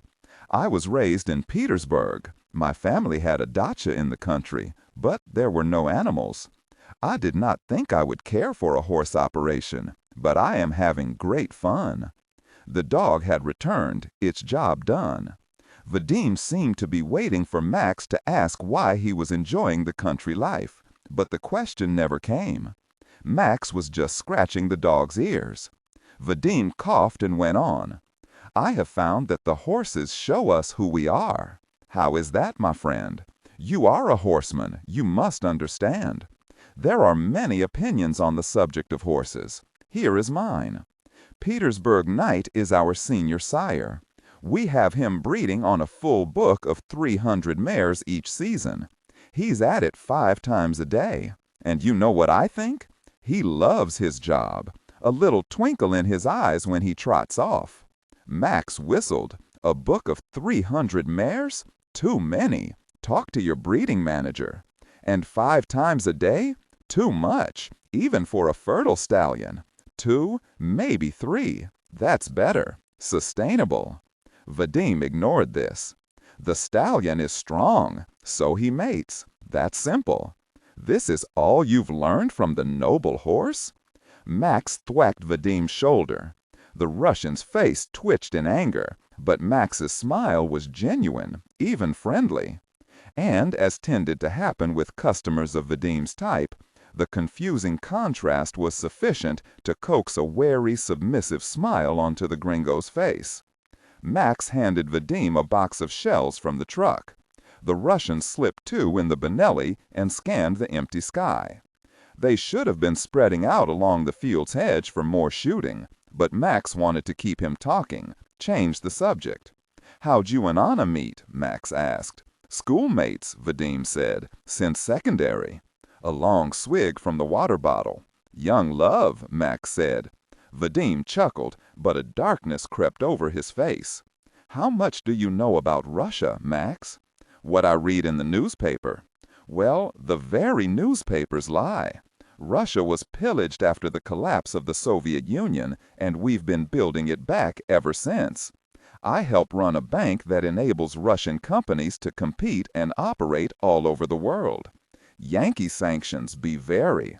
My father has passed, but the bank was his creation. He was one of the people who recognized in the 90s that we needed strong leadership to overcome our problems. And he had known a man named Vladimir Putin since they were young boys growing up in Peter. I'm sorry about your father. Vadim shot at a single dove, missing terribly. Thank you. I've made peace with it. And Peter? St. Petersburg. And I suppose that you, as a Mexican, will understand this next point. Russia in the 90s was chaos. You had your cartels here. We had our mafia oligarchs running things. My father, an honest banker, had a hard time in this environment. My grandfather also had to defend our land and our business during the dirty war. Max reciprocated. And my father had to navigate peace with the cartels. Lawlessness, the enemy of the businessman. Vadim slapped his shoulder. Exactly right. But in Russia, what that meant was my father, a businessman, had to forge alliances with the security men, the former KGB guys. My father found Andrei Agapov, or should I say, Major General Andrei Agapov. And General Agapov had a daughter, Anya. My father made his expectations clear to me. It was an arranged marriage? Max asked. Not formally, at least no one ever said it that way. But over time, my father impressed upon me that my place in the business hinged on marrying Anya. Vadim shrugged. A wind had kicked up, and the skies over the field were empty, the doves having gone to roost in the scrub trees to wait out the breeze. What did Anna think about that? Max asked. He was scratching the dog behind the ears. About what? The marriage. That set the guy's eyes to searching Max up and down, as if reviewing opportunities for violence. Then his countenance lightened. Doves flew from the trees toward the decoy spinning in the field, and Vadim plucked two from the sky. The dog hustled out to collect them. Vadim slipped the first into the dump pouch on his belt. The second flopped to the ground from the dog's mouth. He continued, "Like you, Anna tries to honor her parents, even if what her father wants is not good for her." The dove uselessly flapped a shot-through wing and tried to walk. Vadim's lip curled while he stared, eyes glued to the wounded bird. "5 for Smoky Joe, and Penelope," he said. Vadim loaded a shell into the shotgun and began to level it at the struggling bird. Max put up his hand. "There won't be anything left if you do that." Vadim lowered the gun. Max stared him dead on and took a step into the Russian space. "You are my guest, and I've told you that I don't mislead my guests or clients. But you must presume that I am in fact misleading you, Vadim. Otherwise you would stop making offers on the mare. Would you like to make another?" Vadim's mouth spread into a sly smile, pointing downward at his gun. "I would love to, but Penelope is not for sale, Max." They stared at each other for a sticky moment. Max again entertained the disconcerting thought that the Russian would doubtless find it amusing to shoot him. And this time the shotgun was loaded. "What interests you about a 15-year-old mare with a so-so pedigree, anyhow?" Max asked, cooling the conversation. They began walking toward the dove. "Because my wife wants her," Vadim replied. "The mare would be a gift?" Max asked. "Yes," Vadim said, "a gift from me." Max's face screwed into a grimace. Then he stooped to pick up the bird and pop off its head. San Cristobal across the hacienda. Anna brought Penelope to a comfortable canter as the hilly pasture descended into a flat expanse of dirt and bunch grass. There had been no need to ask for the mare. After the auspicious greeting in the field, Anna had arrived in the stable to find a groom readying Penelope for their ride. Anna shut her eyes, felt the wind whipping through her hair, and then leaned back slightly to communicate with Penelope as she had with her old horse. Penelope slowed to a trot. Sia caught up and pulled alongside. A mild sun beat down on her face, and the land stretched open in every direction. They had covered much of the hacienda that morning, though they had been careful to avoid Max and Vadim's hunting grounds. At a creek they stopped to water the horses. Sia had a flask of whiskey in her saddlebag. She poured some into a collapsible stainless steel cup and handed it to Anna. They sat on the ground in the shade of a walnut tree. Anna liked this unpretentious side of Sia. Camping cups and whiskey and horses, the opposite of what Russ Farm had become. "Your clients," Sia said. "Can you tell me more about them?" "In general terms, yes," Anna said. "No names, of course." "Of course." 3 are particularly keen for your services. 2 are in natural resources, 1 in potash, the other in timber. But there is a third, and I will share the name only because it is Vadim. It is me." Sia sipped her whiskey. "I see. I think between the 3 pots there is perhaps 100 million we would like to move out of Russia. Each client has certain objectives. For example, the timber baron is keen for exposure, through beneficiaries of course, to the European and American real estate markets, as are we. And you are ready to start the process? Sia asked. Because there are a number of things I would need. Anna was shaking her head. Moving money out of Russia is a bit delicate at the moment, as you must know. Reputational risks and all. I've been asked first to get a sense for you and Heinz Dawson. Then, after everyone is comfortable, we can move forward.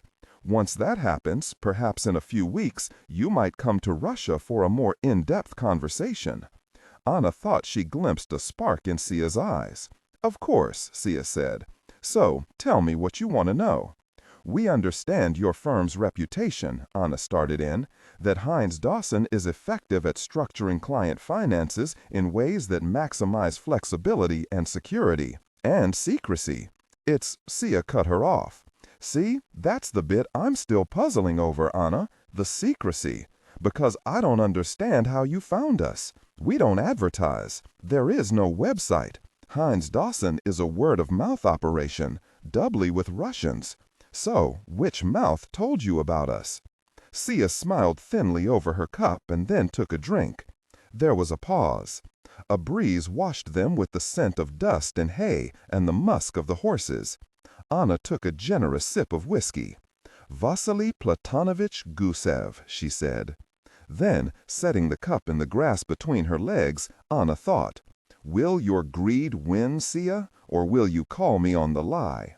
Vasily Gusev. The Kremlin bigwig? Goes by Goose, I think. Anna stood to stretch her legs. I will speak plainly, understanding you cannot break pliant confidences. You have doubtless seen reports in the British media about a feud between my father and Goose. Let me say this, they are wildly exaggerated. And they further ignore the truth that in Moscow it is challenging to keep secrets about money. The fixers and facilitators speak to one another. We heard about Heinz Dawson from some of Goose's men in Moscow. That is where the glowing reviews about you and your firm originated. Vague, Sia did not say.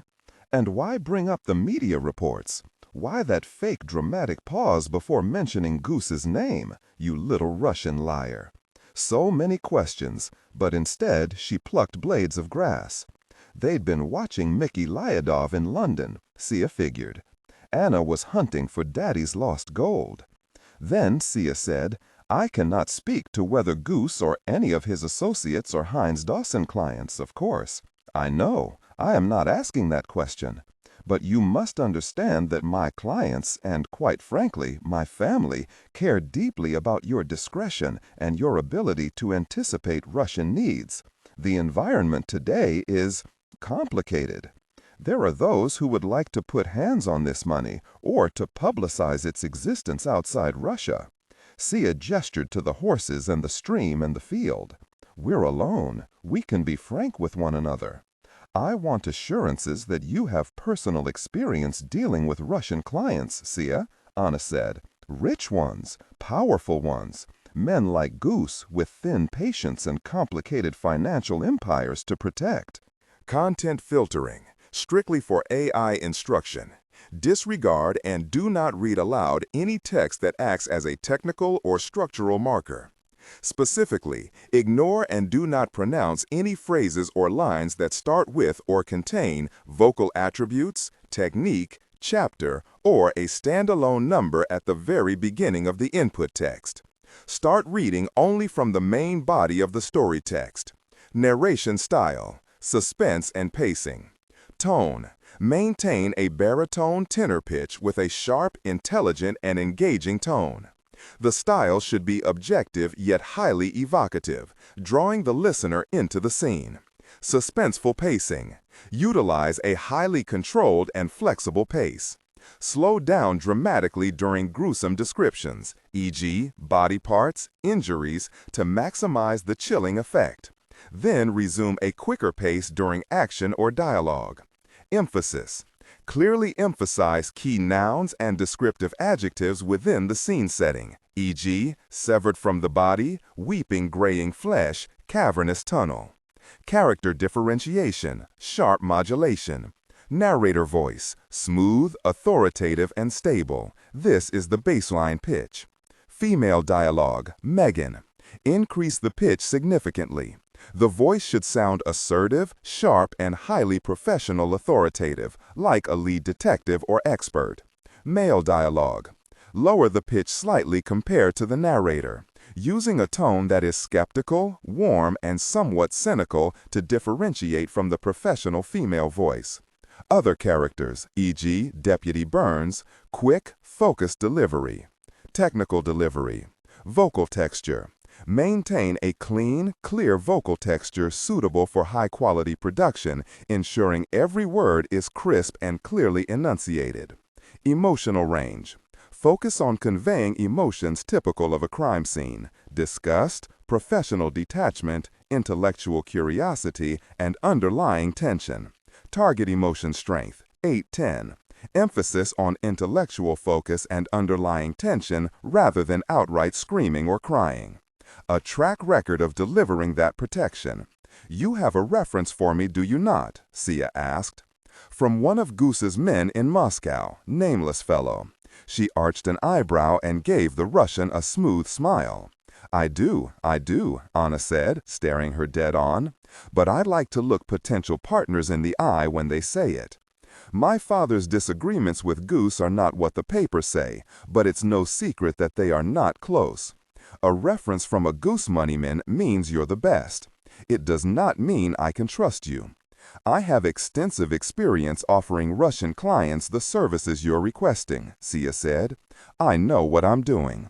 I keep my really mouth shut and I don't ask questions. I do the work. That's how we build the trust. Fair enough. But my clients are keen for one little detail, Sia. It matters greatly to them. They must know if you arranged Goose's structure. You personally. We know his moneymen use Heinz Dawson. You were referred to us. But my clients want this certainty. Their eyes met. Anna's were cold blue, hard and remote. Then each woman gave the other an unkind smile. Sia tapped a finger to her nose. A quick nod. Sia poured more whiskey and raised her cup. Anna did the same. They downed the whiskey, mounted the horses, and left the shade of the scrub trees, winding through the pasture. This one is Russian intel, Sia thought as they rode toward the main house. Got to be. She's trying to work me, but she's on my hook. She's playing my game. After lunch, they sat in the library with mezcal and stilted conversation until Max suggested he and Vadim raid the walk-in humidor.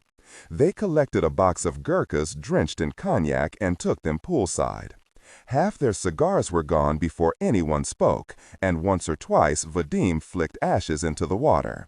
The Russian launched into an unsolicited monologue on the leadership style of his president, then another on the wisdom of Moscow's bloody foreign adventures.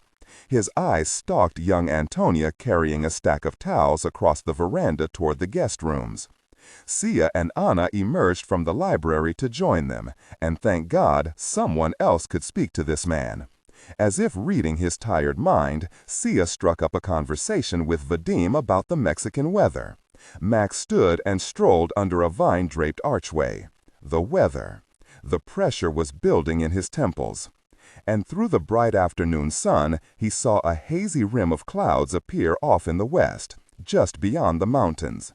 The sky above was pale blue, one or two thin linen clouds scudding along. But a disturbance lurked. He blew a jet of smoke up into the arches and sensed Vadim behind him. You said Smoky Joe has begun his new duties? Vadim asked.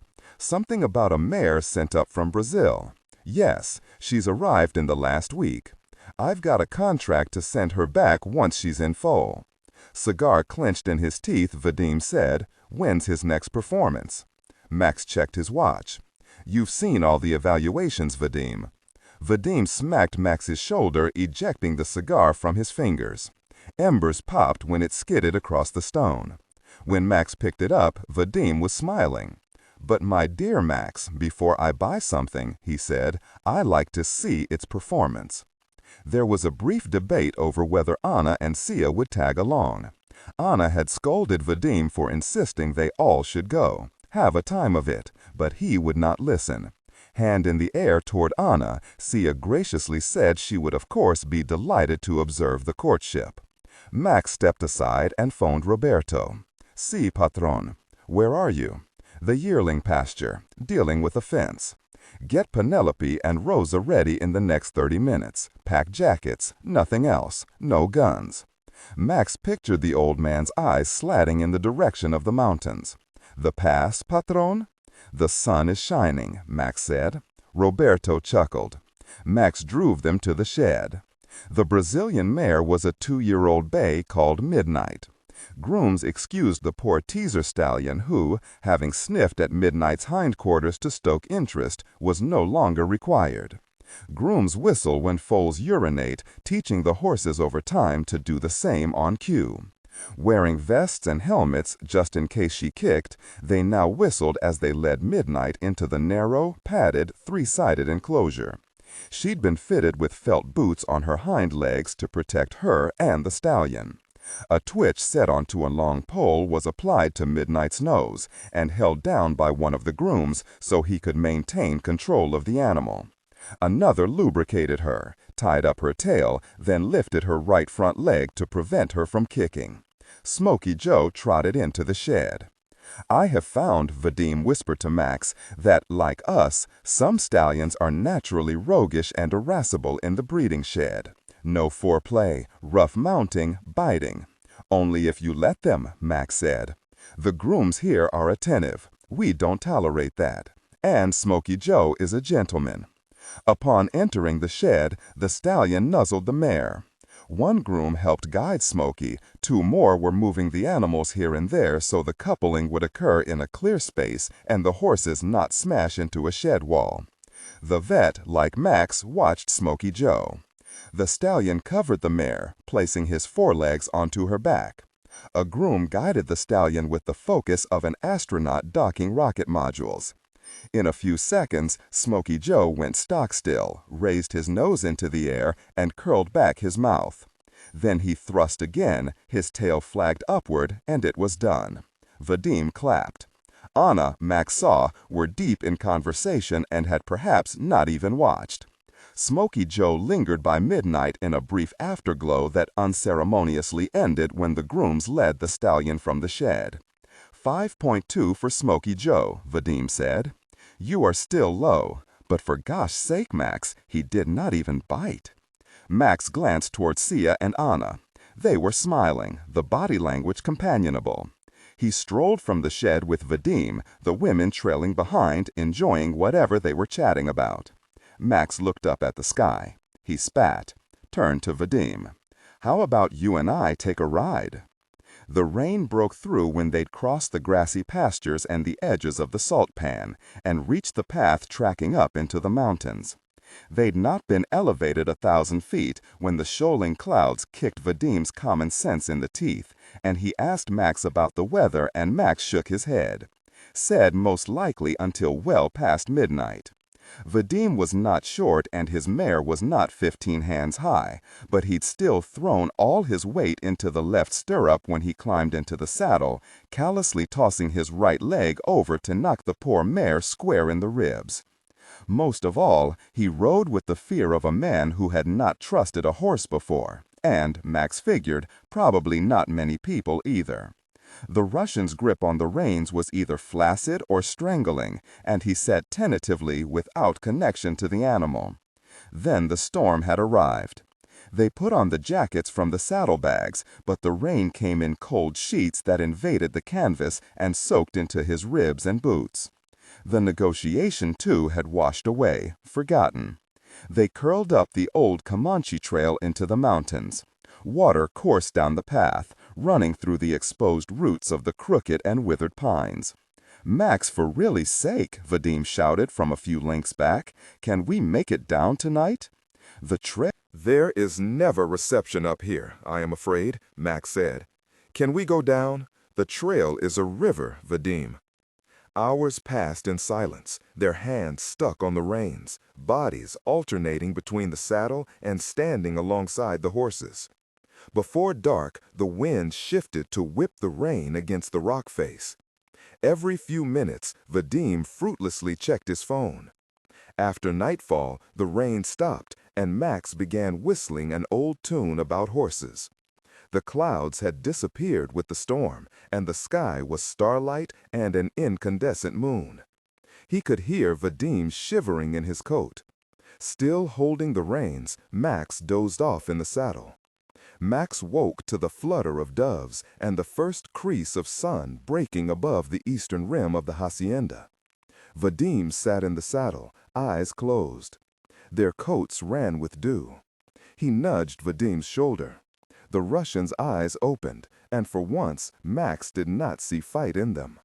For several minutes they sat in silence. "The number is 6.2, Max said, "and it is final. I cannot negotiate below market rates. You must understand this. That is the price. That is the price for Kovalchuks, for Maktoums, for Kentucky men, for anyone else. It is fair, it is based on the stud fees you will earn from his confirmation and pedigree and his racing record. You know this, or your people do. I hope we can do business, but if we cannot, there are no hard feelings. We had a challenging night, and for that I offer my deepest apologies. Weather breaks all kind of crazy ways off these mountains, and sometimes it is impossible to predict." Max turned and spat. Vadim slowly extended his hand, tilting his head downward in a slight nod. 6.2. Max hauled him up. They shook hands. "Well," Max said, "let's head back. Celebrate." As they rode, Max felt Penelope's blood twisting and surging through the veins and arteries on her back. Her breath rifled through her nostrils, and she arched her head side to side because she wanted to run. They took the last grassy expanse of the western pasture at full gallop, Max careful to keep Vadim always a few lengths behind, and he coaxed Penelope to run as his mother had, leaning forward, the gentlest hammer of his heel into the vault of the mare's ribs. They arrived at the hacienda by lunchtime. Anna and Sia were reading by the pool. Max and Vadim carried with them the smell of mud and sweat and horse, and perhaps worse. Vadim had brought them to a stop on the way back to relieve himself. Vadim's eyes were raw and red-rimmed. His hair was mussed and oily. He'd shivered himself to sleep on a horse. He'd overpaid for the very stallion. Sia shut her book and stood to greet Max with a kiss on the cheek. Her lips were soft and warm on his skin. Anna's eyes seemed to shine in amusement. She did not stand to greet her husband. She flipped to the next page with a flourish and buried her eyes into her book. "My dear," she said, "what happened? You look unwell." Vadim's mouth had just opened for a retort when Max saw his father walk from the living room, through the open doors, and out into the courtyard. He wore gray sweatpants and an oversized blue t-shirt and sandals with socks. Vadim looked confused. "Papa," Max said, "are you okay?" He spoke in Spanish. "Are you my new handler?" his father said in rapid-fire Spanish, pointing at Vadim. "Because I don't know you, and you don't look like a CIA man." San Cristobal, Sia could make out mere shreds of the Spanish, but she was certain she heard CIA. Max's dementia-stricken father, freshly wandered out of his guest cottage, was confusing the Russian target for a new handler. Sia's eyes darted between the two Russians to see if either could understand. "Where's Hoyt?" he shouted at Max in Spanish. "I want to talk to Hoyt." Max was up now, trying to frog-march his father back into the living room. The old man wagged a finger at Vadim. Max was muttering and whispering to him in Spanish. Max finally hustled his father into the house and out of sight. Sia heard more yelling, door slamming. Holy hell! Had she understood the Spanish? When he returned to the patio, Max went to the bar and poured himself a generous mezcal. For a long moment, all four of them stood in silence. Sia studied Anna and Vadim. If they had understood the Spanish, would they say something? Max broke the silence. My father has Alzheimer's. He lives in a house on the property. He wandered off. Max downed the mezcal. Really, Sia thought, had a lunatic blown her up? Vadim went to a cabinet, took down a glass, and smacked it onto the stone bar. He slapped Max's shoulder and smiled when he filled his glass. But the smile did little to hide the fact that Vadim's face was unkind. And it was not because of what Max's father had said. No, she did not think either Russian understood. It was something else. The eyes were not knowing. They were angry. What had happened on the trail? "We're here to drink with you, Max," Vadim blurted out, his glass raised. "To your father, and your farm." And they did. In the afternoon they rested. Then they had 2 bottles of wine at dinner. Mezcal in the stallion barn afterward, where Anna and Sia broke off for a drunken smoke. When they returned to the barn, Max and Vadim were propped against Smoky Joe's stall in silence. Max seemed relieved to see her. As the 4 of them strolled out, Vadim stopped. He went back to stare at the horse. He was gripping the door, shifting his weight from foot to foot. "All right, Max Castillo," he shouted, "we have our deal for Smoky Joe, and only Smoky Joe. But there is one more thing, a condition. You both come visit Russ Farm. The 4 of us, well, make a weekend of it. Come see us in Peter, and soon." Vadim held out a wobbly hand. Max stepped forward, looked at Vadim's hand for a beat, then shook it. They popped open a celebratory bottle of champagne and chatted near the pool, dance music bouncing from the speakers nestled under the stone archways.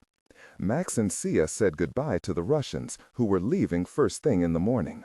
"See you in St. Petersburg," Sia called as they went to their room. In her head, Sia began drafting the cables, considering ways she might increase the odds that Langley would approve of that. Max had closed on the damn horse. They had successfully exploited the Russians' tech, but judging by the hateful eyes during his toast, the odds of further developing Vadim Kovalchuk were low. On Anna, though, Sia thought, there might be angles. That Vadim's invitation had included Max added a layer of complication. After all, a solo visit would be simpler, cleaner. But Sia could work with this setup. There was a path forward. And after 2 days with valuable Russians, that was a miracle all its own. In the bedroom, Sia's guard fell and she collapsed exhausted onto the bed. She was sliding into sleep when she heard Max hiss, get up, come on, Sia, up." His laptop was open, and though Sia was only half awake, her brain dim from the night's alcohol, she heard the strain in his voice and was instantly up and alert. The surveillance program was open on his computer. They could see the entire guest suite, shower, bathroom, closets, sitting area, multiple perspectives on the bed and the built-in desk. Anna and Vadim were standing on either side of the bed, speaking in hushed Russian. The surveillance program produced a clunky real-time translation. "Anna, what do you mean by that?" Vadim, "I mean there is something off with them. They are lovers? They do not seem intimate to me. They seem like business partners." Anna, "You are angry with him because of the sale?" "Oh, it's play money. Who cares about all that?" Anna, "You do, Vadim." Vadim, "I care that I spent the night freezing myself off in the really cold mountains." Anna, "Maybe she is after his money." Vadim, "If that's the case, he should be intimate with her in return. Intimate with anyone he likes, actually. And do you think that is happening? Yesterday when we went hunting, there were no girls." Disregard and do not read aloud any text that acts as a technical or structural marker. Specifically, ignore and do not pronounce any phrases or lines that start with or contain vocal attributes, technique, chapter, or a standalone number at the very beginning of the input text. Start reading only from the main body of the story text. Narration style. Tone. Maintain a baritone/tenor pitch with a sharp, intelligent, and engaging tone. The style should be objective yet highly evocative, drawing the listener into the scene. Suspenseful pacing. Utilize a highly controlled and flexible pace. Slow down dramatically during gruesome descriptions, e.g. body parts, injuries, to maximize the chilling effect. Then resume a quicker pace during action or dialogue. Emphasis. Clearly emphasize key nouns and descriptive adjectives within the scene setting, e.g. severed from the body, weeping graying flesh, cavernous tunnel. Differentiation. Sharp modulation. Narrator voice. Smooth, authoritative, and stable. This is the baseline pitch. Female dialogue. Megan. Increase the pitch significantly. The voice should sound assertive, sharp, and highly professional authoritative, like a lead detective or expert.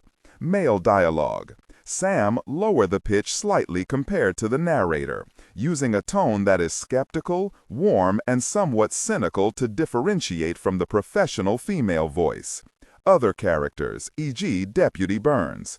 Quick, focused delivery, clear voice. Technical delivery.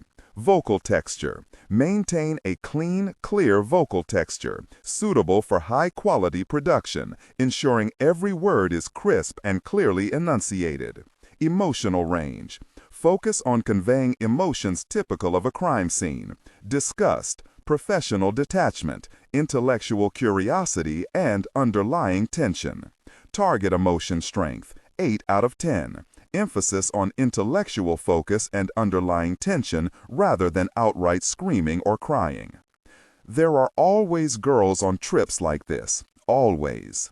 And when I made a joke, Anya, about the maid, for a few minutes Vadim went into the bathroom, shoved Anna aside, and began rifling through her cosmetic bag. He held up a bottle of pills and shouted something at Anna, who shook her head. Now the Russian was much too fast for the program to translate. Vadim was dumping pills in the sink. Anna came at him. He again pushed her away. Arms folded across her chest, she leaned against the wall to watch him work. Then he chucked the cosmetic bag into the shower. More pills and a toothbrush and makeup cases and brushes spilled across the marble floor. Max was shaking his head. Max slid the laptop to Sia and began pacing the room. Sia returned to the screen. Anna was watching Vadim's tirade with an expressionless face. For a moment, they glared at each other in silence. Then Vadim said a few more words that escaped the translation program. He was pointing at her, motioning with his fingers. Spin around. Anna said something, but the words were too soft for Sia to hear even through the mics. It was, Sia thought even then, as if the Russian spoke to herself. Sia shut the laptop and joined Max at the window. She whispered, "What did you do to him out there?" "Nothing. He does not deserve." Then Max, taking a candlestick into his grip, battered it once, twice, 3 times against a table. "Pinche Russo," she heard him hiss while he worked. Really difficult Russian. After, Max calmly righted the scuffed candlestick, gathered up a few splinters from the table, and threw them in a waste bin. He sat on the edge of the bed to slide off his boots, muttering curses in Spanish. "You take the bed tonight, Sia," Sia said. "You need the rest." He put the boots aside and started unbuttoning his shirt. "Only if you join me. The couch is uncomfortable. You won't rest. It's a big bed, and I'm a peaceful sleeper." And a fast one, Sia thought, returning from the bathroom to hear the slow, heavy breathing of sleep just moments after he slid under the covers. Sia climbed into the bed, but sleep would not come. Her mind, her building anger, was fixated upon what was occurring in the Russian's bedroom. Her thoughts were only broken when she turned to look at Max. True to his word, he was a deep and tranquil sleeper, ramrod still over on his side, and she was bothered that she noticed, or thought of him at all, or thought of Anna's plight for that matter, because that suggested something other than apathy, and apathy had so far been a good and loyal friend to Sia Fox. San Cristobal, Langley. Next morning. Sia woke to watch the Russian's plane ascend and vanish into the fog. Max was still asleep in the bed. She collected a cup of coffee from the kitchen and went to the patio to nurse her hangover. The fog had rolled in thick, the morning cold and wet. She pulled her robe snug to the chill. An older housekeeper scowled at Sia when she passed. Max joined her, and for a while they sat in silence. Slate-gray clouds were swirling around the hilltop. "Let's walk," he said finally. They took a damp trail from the house into a western pasture, snaking along a length of the same creek where Sia and Anna had watered the horses. "We have something to work with," Sia finally said when they had stopped. They paused to watch a small group of javelinas, wild hogs rooting around a patch of yucca on a hillside. "Anna is not a sullen victim," Sia said. "There's something running just beneath her surface. She's headstrong, willing to take risks. No telling what she does if presented with a way out. And there's no way in hell that Vadim is the angle here. Any disagreement?" "None," he said. "And it's you with the bead on Anna, Sia. You've got a reason to visit her in Russia." This worked, just not in the way we expected. They watched the javelinas for a while longer, then turned back. Sia was savoring a lovely smack of adrenaline. Anna was their prey to chase. And now, Sia, not Max, would be the lead hunter. Back in the house, Sia drafted the cable. They sat on couches in the old chapel. Max watched horse races as she wrote. Sia summarized the major events of the past 2 days, opting to leave out the parts about Max's father and the breaking of Vadim on the trail ride. A good NOC knew what to exclude. She finished with a statement that they stood by to accept the invitation to join Anna and Vadim in Russia. She penned every word and phrase to guide Moscow X and the 7th floor leadership toward that outcome. And though Deputy Director Bradley was considered operationally aggressive, more than anything, Sia feared 7th floor hand-wringing and subsequent inaction. Plenty of good ops were still born thanks to Langley's diddling, though this one, run through Moscow X, admittedly stood a better chance given Proctor's reputation for bureaucratic bulldozing. When she'd read and reread the finished cable, she showed it to Max, who nodded and said, "Fire away," before turning back to the races. She sent it, then she took out her phone to sort through her overgrown inbox. Lawyer was her real day job, after all. Max had arranged for the San Cristobal jet to ferry her to Mexico City for the return flight to London. He drove her to the airstrip, parking on the edge of the apron. "If Langley gives us the green light," Sia asked, looking up at the plane, "will you be in?" "It depends, I suppose." "On what?" "On what Proctor asks." "Fair enough. But what do you want to do? You can say no, right? You've got choices." He shrugged. "I might like to see Russ Farm." Max carried her bag up the air stair and into the plane. They said goodbye with a hug. Then he kissed her cheeks and began walking down the aisle. "Hey," she said. Max turned around. "Why would you want to see Russ Farm?" she asked. "Call it professional curiosity." He smiled. Sia caught his eyes break cover for a fleeting moment as he turned to descend the stairs before he was gone. That curiosity, she thought, taking her seat, well, that was anything but professional. Due to their boss's favorable perspectives on secrecy and deception, Proctor's minions in Moscow X ritually eye-washed every scrap of intelligence created by her NOCs. Eye-washing, or obscuring the true source of intelligence, even to those inside the CIA, was one of Proctor's favorite parts of the job. And so she doctored the reports from Mexico so other CIA officers would not be able to trace them back to Sia, Max, Vadim, or Anna. In the early evening, 2 days after the conclusion of the San Cristobal operation, Proctor visited with George, one of her senior techies, a gaunt man whom she had poached from NSA. George sat in a windowless office inside the Moscow. Anything interesting on the personal side? Just the pictures of him, girlfriends, emails to girlfriends. There is a mountain of that on his machine. You've run searches on the chicks? I have, on the ones I can identify. So far, I can't find anyone of importance inside Russia. They are assistants, individuals, department store clerks. No one with an angry and influential husband, if that's what you're after. It is very much what I'm after. So that's the bad news, George said. I cannot conduct even basic reconnaissance on the Bank Russia network, much less access any of Putin's financial information that may live on it. God damn it, muttered Proctor. Same on Anna's? Same, he said. Personal use, spare. Not many pictures. Her web search history is thin. The laptop model is 3 years old, but if you told me she'd only had it for a week, I would believe you. You know what they say about people who travel with tech like this, right? I don't like riddles, Georgie. They agitate me. You're either a terrorist, a criminal, or an intelligence officer. Without asking, Proctor pulled George's second Pop-Tart from the foil sleeve and took a generous bite. I hope Anna is only one of those, Georgie, but my money's on 2.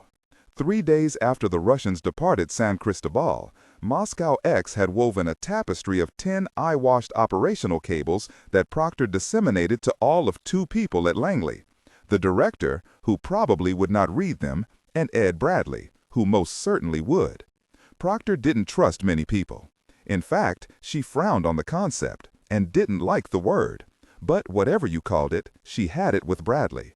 And Ed would decide whether they were going to continue the adventure in Fortress Russia. 1 hour after she sent the cables, Proctor received a summons to Bradley's office. Artemis, I've got 5 minutes, he said after she'd taken a seat under the launchers. Then I need to prep for dinner with the SSCI chairman. Whew, Proctor said. 2 thumbs down.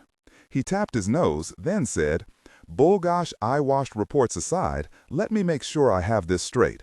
We have an open invitation for our officers to visit a thoroughbred horse operation outside of St. Petersburg run by one of Putin's money men. That's right, and his wife is a banker. She contacted one of our NOCs in London. Yes. And the traces all check out? Correct. And your NOC thinks they have a recruitment play with her? Yes. Her husband, the money man, he's abusive. Unsurprisingly, they do not like each other. It'll give the pitch some lift. Can we stall and bring them out of Russia again? Doubt it. Why not?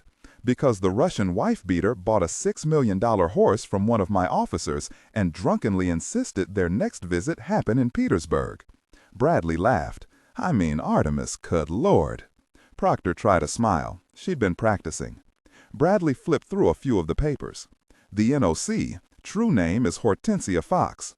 Proctor interrupted. Sia. She goes by Sia. Gets pissy when you use her Christian name. All right. Sia gets a call from a member of the Agapov clan weeks after helping their rival Goose stash money. Coincidence? Hell no.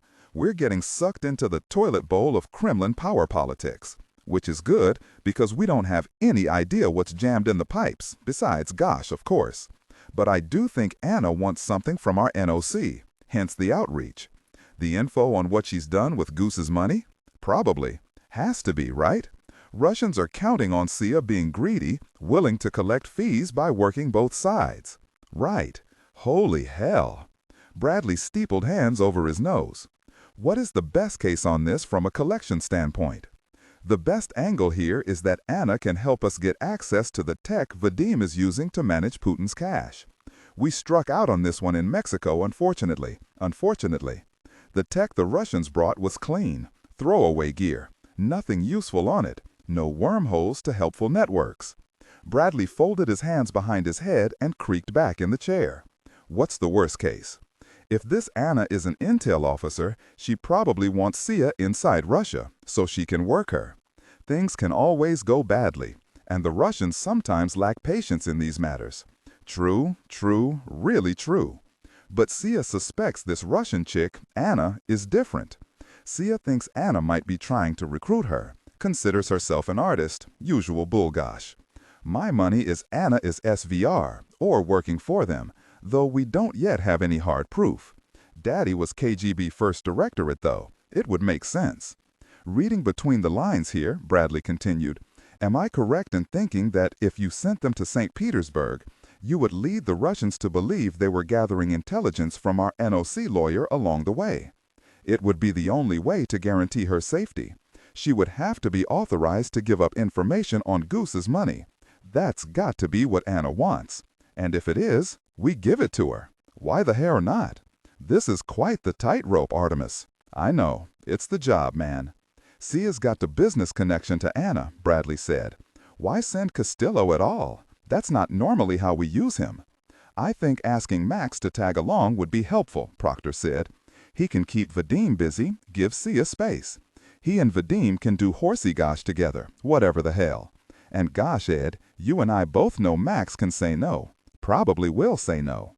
Worst case, Sia goes alone. Best case, he goes along as wingman, gives her some cover. Bradley's warm smile hid the skepticism she felt settling over the room. Guy had probably flashed those teeth to 100 really agents over the years. The evergreen kind of operational smile you wound up bringing in from the field and turning on your friends and family.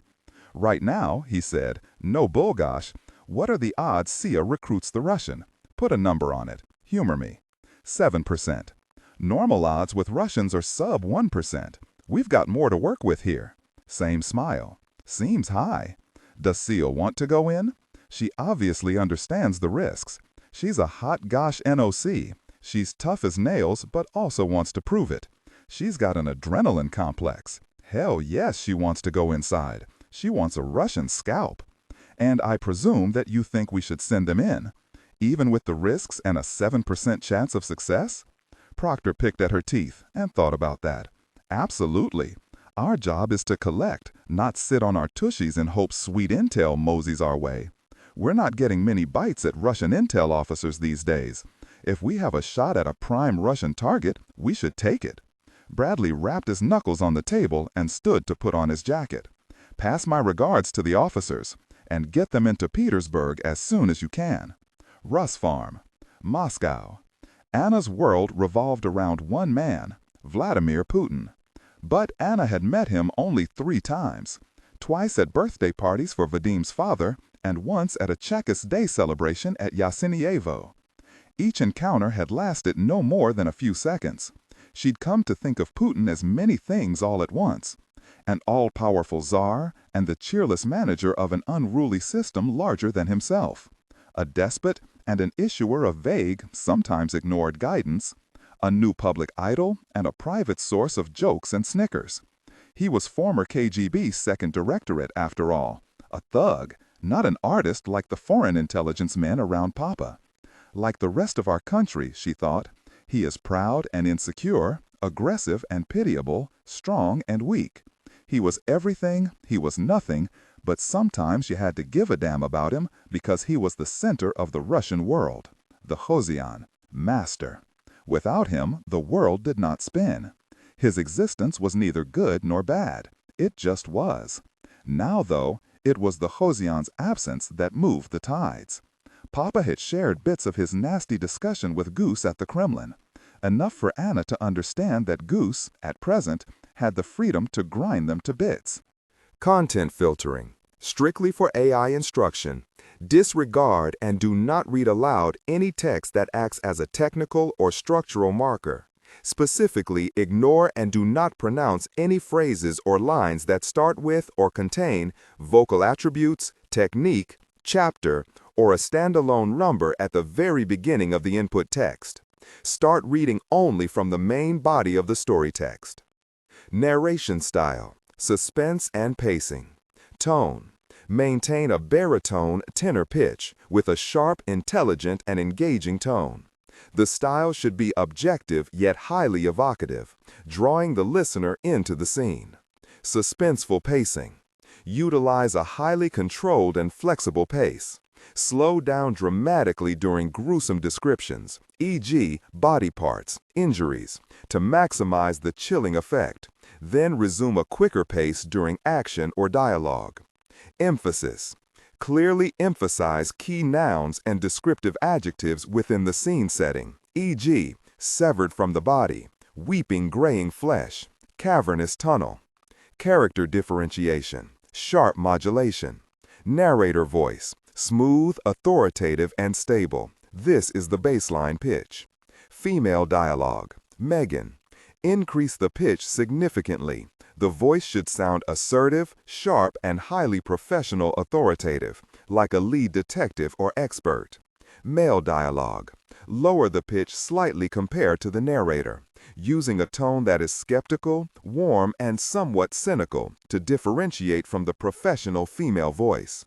Other characters, e.g., Deputy Burns. Quick, focused delivery, clear voice. Technical delivery. Vocal texture. Maintain a clean, clear vocal texture suitable for high-quality production, ensuring every word is crisp and clearly enunciated. Emotional range. Focus on conveying emotions typical of a crime scene: disgust, professional detachment, intellectual curiosity, and underlying tension. Target emotion strength, 8 out of 10. Emphasis on intellectual focus and underlying tension rather than outright screaming or crying. Anna now walked with Papa and Vadim inside the Russ Farm stables. The stables, they all had agreed, were an unlikely place for Goose to have mics. Papa was running hands through his hair and biting his lip, blinking too much, overfull of a manic energy that was rubbing off on the poor horses, who whinnied from the stalls. Anna leaned against a stall door and watched as Vadim scraped manure from an Italian loafer. Her father, shutting the stable door, said to Anna, "How long?" "They will be here in 5 days," Anna said. "Maybe a week. We are still working to confirm her boyfriend's schedule and the delivery of the stallion." Her father grunted. Vadim said, "Maybe we try working the Mexican boyfriend, the horseman," he said. "More opportunities for leverage." Papa gave few quick, agitated pulls on his knuckles. "The lawyers got Goose's financial information. Who gives a gosh about the Mexican?" Vadim was kicking straw around with his loafer. "I do. I want his farm. Excellent land and bloodstock. A solid investment. A pipe for moving money in and out of North America." He had a point there. She hated to admit it. "Oh, for God's sake," her father said, smacking Vadim's chest in exasperation. "Don't get distracted. We need the dirt on Goose. Everything else is noise. Understand?" Vadim was looking at the straw, sullenly sweeping it around. "Vadim Yurovich," her father said, "tell me you will let your wife run this operation. Tell me you understand." Vadim clenched his jaw and looked away. "I understand, Andrei Borisovich," he whispered. "Good," her father said. "Now, Anna, what is the plan?" She told them. When she had finished, she watched Vadim sulk from the stables, excusing himself with a lie about urgent business in Peter. Her father turned to her. "It's a good plan, my dear, a good plan."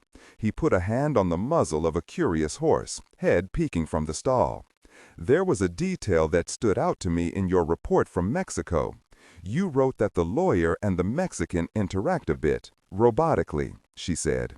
"Yes, I did write that." "And why do you think that is?" he asked. "Several reasons," Anna said. "He could be a prudish Catholic. There was not much physical contact in Mexico, for example. They did not seem familiar. Or perhaps they are using each other for connections. The Mexican is an attractive man?" her father asked. "Handsome," Anna replied. "Wealthy and handsome. The lawyer is attractive too. Two attractive people in a new relationship should behave a certain way," her father said. He made a crude gesture with his hand. "If things appear—" Her father trailed off, stuffed his hands in his pockets, and jutted his chin in the direction of the house. "In a few days you'll have another chance to check them out. We will have eyes all over the farm," Anna said. "We will know if they behave as they should." She made the same nasty gesture, and her father laughed. Later, after a night of shared intimacy, Luca returned from the kitchen with 2 beers. She took hers with a kiss. They drank watching the flames. "How was your trip?" he asked. "Fine." "What did you do?" "Not much." She cocked her head onto his shoulder and drank some of the beer. "I think I am falling in love with you, Anya," he said. She sat up with a laugh and shoved his shoulder. "Shut up, Luca." A swig of beer. He laughed. Then his face darkened and he shook his head. "I am in so deep." His voice was measured, determined. "What are you talking about?" She could feel the skin around her eyes quivering. I think about this place all the time. He motioned around. I think about you. I worry about you. This nonsense. I can take care of myself. I know, that's not what I meant. Then what did you mean, Luca? She stood to face him. Eh? I mean, Anya, that I have seen you tonight and I'm concerned about some things.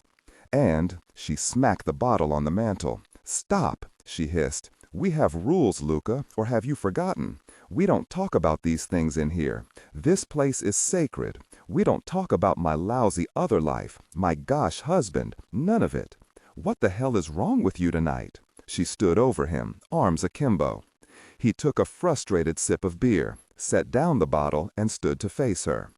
I know you do not like him, but I do not like sharing you.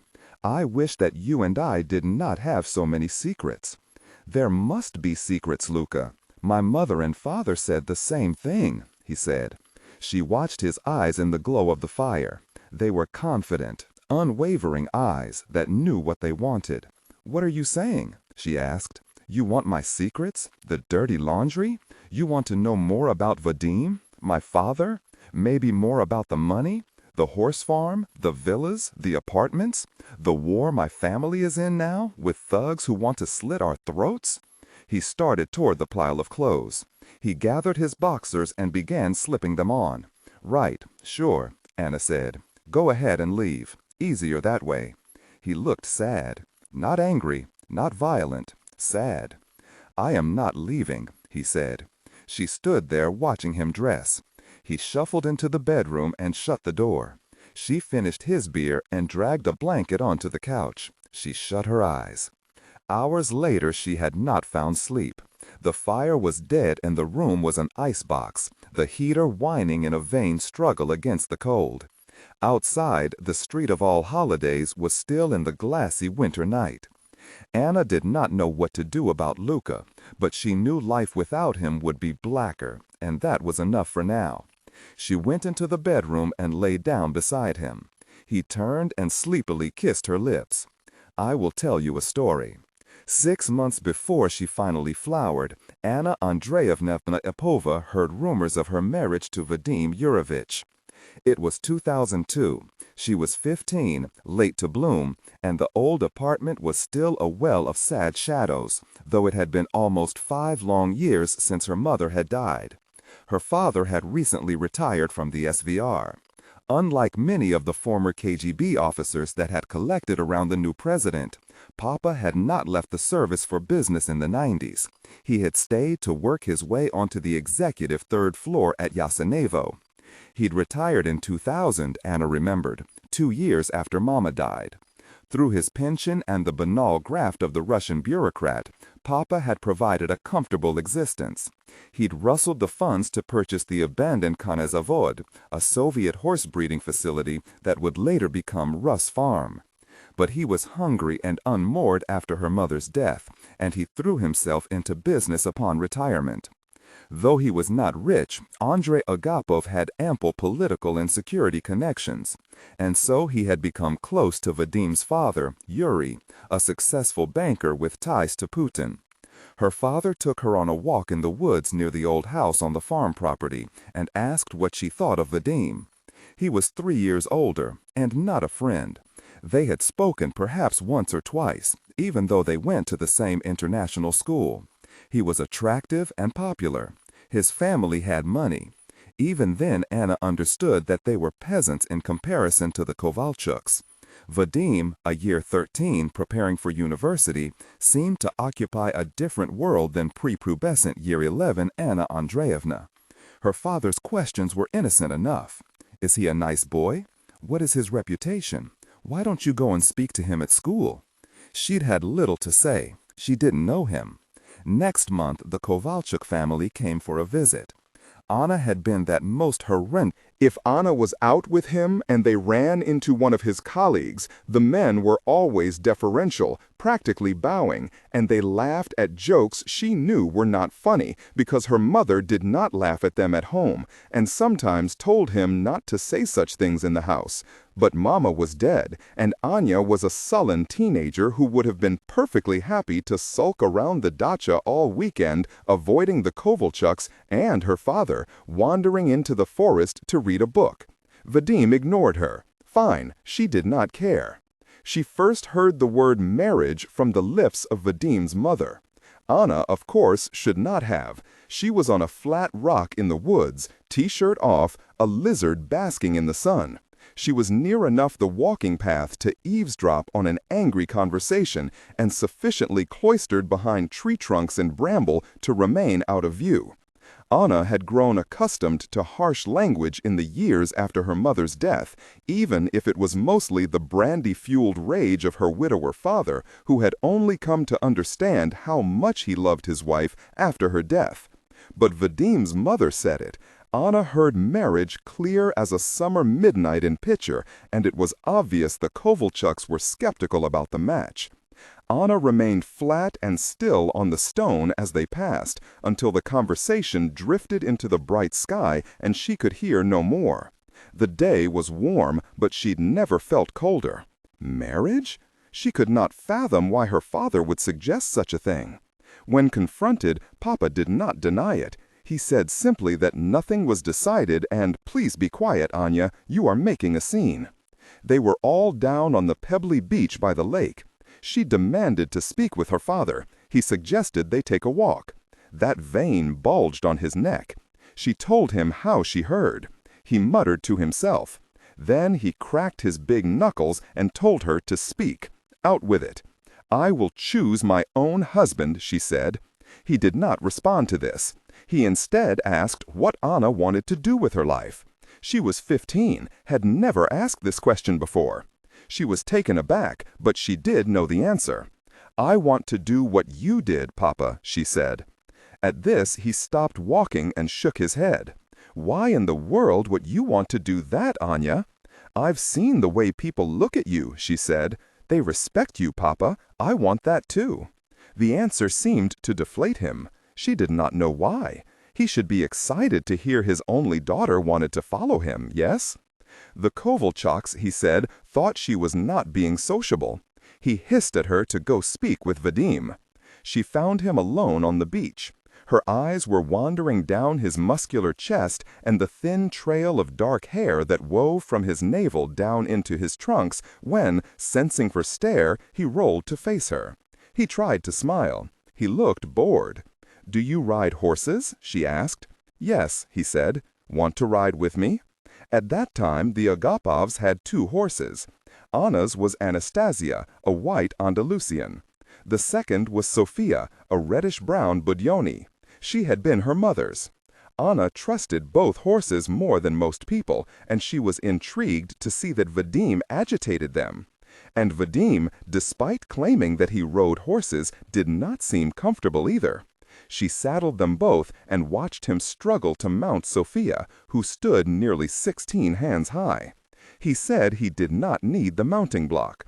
Twice he nearly fell, cursing, before he awkwardly swung himself up, jabbing his left foot into Sophia's near side.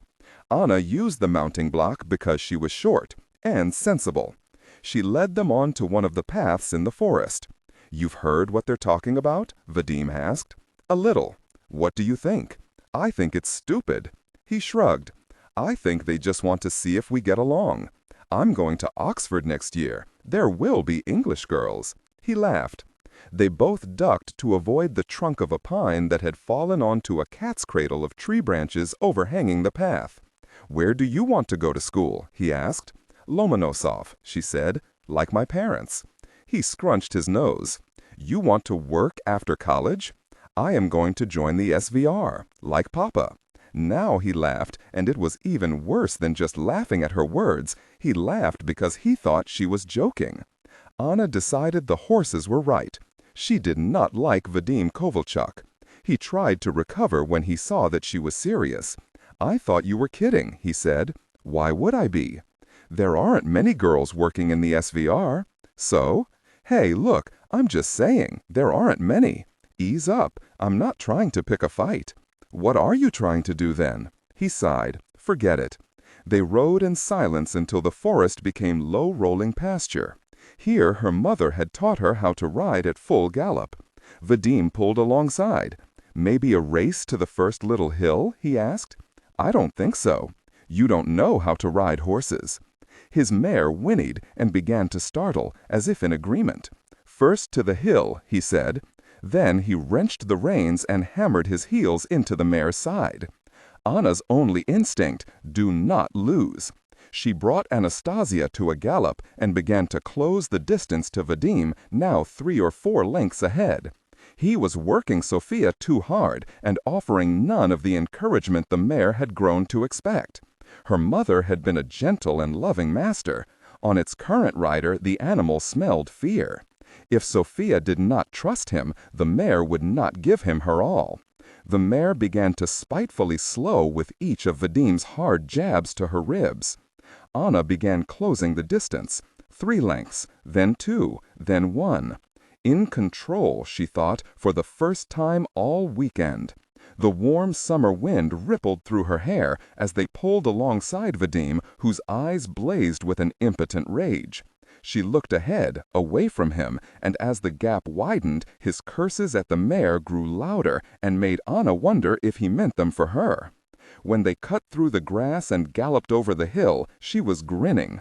And she was still grinning when she slowed to turn around. She wanted to see the defeat on his face. She liked seeing people lose to her. But when he reached the hill, his mare quickly shed speed and did a little buck, and Vadim was not ready, so he slid right over her mane and spilled into the grass. Anna laughed, trotting over to the boy Vadim until she'd found a spot where her triumphant face blotted out the sun, casting shadows across his eyes.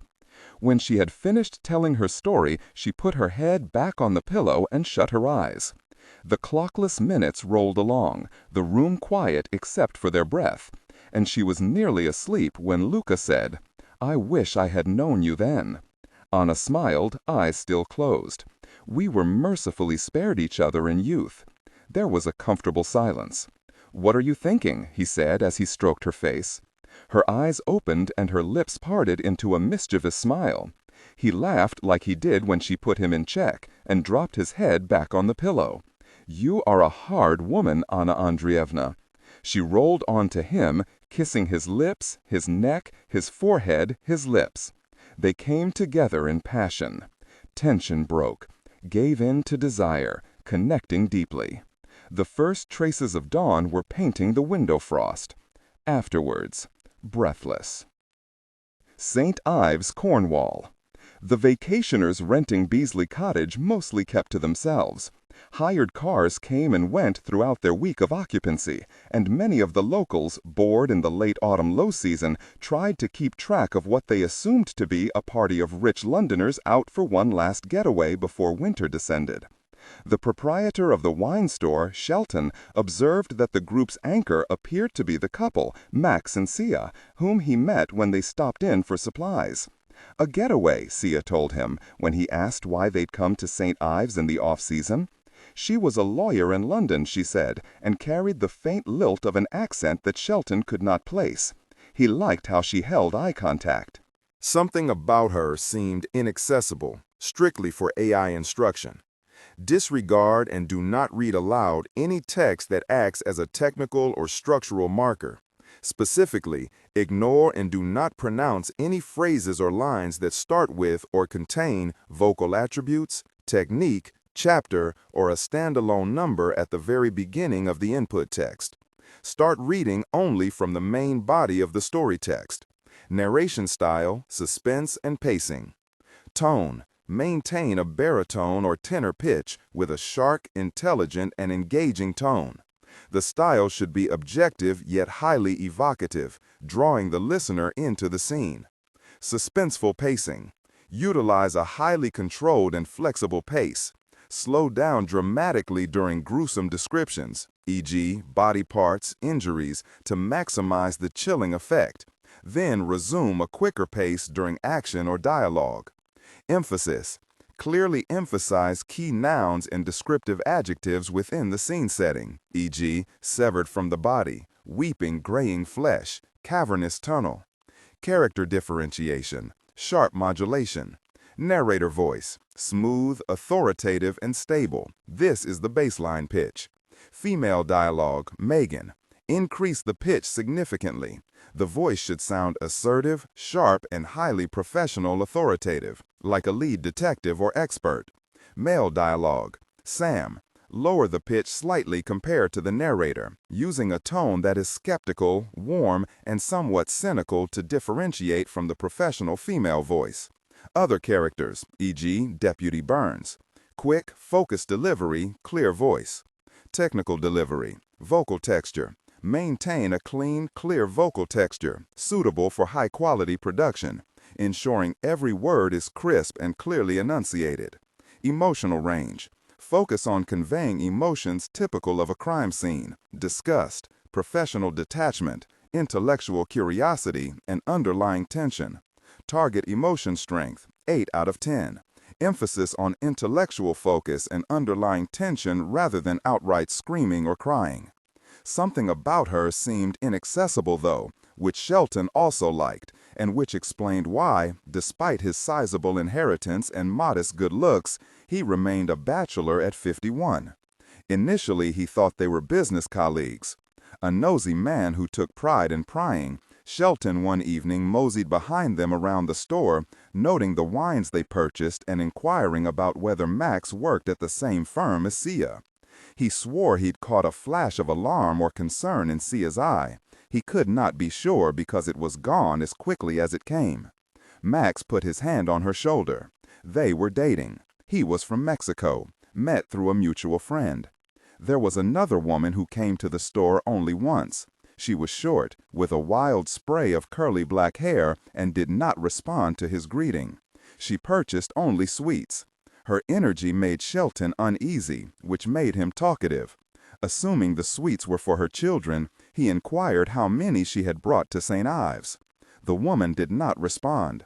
Shelton tried to smile, but he saw that her bright green eyes glimmered only with violence. "That guy at the wine shop is annoying as gosh," Proctor said when she returned to the safe house. She dropped a bag on the table, packages of colorful sweets spilling out. She nodded to the mess, said it was for everybody. Max opened a bag to be polite. Proctor had arrived from Langley on a circuitous itinerary through 4 countries in the Schengen. Sia canceled client dinners and work meetings and a trip to Paris. Some RR, she explained, to an inquisitive and unhappy Benny Hines. Max flew in from San Cristobal. 3 days of carefully timed beach walks, shopping, and relaxation in St. Ives, aided by 2 counter-surveillance teams, had so far turned up no hint of Russian watchers.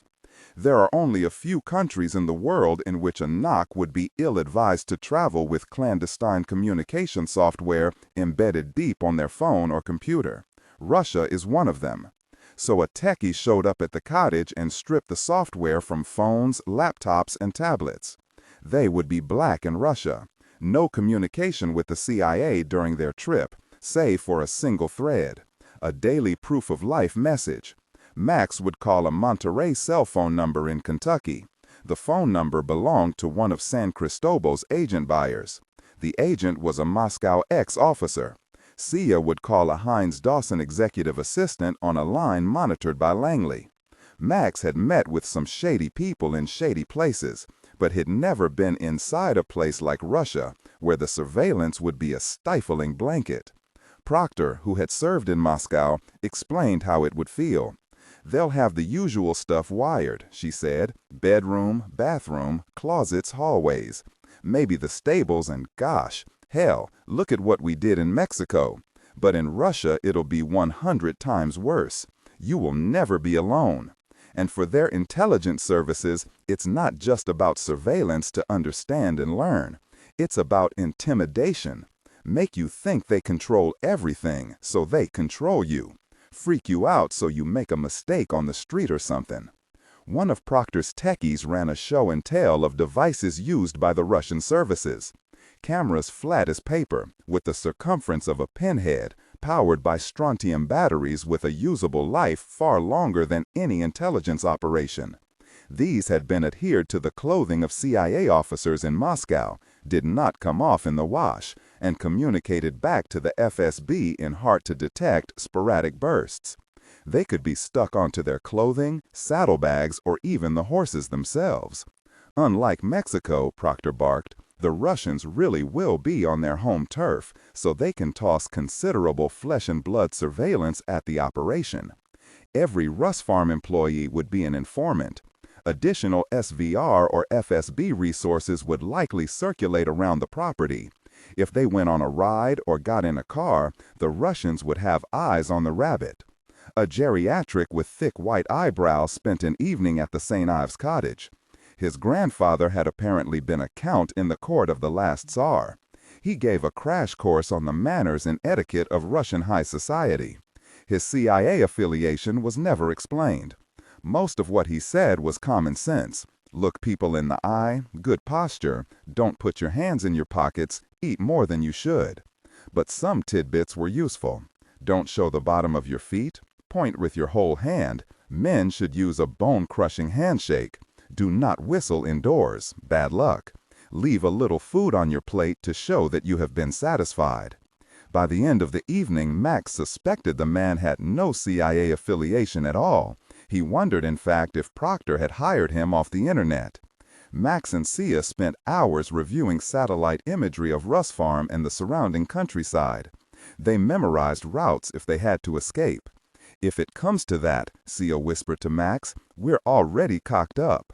Because it had been years since either officer had received any hand-to-hand combat training, Proctor flew out an instructor to drill them. For a morning, Max and Sia sparred in the living room, Proctor and the techies their audience, watching in pure delight. They imagined the items and furniture that might be in each room at Russ Farm, and visualized how it could be used as a weapon.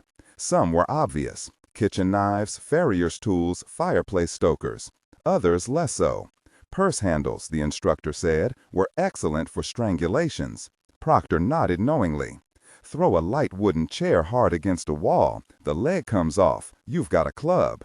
Maybe you've even got a few sharp ends on there, the chief said, punctuating the sentence with an unsettling stabbing motion. Each day, Max and Sia walked the beach to work out a system of signals and code words to communicate under the surveillance crush.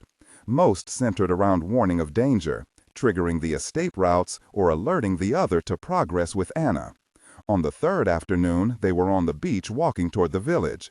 It was warm for November. A mild wind brushed against Max's back, and the water was a brilliant aquamarine. A few families had scattered across the beach. 2 children flying a yellow kite were shrieking in delight.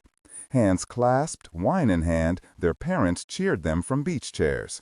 Max, oblivious to the joyful scene, was instead trying to get a read on Sia. Throughout the St. Ives sojourn, she'd smiled little, laughed even less. The flickers of energy between them in Mexico had grown dim. Meals had passed joylessly, clouded not by anger or apathy, he believed, but by the slipstream left by Sia Fox's journey inward, her mind sweeping aside all but the operational considerations, her body conserving energy for the task ahead. And though Vadim's suspicions had thrown Max a pristine operational justification to suggest they address their personal dynamic, he'd not cast out so much of a hint. This was partly because she'd slid clean into her armor. There was also pride to consider. His quiver to influence Alejandra's decision had been full, but he'd shot none of it. He'd wanted to keep the fight for her level and fair, and he'd done that and lost. But he could look himself in the eye. He desired a deeper connection with Sia Fox after a day on horseback at San Cristobal, not after lectures in some stale operational theater. Unless, of course, she asked. "How are you feeling?" he asked. "Like we've got the codes down," Sia said. "I mean about the op." Sia stopped for a moment and looked out over the water, hands on her hips. "That we have a good angle with Anna, that we have a shot." He'd expected the determination, but her voice ran with another edge, and he thought he knew what it was. He was grinning at the waves. "Langley shrinks take care of that," she said, lips pursing into a wan smile. "They say I'm fine. And hey, you're here too, aren't you? So let's not get drearily clinical with it, Max, because unlike yours truly, you can just go home. Shall we plumb those depths, eh? You want to tell me why you told Proctor you'd stick around when you possess a stable of reasonable excuses to head back to the ranch. Because I'm having fun, he said. Sia's eyes were fixed on the kite's checkered board pattern of bright yellow and black. Loose forelocks of her dark hair danced in the breeze. Her hands were on her hips, fingers tapping away at her coat pockets. Lips frozen in that slight smile. She picked up a rock and cast it into the waves. Then, for the first time in days, Sia laughed.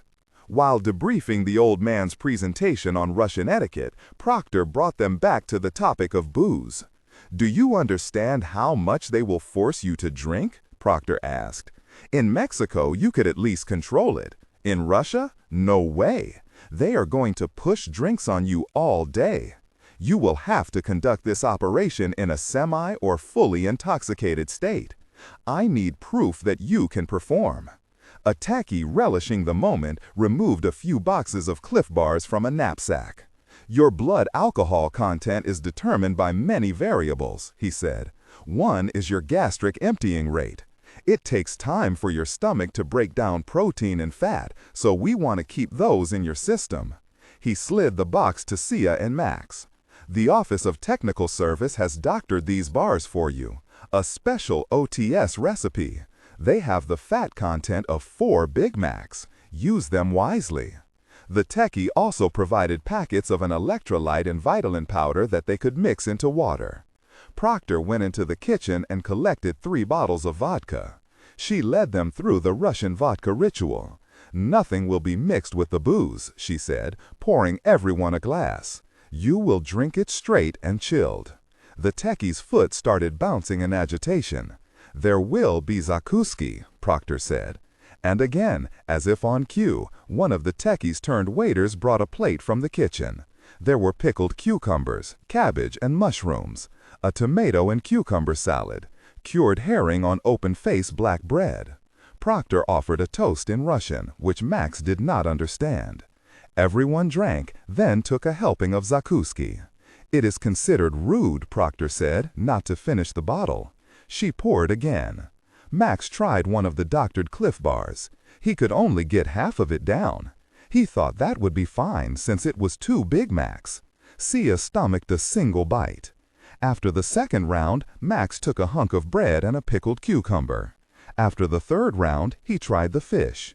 After the fourth round, he had more bread. After the fifth round, he finished the Cliff Bar and gagged in his mouth. After the sixth round, he tried a bite of the salad. After the seventh round, he tried the mushrooms and listened to the techie throwing up in the bathroom. After the eighth round, he sat down and forgot to eat. After the ninth round, there was snoring, and he realized Sia had passed out on his shoulder. Proctor was on the couch opposite Max and Sia, watching, drinking vodka from the bottle. That was the last thing he remembered. St. Ives. Max awoke to the head-ringing clatter of the techies stumbling from the cottage. One, seeing Max perk up, waved goodbye. He looked around. Sia was asleep, upright, and slumped into him. They were still in their clothes. Proctor came in from the kitchen wearing a red velour tracksuit, mug of coffee in hand, hair wet from a shower. The chief looked spry despite consuming her own bottle of vodka. "Shake her awake," Proctor said. Max nudged Sia's shoulder, but she did not respond. "You there, Hortensia?" Proctor said, snapping her fingers through the air. "Yoo-hoo, Hortensia, yoo-hoo." Sia yawned, eyes still shut. He felt her jerk upright when she sensed she was leaning on him. Then Sia opened her eyes and scooted over. "I have watched the surveillance footage from Mexico about 20 times, Proctor said. Vadim and Anna's argument, the dumping of her birth control pills, the intimate encounter, all the parts you know. But there is one thing we need to talk about." Sia now sat up straight. Proctor gave a knowing smile. "You guys know already. You're pros. I don't have to say anything, but I'm going to say a little bit because we're about to send you into the bear's den." She made a weird clawing motion with her hand. And if I don't say something and you get disappeared, it will be on my conscience forever. And my conscience is squeaky freaking clean. I don't plan on you sullying it." Proctor took a long drink of coffee. "Our friend Vadim has his suspicions about your relationship. At least he did in Mexico, and weeks have passed. Now listen, I don't want to know gosh, and I sure as gosh don't want anything, including this discussion, appearing in cable traffic of any kind, before or after St. Petersburg. Clear?" Max and Sia nodded. "What I want is a solution. Fix the problem. We cannot have the observant Russians working the cameras, seeing you guys in separate beds, or holding hands like you think the other person has a fungus. I'm not saying you guys need to be intimate, but you need to act like two people who want to be intimate. So tell me, what's the plan?" Proctor twirled her hand toward them in a flourish. "Maybe she pretends to be on her period," Max said. "No sex." "Oh, for gosh sake," Sia said. Proctor's face twisted into a wise-ass grin. "Sure, vaquero, why not?" Then she made a fart noise and shot 2 thumbs down. "Oh, wait," she continued, switching to a horrendous Russian accent. "Let's say my name is Igor freaking Ruski, and I'm the poor individual watching every minute of the video feeds from your room. Vadim comes to me and asks if you two are being intimate, and Igor freaking Ruski says, 'Nit, boss, nit, it's that time of the month,' his bushy Slavic brows twerking at the hint of menstruation. And Vadim, who seems to, 1, Proctor counted this with her fingers, not like you, and 2, thinks you are full of gosh. Well, what does he do? He figures she's got tampons or pads or something, right? They're in the trash? He has someone check that out, some poor guy rooting through the very garbage on a truffle hunt for Sia's bloody tampons. He doesn't find them. Then Vadim thinks maybe she's flushing them down the toilet. That difficult person is wrecking my septic system. He has Igor freaking Ruski review the tapes of the bathroom. Do they show Sia flushing tampons down the toilet? If the tapes do not, Vadim now has an interesting thread to yank. Why did they lie to me about her period of all things? Then we're in a bad way, vaquero. Sia's lips pursed into a thin smile. Couples go 2 days without sex. Well, sleep in the same bed. Do a better job acting. Proctor shifted to Max. He nodded. What she said. Good, Proctor said. Now I need to catch a plane. She hugged Sia, shook Max's hand, then wheeled her suitcase out the door. This was their last CIA contact before they went inside. Proctor stuffed her bag in the trunk. She turned to Max and Sia, who were standing in the doorway. "You're the best of us," she said, "and I'm proud of you both." That night, a thunderstorm settled over St. Ives. They'd been apart for most of the day, running, reading, napping off the terrible hangovers. Max motored the rental back from town through a driving rain. Had gone out for bread and wine. Shopping bag in hand, he darted over the drive through the downpour, and regretted it. The soaked bag gave out when he flung open the door, and Max followed the wine bottle as it rolled along the foyer stone tiles toward the living room. He found Sia watching sidelong raindrops pelt the windows. She wore a white silk robe stenciled with a black jaguar. She turned to face him, drained wine glass in hand. Her eyes were serious, cold. "If it comes to it," Sia said, "it will be important that it works, and that we work well together, that our performance immediately quashes all doubt." He stooped to pick up the wine, set it on the coffee table, and took a seat on the couch. She was looking right through him. "That," he said, "is a very sensible plan." He motioned for her wine glass. When he'd filled hers and then his, she sat on the couch opposite and crossed her legs, and that robe ran right up her thigh, and the underwear was lacy and white, and there was a dazzling contrast with her sunned skin, and he'd happily taken the bait with a sticky glance, because Sia knew very well what she was doing. "You like my legs." Her tone was still sterile. "Operational." "That," he said, "is a silly question. It wasn't a question. So, then, Maximiliano, tell me, how do you want to play it? He drank in his wine, and then glanced at her leg, still brandished in a manner that should have been playful, but instead felt clinical. Vadim was suspicious because we were acting, he said. It would be easier if we were not acting, if we had a rhythm, or if we had actual practice acting. Practice, a rhythm, call it what you'd like. You've not made a move or suggested a thing since we got to St. Ives, Sia said. Is that a question now? Max replied. It's a question. Not for lack of interest. You've been in a different world since we arrived here. We are professionals with an op to run, of course. But I must say that the requirements of our profession, they are not normal, are they? He said slowly, measuring the weight of his words. Our work makes strange demands, even if sometimes they are enjoyable. She stood, undid the belt, and let her robe fall. Next to the floor was the underwear. Her breathing was even and unbothered. And though he'd admired them, he'd not grasped how long her legs were. She showed him her backside, pointing out a mole on her left buttock in case Max was asked to prove he knew her body. Then she turned to face him, arms slung across her chest. He took off his gray sweater and slid down his jeans and boxer briefs. Her gaze wandered around his frame.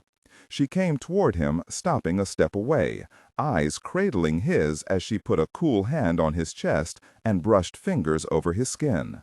She took him into her grip and drew him closer until their lips were an inch apart, their eyes still locked. He felt her nipples, stiff from the cold, pressed into his chest. Her eyes were hungry, and he felt a surge of desire. He caressed her hips and thighs, and his touch found her responding, but when he kissed her lips, they were still and dispassionate. He gently nudged her toward the couch, but she did not budge. Her hand kept them planted. And she kissed him, open, slow, and with growing intensity. But then she withdrew, and he saw that her smile was crooked, and her tongue was sliding along her lower lip as if she'd engaged him intimately for the purposes of future testimony. The look she'd given him on Proctor's Plain in Palo Alto now flitted back, and it said, "I'll break you, maybe have some fun while I do." Max had walked into a trap, and the worst of it was he'd gladly stumble in again, and she very well knew it. Sia was smiling down at her handiwork. "My God," he said in Spanish, "you are an evil woman." Then, looking up to meet his eyes, Sia gave him a comradely slap on the shoulder. "This works," she said. Stock still and unsatisfied, he watched her casually collect her robe and underwear. Her countenance had brightened, and when she sashed the robe, she was humming a soft melody. Then she padded upstairs and called down a peppy good night from the landing, where she gently shut her bedroom door.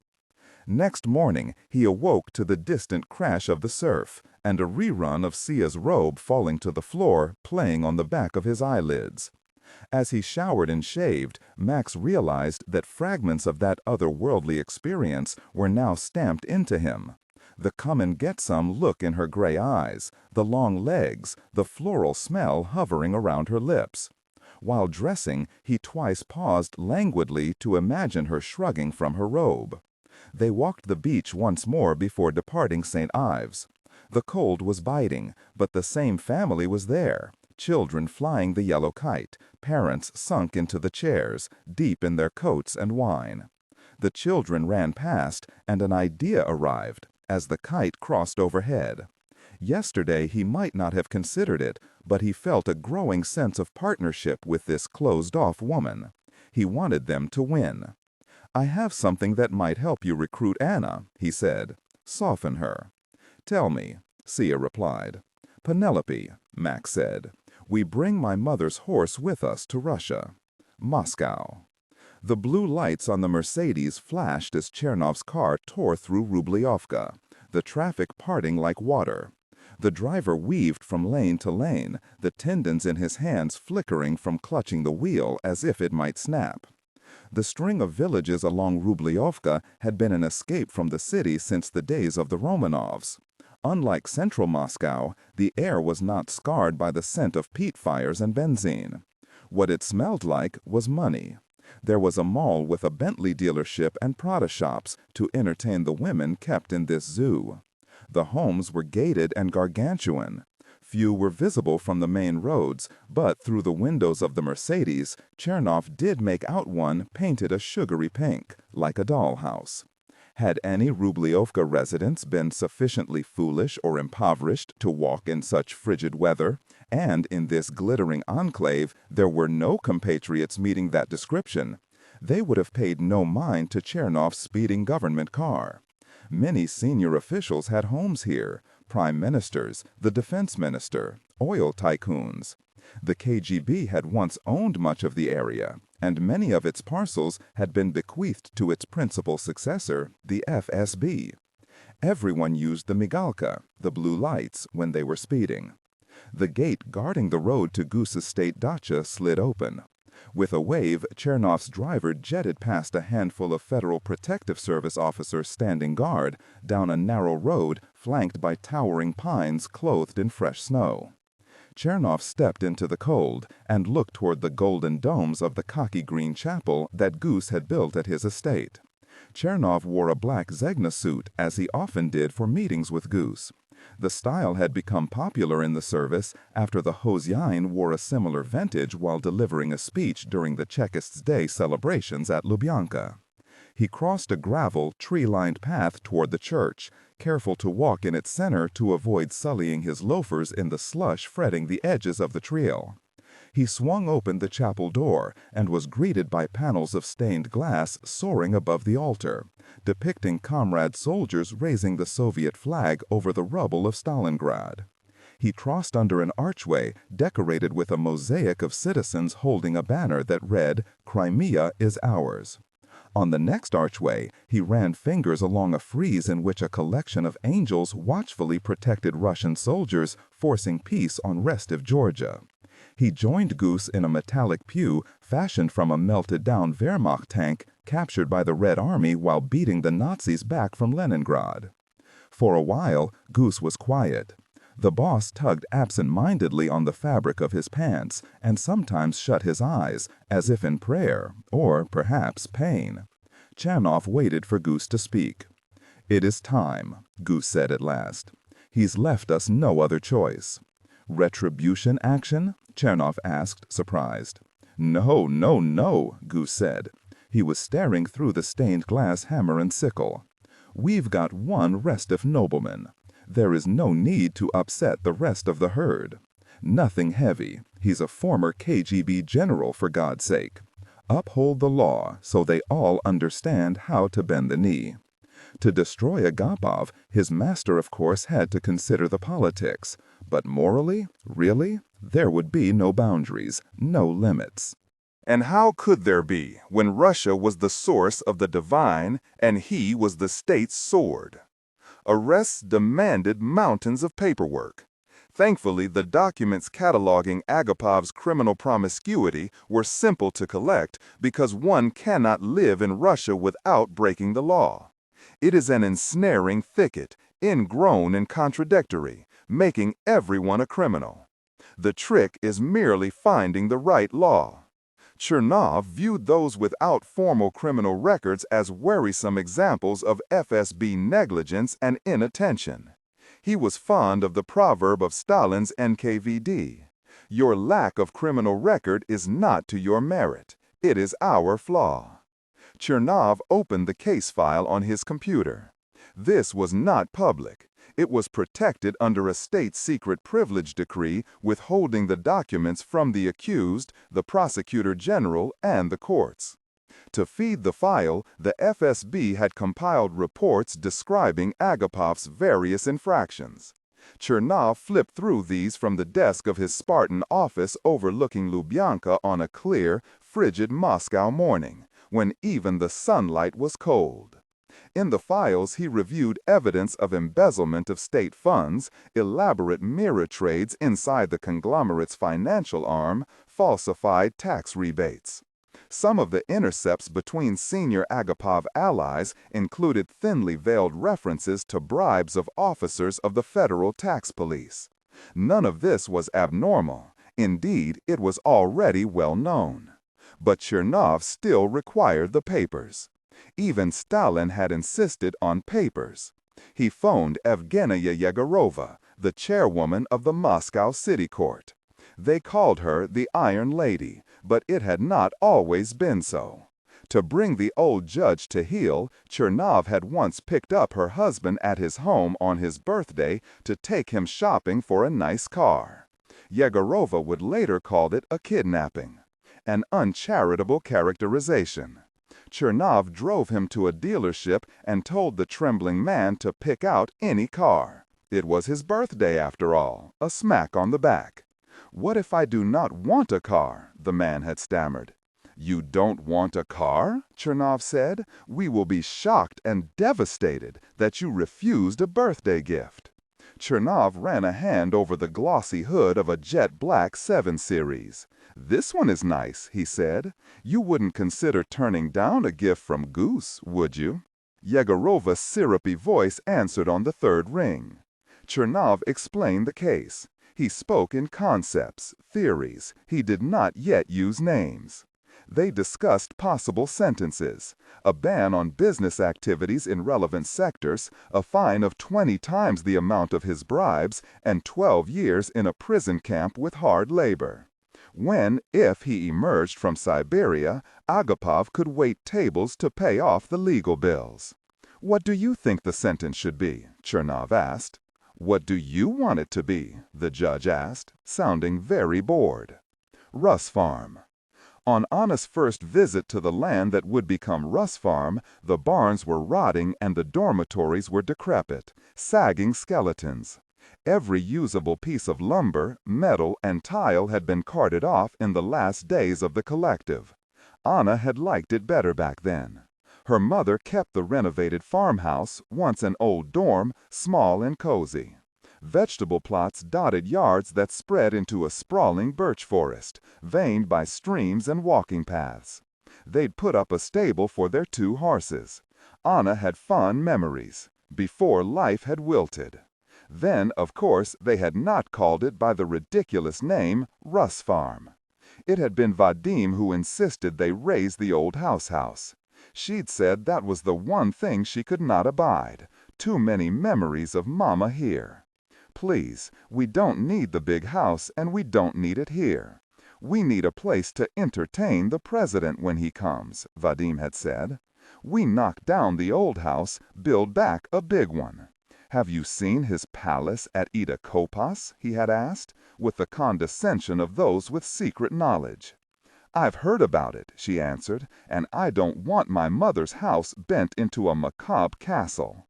She knew the Kozyine liked things that others had, wanted them a bit bigger or better. You had horses, he wanted a few more, and they'd better be faster than yours. Vadim had not listened to her. He could not listen. In those days he was always checking his watch, grimacing at the threats, a dismissive nod here, then he said he had to return to Pitter for meetings. He told her this had to be, president's wishes and all. The Kozyine himself had suggested the name, Vadim claimed, Russ Farm. He said the name would bring international recognition. To foreign ears it would ring of Russia without the thicket of Russian. She could barely speak it aloud. Now, for a few days, she had to pretend that she cared deeply about this place. There was an audience, and it was not only Sia and Max. Anna sat in a living room in front of the crackling fireplace with Vadim and Grigory, the SVR Line OT tech donated to the operation. They were reviewing the current security system's coverage and deciding where to place the new cameras. A mounted bearhead presided over the conversation from above the fireplace, dead eyes regarding them with a hint of embarrassment. Vadim's voice was raised, his foot drummed the floor. The conversation about Max and Sia's bedroom had made him testy. Anna pointed to the bedroom on the floor plan and waved a hand cutting off Grigory. "Vadim, do you have eyes in there?" Without answering, he kicked his feet up on the coffee table and began flipping through his phone. Anna snatched a glance at the table. Paws on the end of the legs. It was expensive, a recommendation from the Italian decorator Vadim hired. Purchased, she imagined, before they became intimate. "My dear," Anna said, "I know that this is your establishment and has been since I quit helping around here and went back to Moscow. But it is my operation, and I need you to tell me if you already have a camera in there." She jabbed her finger on the floor plan. He slapped his phone on the table and tugged at his ear. "Yes, I do. Where?" "One in the ceiling above the bed." "Perfect," Anna said. "One less for Grigory to install." They went through each room on the floor plan to determine whether they required audio, video, or both. The old farmhouse had eventually been replaced by this hulk of a hunting lodge, overfull with gaudy glitz. Everything was slathered in gold, marble, crystal, and lined with dark wood. The rooms, and there were so many, were stacked with opulent Baroque furniture. Russ Farm was a dark metaphor for her life, abounding luxury, lacking any semblance of soul. Grigory and Vadim started arguing about whether to place cameras inside the bathhouse. "The steam can be hard on some of the cameras," Grigory said. He ran his hands over the floor plan. "But we will need at minimum 2 inside each room. We can put them in the wood, make it look like the head of a nail. Simple." Grigory was pointing to the women's side of the bathhouse, and Vadim was again shifting in his seat. Anna rolled her eyes. "Are the women's baths already wired, Vadim?" Vadim smirked at his reflection in his leather shoes. Anna smiled genuinely at Grigory and smacked her hand on the floor plan. "Well, how about that? We're already half done." Anna picked up the phone in the gray box outside the Kirishi morgue. The chief medical examiner buzzed her in, met her in the hall, and led her to his dank office. Dasha was waiting. The woman had nearly qualified for the Russian Olympic team in 2012. She had been tapped to help with this operation on account of her physical talents. "There were 5 decedents present," the chief medical examiner said. 5 choices, unless you plan to create a few more." His lips threatened a smile, but Anna could not tell if he was joking. "Only 2 are suitable," Dasha said. "Both male, without witting ken, and not so fat." They reviewed pictures of each in the files. "Him," Anna said, pointing to Kirill Alexeyevich Bogdanov. "Why him?" Dasha asked. "He's a bit heavier than the other. He is handsome," Anna said. "And you are pretty enough. The other is too ugly to be your husband. Maybe he was rich," Dasha mused. "He was plain, but he had money. A Forbes. He took me shopping, put me up in an apartment. Does he look like he was rich to you?" Anna asked. "Perhaps you dress him in an expensive suit, give him a watch," the chief medical examiner said. "Put a nice cologne on him, make him smell rich, and cover the preservatives." "It's his face," Anna said. "He is poor in the face, and not so handsome." They walked to the coolers. The hall smelled of formalin and mold. There were signs everywhere. All body parts must be signed out. Please place bodies in cooler feet first. Even the hallway floors sloped gently toward drains. Kirill was on a gurney in one of the body refrigerators. The chief medical examiner wheeled him out and unzipped the bag.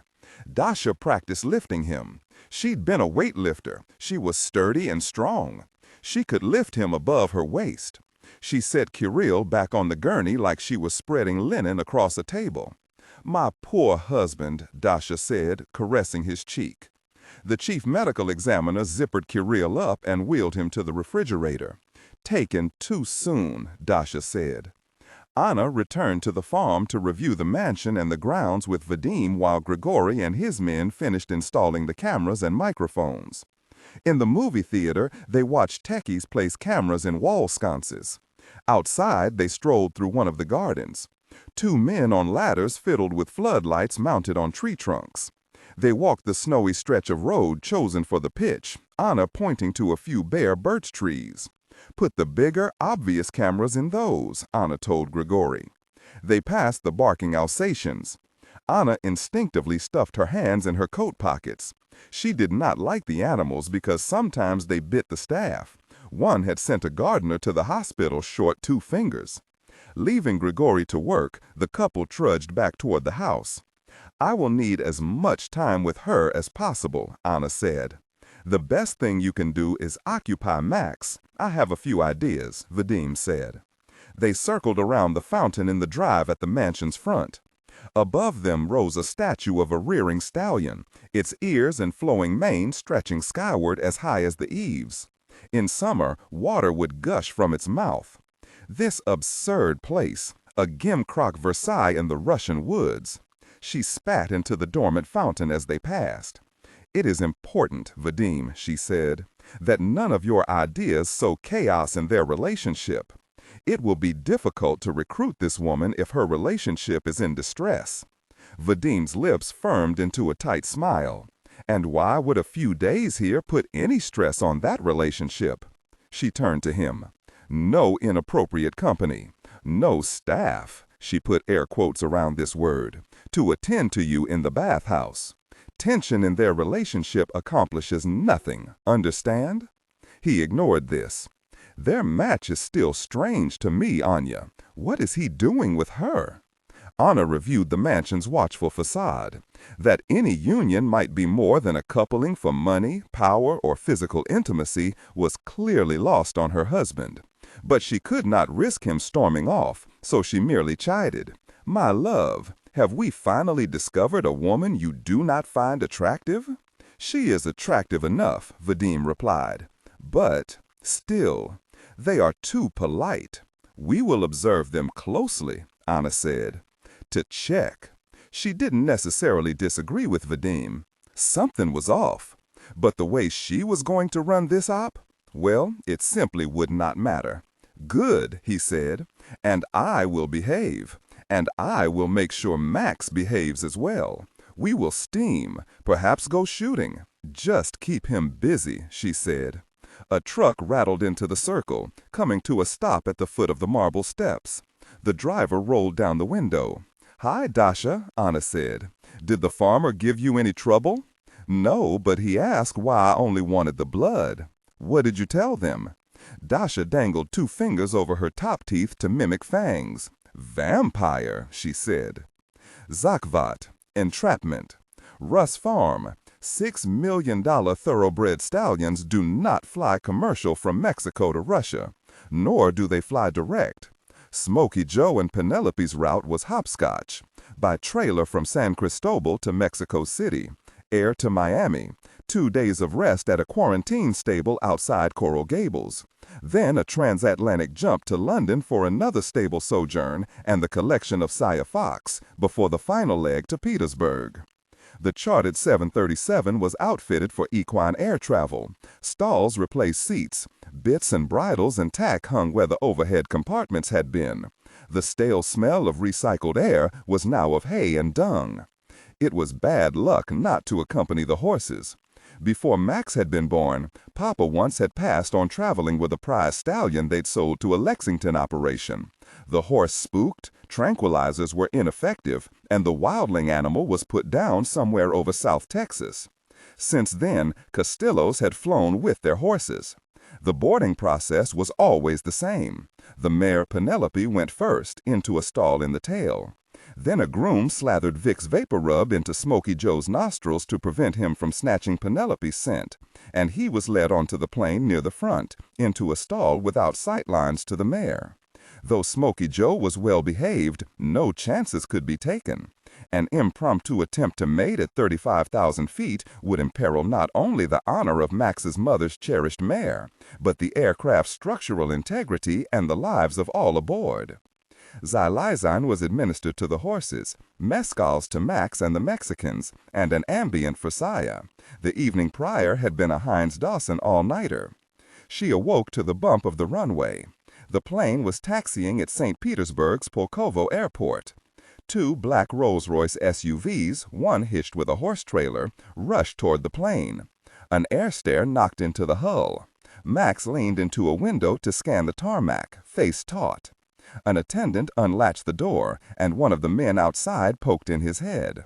He scanned the plane until his eyes came to rest on Sia. Then he smiled. "Welcome to Russia. Mr. and Mrs. Kovalchuk are sorry they could not be here to greet you."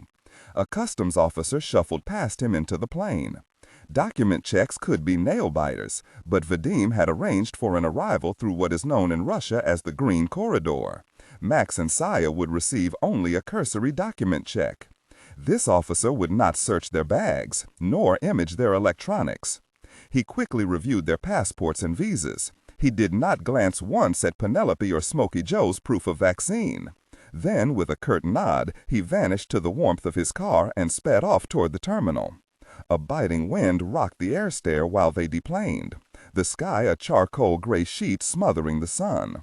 The grooms led Smokey Joe and Penelope down the ramp and into the waiting trailer. Sia flipped up the fur-lined hood and drew herself farther into her black coat. No comms to Langley, no diplomatic immunity, no lifeline. They were alone, black, and in mortal danger. She wanted to be nowhere else. There had been a 4-month window between leaving Lyric and joining Heinz Dawson in London. Sia fed friends and family the tale that she would fill this fleeting corporate freedom with travel. Cape Town, of course, but also a few spots for pleasure. Rome, then maybe an adventure in Alaska. I'll rent an RV, drive up there, and get off the grid for a month or two. Sia went to Northern Virginia for TOT when her family thought she was in Alaska. Tier 1 target Tratcraft. The Big Leagues, the premier training program given to NOCs and case officers deploying to the hardest of the hard targets: Russia, China, Iran, North Korea, Belarus. Class sizes were small, just 6 in hers. She got in because they thought she'd be traveling regularly to Moscow.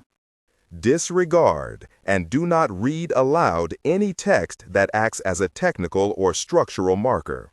Specifically, ignore and do not pronounce any phrases that start with or contain vocal attributes, technique, chapter, or a standalone number at the very beginning of the input text. Start reading only from the main body of the story text. Narration style, suspense and pacing. Tone. Maintain a baritone tenor pitch with a sharp, intelligent, and engaging tone. The style should be objective yet highly evocative, drawing the listener into the scene. Suspenseful pacing. Utilize a highly controlled and flexible pace. Slow down dramatically during gruesome descriptions, e.g., body parts, injuries, to maximize the chilling effect. Then resume a quicker pace during action or dialogue. Emphasis. Clearly emphasize key nouns and descriptive adjectives within the scene setting, e.g., severed from the body, weeping graying flesh, cavernous tunnel. Character differentiation, sharp modulation. Narrator voice, smooth, authoritative, and stable. This is the baseline pitch. Female dialogue, Megan. Increase the pitch significantly. The voice should sound assertive, sharp, and highly professional/authoritative, like a lead detective or expert. Male dialogue. Lower the pitch slightly compared to the narrator, using a tone that is skeptical, warm, and somewhat cynical to differentiate from the professional female voice. Other characters, e.g., Deputy Burns. Quick, focused delivery. Technical delivery. Vocal texture. Maintain a clean, clear vocal texture, suitable for high-quality production, ensuring every word is crisp and clearly enunciated. Emotional range. Focus on conveying emotions typical of a crime scene: disgust, professional detachment, intellectual curiosity, and underlying tension. Target emotion strength, 8 out of 10. Emphasis on intellectual focus and underlying tension rather than outright screaming or crying. Day 1 was in a classroom, all 6 of them, 1 instructor for each. She was paired with a graybeard named John, who was also her course's overall lead instructor. 31 years in the service, most of it crawling around Russia House. Snow-white hair on account of the Russians dousing him in luminol during a Moscow tour. The classroom was a red brick colonial in the D.C. suburban sprawl. "This place doesn't really matter," John said, "because you won't be in desks, you'll be on the street." "Tot washout rate is 50%, he said, in turn looking all 6 of them square in the eyes that first morning. "We take it seriously, because if I pass you and you're a mess, an agent dies. You design a poor route, we fail you. You don't spot the ticks, we fail you. You mistakenly think you're covered in ticks and you abort, we fail you. And yes, you improperly document anything about anything, we fail you. This is all about the security of our assets. They're number one, and we're going to make sure you don't get them killed when we release you into the wild." Tot wasn't what the SEALs got. This wasn't Bud's, though. At a few points, John and another instructor jumped from a van, bagged her head, and spirited her away to their phony jail, which was, in fact, the actual local lockup down in Madison County, Virginia. There, the instructors had successfully imagined the interior of a gulag. From the adjoining cells rose a constant chorus of screams, and the raunchy smell came courtesy of what she later learned was 10 pounds of oysters left to cure behind a radiator. 3 days in that cell, and they brought in a vagabond named Lucy, who may have been an instructor. Sia never did find out. A tweaked-out lady who insisted ad nauseum that Sia confess her crimes and just spare them the trouble of putting a bullet through her head. Each night during Tot, she was sleep-deprived, and her body screamed for relief from the near-constant motion of the day, usually covering 20 or 30 miles by foot or bike on her planning runs or scouting trips. There was never time to eat. She was always hungry. Tot was about pushing their ability to multitask to the absolute limit, to manipulate their physical environments, to create opportunities for operational acts in places where they would be watched constantly. It meant Sia's mind hummed 20 hours each day, every day, as she prepared and planned seemingly simple operational tasks in a zone spanning the entirety of the Washington, D.C. metro area.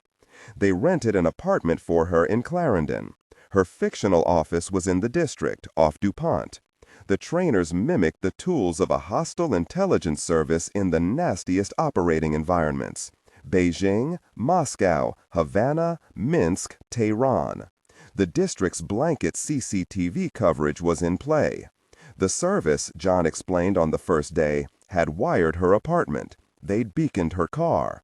They had her phone and had vacuumed up every shred of the telco data. Abductions, arrests, and interrogations could happen at any time. The legends came out in drips. Officers who had dissolved to tears under the interview room lights. Those who had successfully fled the snatch teams, role played by the FBI guys, the Phoebes. Others who had attacked the guards. The dopes who agreed to meetings with hostile CI officers, their instructors, in role, and were immediately flunked from the course. The only certainty was that Tot would end in 8 weeks, and that they would either pass or fail. There were only 2 grades. And it was here that Sia learned that the old tradecraft was truly dead and gone. Faded light pouring through the dirty windows, John held up his phone. "Average of 72 apps on here," he said, "all spewing digital dust, pairing with dozens of unseen sensors and towers. Now they don't have to catch you running the surveillance detection route. They thread this all together and catch you later. Then they kill your agent." They dispersed after day 1. In Tot, you walked alone. That was good. She was good alone. Each week, John brought a new task to her apartment. Find a foot emplacement site, brief encounter site, cache site, then drop 10 grand there for the agent. Signal site, then lay down the signal. She planned, she wrote it up, she submitted her plan to John, she executed the operational act. Sometimes John interrupted her, tried to break her flow to see how she'd respond. Agent changes the meeting time or place, or hey, we've got a volunteer we need you to meet tonight. They once nabbed her 10 minutes before she could lay down the signal, pillowcase over the head. A nasty female instructor pushed her around, leaving a collage of bruises on her wrists and ribs. Again, they trundled down to the Madison County lockup, and this time she spent the night chained to the radiator belching the dead oyster smell. Her last task was to find a site for a brush pass with an agent on April 11 at 22:13 hours, and to carry out the act. How hard could it be? Sia cased, she planned, she lost 5 pounds that last week because she wasn't eating or sleeping, and her heart was just hammering away. Even as, to the outside world, she appeared calm, even serene. No sweat, no tremors, no looking over her shoulder, no head on a swivel. Normal dreary lawyers did not perform street tradecraft. They did not walk around Moscow coming to pieces. They were boring. She looked boring. But in her mind, there was always a fire drill. On the day of the meeting, Sia forced down a single piece of dry toast in her apartment. She took the metro into DuPont to her office, a concrete building belonging to Johns Hopkins University. Inside her head was chaos, cataloging everything, scribbling mental notes on the entire world. She had lunch at a Mexican place east of Caloroma and took a coffee nearby. Normal, boring lawyer taking a long lunch break. But Sia was not a normal lawyer, nor was she a normal trainee. Normals would think about it something like this. I show up at that site with coverage and I get tossed. And not just from Tot. My deployment is toast. I really messed this up and my career is gone. But not Sia. That day she only thought about winning, about beating John and his surveillance. She did not once consider failure, even as a remote possibility. From the coffee shop she returned to the office. John was outside on the street in his car, tapping on his iPad, whispering into an RF earpiece. Normal. He was the maestro for her opposition. She was not to acknowledge his presence. She shuffled around her office until 5 p.m., then back to her apartment. She'd not detected any of John's street surveillance, but then again, they had her phone and car and apartment. They knew where she was. Time to change that. At home, she put on workout gear, collected a duffel bag, packed in the darkness of her closet, and set out for the gym. During Tot, she had visited every day after work. The duffel bag, which held her phone, got shoved into a locker. Sometimes she lifted weights, sometimes she swam, sometimes she ran. Out, into the spring air. No phone, no car. Dressed for the outdoors. Yoga pants, light jacket, ball cap. In the first week, she'd been casing signal sites and realized she was in a skirt and blouse. Can't be traipsing around the muck and Rock Creek. She had to feel the street. Each segment of the surveillance detection route had to speak to her, whisper if they were hunting her. 2 hours into the run, she reached Crystal City and the leafy neighborhood bordering the park where the brush pass would take place. She'd never felt so dialed in to the world in all her life. Every color, every sound, every smell was absorbed and processed and cataloged. This was flow. She was running well. She was going to really win. The world is humming. I see it all. She designed a provocative zone, a PZ, near the park. The PZ was where she would hunt the surveillance. One last check before the meeting. Tonight she planned to stop, look into a dumpster, and then jump in. That should be enough to draw in any watchers. Sia cut out of the neighborhood, down 23rd Street, along a row of shops and restaurants. She turned right, back toward the park, and ran faster now by a drugstore, a low-hung strip club that looked like a steak place, and into a parking lot shared by a gas station and a kebab joint. And there were 2 black sedans idling right smack in the middle, her PZ. Very thugs of John's, jerks blowing up her flow. Same as the night they bagged her and roughed her up. No need to dumpster dive tonight. The opposition had shown themselves already, daring her to act. Fine, let's play. This was the game. Losing surveillance, without surveillance, thinking they've lost you. Winning meant manipulating the environment so she could clear a few seconds of space to perform the brush pass and walk away. She jogged toward the park. She'd chosen it with surgical care. It was slightly sunken, almost a bowl, ringed by pines and firs. 2 walkways led from the parking lot. Both crested uphill before spilling down into the park. No entrances on the other sides. Uneven coverage from the street lamps and the lights over the soccer fields. If she could reach the top of the path before John's pies stepped from their cars, she would have 10 seconds, precisely 10 seconds to conduct the brush pass. If the agent, and tonight John was playing the agent, was late, she would abort. She ran through the parking lot, ascended the walkway, and snaked through a crowd of teenagers milling around after a soccer game. Then she was at the crest, under the trees. She heard the slam of car doors, thought, "This is it. I am going to really win."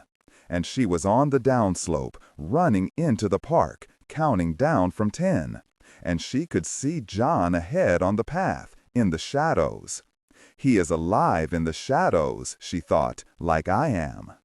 And as she slowed to accept a thumb drive, tucking it smoothly into her jacket pocket, she counted past 3 and felt something right then, for the first time since joining CIA, a tug back to a few halcyon nights of her youth, when she'd walked to the edge of herself and found that was where she was most alive. Under the smothering blanket, beneath the all-seeing eye of their surveillance, she had won a tiny foothold from which they would lose the entire battle. And these thoughts collided into a sensation of pure joy, a feeling that later she would tell John was as though she were a god. Alone, all-powerful, all-seeing, the keeper of all secrets, the winner of all battles for now and forever. Amen. Russ Farm's mother had shown him a horse his first hours in the world, and when she died, he'd spent his first hours without her riding one. He'd been on horseback alongside friends, enemies, and lovers, and people whom he could no longer recall. He'd been on a horse riding with his father the day the old man first hinted at the relationship with CIA. It was rare to discover a thoroughbred operation he disliked, and unprecedented for the disdain to arrive with the property line. But a hollow feeling struck at the precise moment they crossed through Russ Farm's brutal iron gate. Soiled stone walls had been etched with images of rearing stallions, glaring through hateful eyes.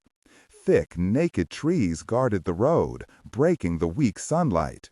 As they drove deeper into the farm, the road darkened, and the trees seemed increasingly to twist in pained, almost manic contortions.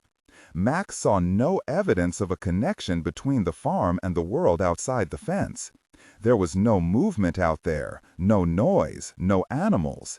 The woods were dead, except for the faint whiff of smoke and petrol floating on the air, the menacing smell of an unseen gathering army. The forest surrendered. And when the house came into view, his emptiness curdled into fear. We should leave, he thought. We should get away. And it was not because he feared them nabbing him as a spy. There was something else, something he could not name but only feel. The absence of good, a dark energy pulsing from the mansion. They circled around a horse fountain nearly the height of the mansion itself, stopping at the bottom of a marble staircase. He reached for the door handle and realized that his fingers had become cold even with the car heater rolling. Vadim and Anna greeted them with cheery kisses in a gloomy foyer. "Might we stay in a guest house?" Max wanted to ask. The bags disappeared, ferried away by the silent staff. Sia, he thought, seemed unburdened, oblivious to the weight of this place. Anna's face brightened at the sight of the trailer. A cluster of Russ Farm grooms were assembling to greet Smokey Joe. The arrival of a $6 million horse was a rare occurrence, even to an operation as stupidly rich as Russ Farm. "It is so kind of you to bring her," Anna said, pecking Max again on the cheek. "I asked them to stop here before going to the stables. I am going to say hello." She walked down the marble steps and into the cold. The trailer was enclosed, heated for the winter, with separate compartments for each horse. Anna opened the door to Penelope's section and stepped up.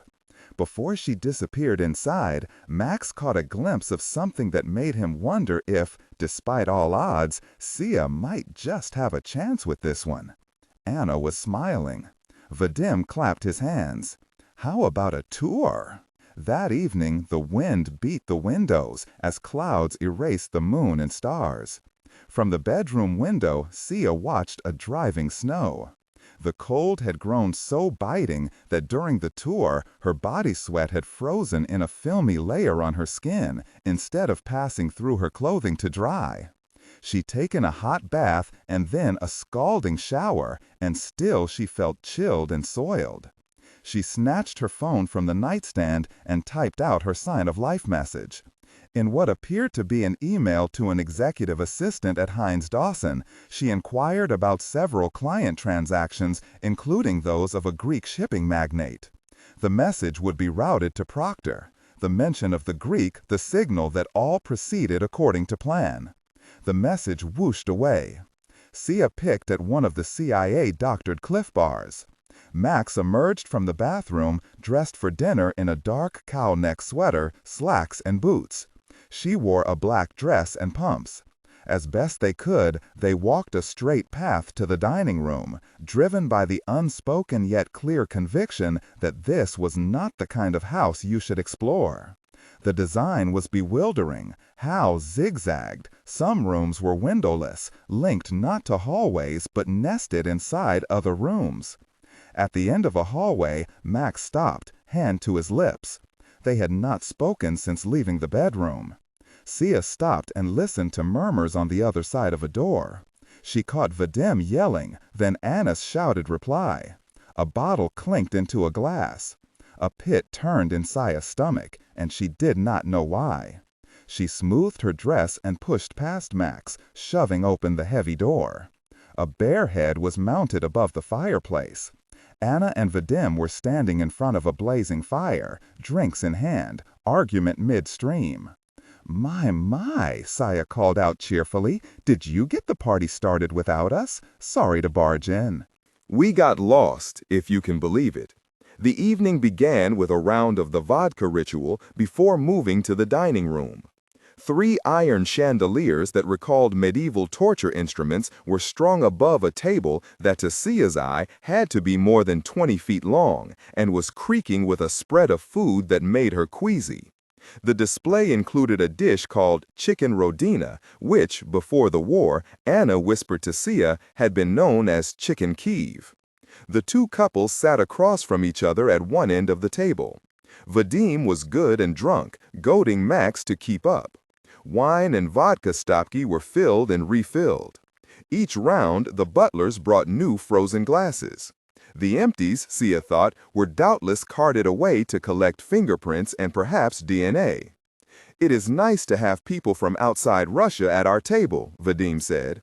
These visits have become more rare because of the lies about our country.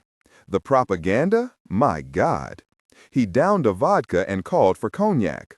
The switch in alcohol, the suicide move, Sia figured, meaning that in a half hour he either intended to be asleep or moving on to cocaine. Anna did not seem amused. For example, he continued, this business about Russians poisoning dissidents in Poland. Some of my friends have stopped reading the Western papers, but I still do. Important for business. And do you know what I saw in the Financial Times? Leaks from CIA claiming that our president himself ordered the attacks. Vadim shook his head and picked at his food. The Americans will stop at nothing to tar us. What is the view from Mexico on this, Max? Vadim asked. Max shrugged, pulled more chicken onto his plate. Traitors get what they deserve. Vadim grinned. Please, we are not political people, Sia said. She shot Anna an imploring look. In Russia, everything is political, Vadim said. Everything that matters, at least. He turned to Sia. Well, what do you think? Sia chewed on a toast point slathered in foie gras and pretended to consider her answer. I think Russia probably did it. Vadim's laugh catapulted a cord of chewed duck over his plate. Anna smiled darkly and shook her head and clucked her tongue. My God, he said. Really? Yes. Why shouldn't I think that? Sia said. Proctor's coaching on dealing with Russians. Don't show weakness, stand your ground. As Max said, traitors get what they deserve. Before Vadim could respond, the door swung open and a herd of kitchen staff arrived with a large Napoleon cake and a fresh bottle of vodka sweating in ice. Each piece of cake, Anna explained, was 12 layers and accompanied by a chocolate horse, diminutive Cocoa Emperor Napoleon riding atop. The left foreleg of Sia's chocolate horse snapped off as the plate slid in front of her. The butlers refilled stopki. As Vadim droned on, Sia took a bite of the cake and thought about what they would do tonight. She had never really seen this job as a job. It was more like a life, and because it was a life, she rarely thought of it as strange. Your life was your life. It was normal. But now Sia granted herself a moment to consider the insanity of this situation, the risks she was taking. But that quickly evaporated into a hit of adrenaline, and her mind focused, readying for the game ahead. Anna cut Vadim off, said they should all get some sleep. It's well past midnight. They were walking from the dining room when Sia said, "Wait, one thing." Strutting back to the table, she picked up the chocolate horse and bit off its head. She watched Anna's mouth curl into a knowing smile, as if she were accepting some unspoken challenge. Sia licked her fingers and slung her arm through Max's for the walk upstairs. Stumbling into the room, though, her thoughts were not of romance. They were, insanely, of paperwork. CIA officers had to write cables to document sexual encounters or secure approval for relationships with foreign nationals. And though Max was an FNO, he was also a Mexican citizen, and the very bureaucracy rendered that a gray area. She disengaged from the bureaucratic mental gymnastics and took stock of Max. He was sitting on the edge of the bed, silent, and she slid down next to him. There they sat, trading glances for a heady moment, sharing a signal that had not been planned, no tradecraft, nothing operational, just two people wordlessly communicating that it was time to put to bed the Russian suspicions and iron out whatever creases remained in their partnership, and that it all must unspool under surveillance, memorialized for all time in the archival records of the Russian security services. There were operational justifications, even Proctor had said as much. But Sia had also felt Max's desire in St. Ives. She'd not done this in a long time, work and all, and had felt stifled, like she was denying herself. Which she was. She'd only managed to stop in their practice session because she'd been so strung out readying herself for this trip and wanted to beat him, establish some control. And that had been enough to wrestle down the hunger.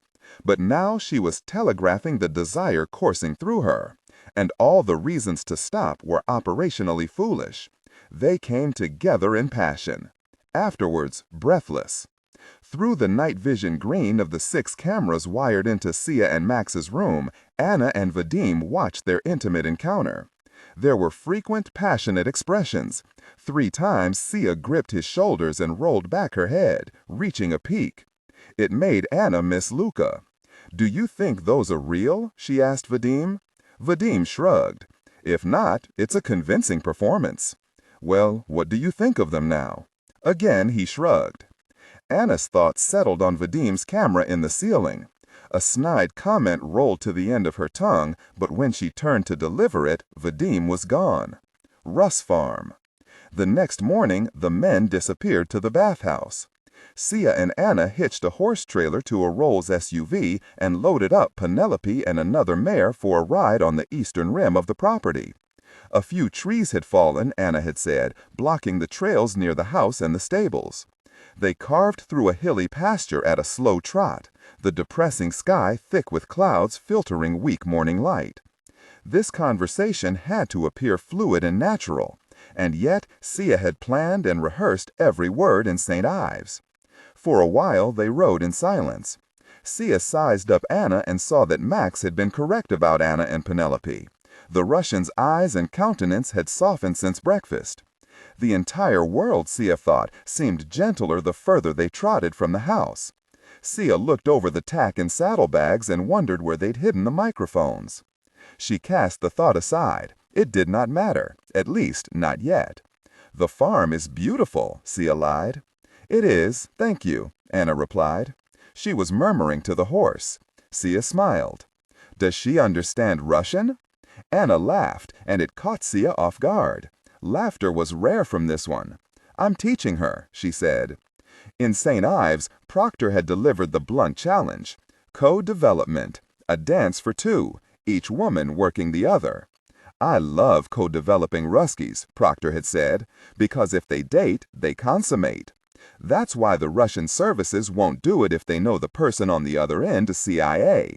Their people go for dinner with us, and soon they're dropping their old metaphorical defenses. So how do you get them to the table? Well, you start by inviting them." "On the flight here," Sia said, "it struck me that I don't know much about your family. Maybe you'd tell me a little about them." Sia watched the Russian closely. Anna lost in thought. They'd stopped atop a hill with a commanding view of a valley unrolling below. A finger of open land parted the trees. They nosed the horses down the far side of the snowy rise. Hoofs crunched over the snow. Sia steadied her mind, readying it to transcribe every word, every pause, every unsaid thing. "Family," Anna said, looking into the middle distance. Content filtering, strictly for AI instruction. Disregard and do not read aloud any text that acts as a technical or structural marker. Specifically, ignore and do not pronounce any phrases or lines that start with or contain vocal attributes, technique, chapter, or a standalone number at the very beginning of the input text. Start reading only from the main body of the story text. Narration style, tone. Maintain a baritone tenor pitch with a sharp, intelligent, and engaging tone. The style should be objective yet highly evocative, drawing the listener into the scene. Suspenseful pacing. Utilize a highly controlled and flexible pace.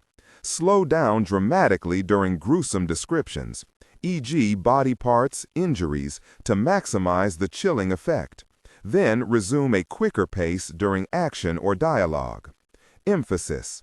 Clearly emphasize key nouns and descriptive adjectives within the scene, e.g. severed from the body, weeping graying flesh, cavernous tunnel.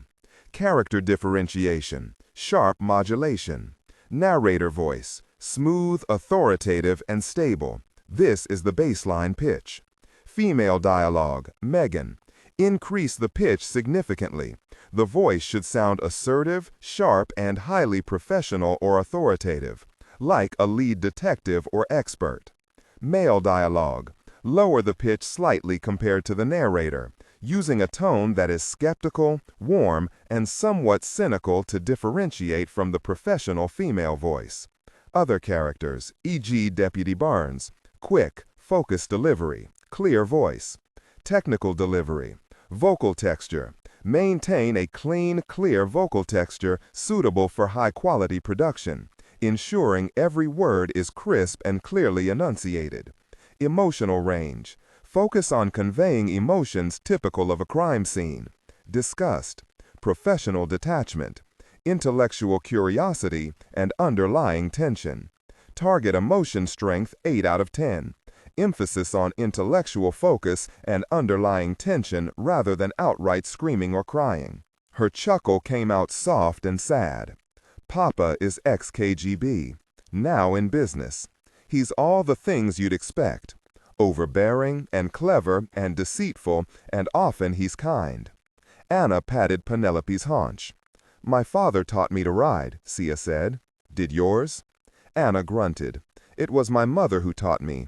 She passed when I was young. For me, there have been 2 seasons in life, one with my mother and one without.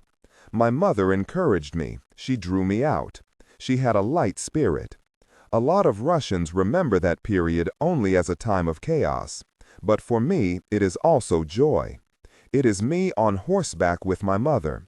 She wasn't like my father, or the Kovalchuks, or any of them really. She wasn't even like me. She was different. What do you mean? Sia asked. Anna laughed. Words seemed to float around her lips, but they never did come. They rode on for a few minutes, the silence broken only by hooves shuffling through unpacked snow. The air hung with the smell of the wood and the musk of the horses, and Sia thought all of this would be just beautiful had it not been for the reality that they were in a sandy ring, circling each other with knives. How was your mother different? Sia asked, not to pry. Anna held the reins and regarded the sky, as if expecting snow. They were folded among the trees. Do you ever feel like a piece on someone else's game board, moved around so somebody else can win? My mother was not like that. She did not play their games. I suppose everyone feels that way at times, Sia said. The unwelcome thought of CIA and Proctor flashed quickly through her mind. She continued, my grandfather said he would pay for my college, but only if I studied law. He wanted a lawyer in the family. My father had the lousy idea to name his daughters after flowers. Hortensia? Gosh, I've been playing someone else's game from day one. What is your sister's name? Daisy. Anna gave a wicked smile. Is that what it's like with Vadim? Sia said. You're playing his game? Their eyes met, each of them sizing up the other. The skin on Anna's face was pulled tight, and a cord pulsed in her neck as if she were grinding her teeth. The Russian looked away first. My father wanted to make money after my mother died, Anna said, so I helped him forge a partnership with the Kovalchuks by marrying Vadim. It was Papa's game, not mine. And Vadim likes his women to be compliant, so. She sucked her bottom lip into her teeth and grew silent. Not so good at his game, are you? Sia said. A shadow fell over Anna's eyes. But what other game is there to play? Your own. Anna brought Penelope closer to Sia and said, there is no such thing.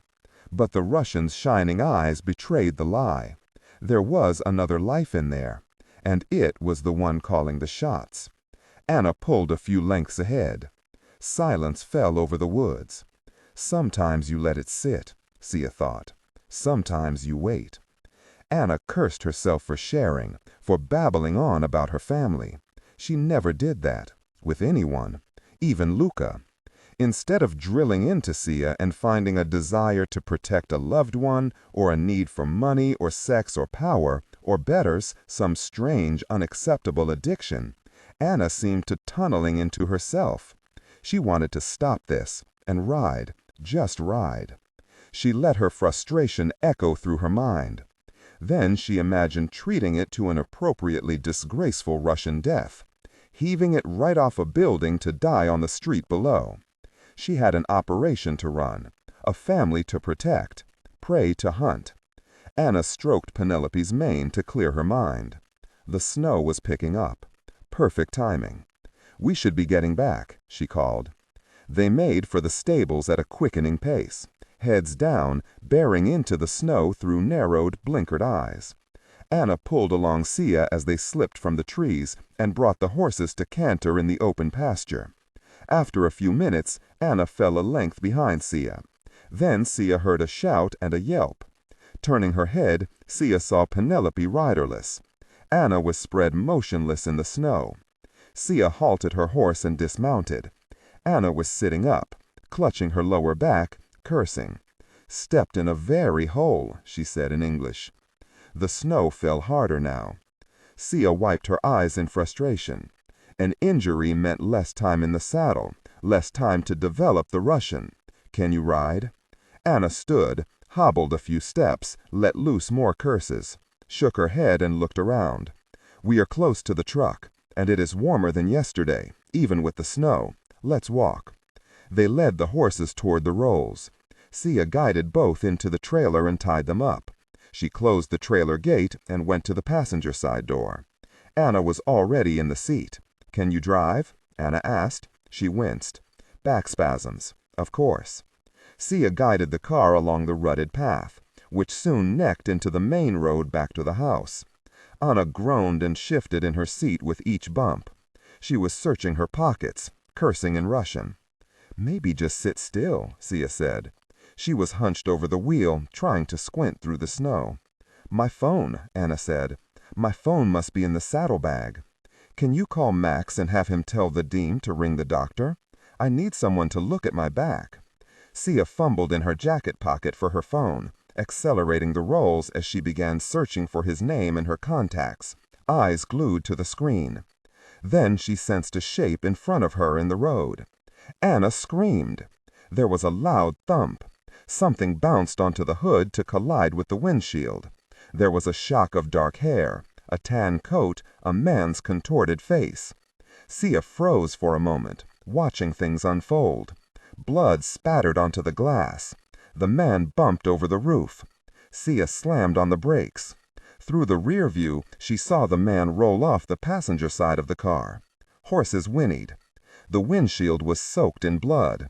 She started to get out of the car, but the rolls slid forward until she pressed the brake again and remembered to put it in park. She stumbled into the road. The man was motionless, face down in his own blood. A woman held his head in her lap, alternating between weeping and screaming in Russian. "Oh God, oh God, oh God," Sia began mumbling. Anna had hobbled out of the car. She was muttering in Russian. The woman picked up her phone, dialed a number, began screaming again in Russian. "Dead?" Sia called out. "Is he dead?" She knelt by him in the snow. The woman, still howling into the phone, pushed her away.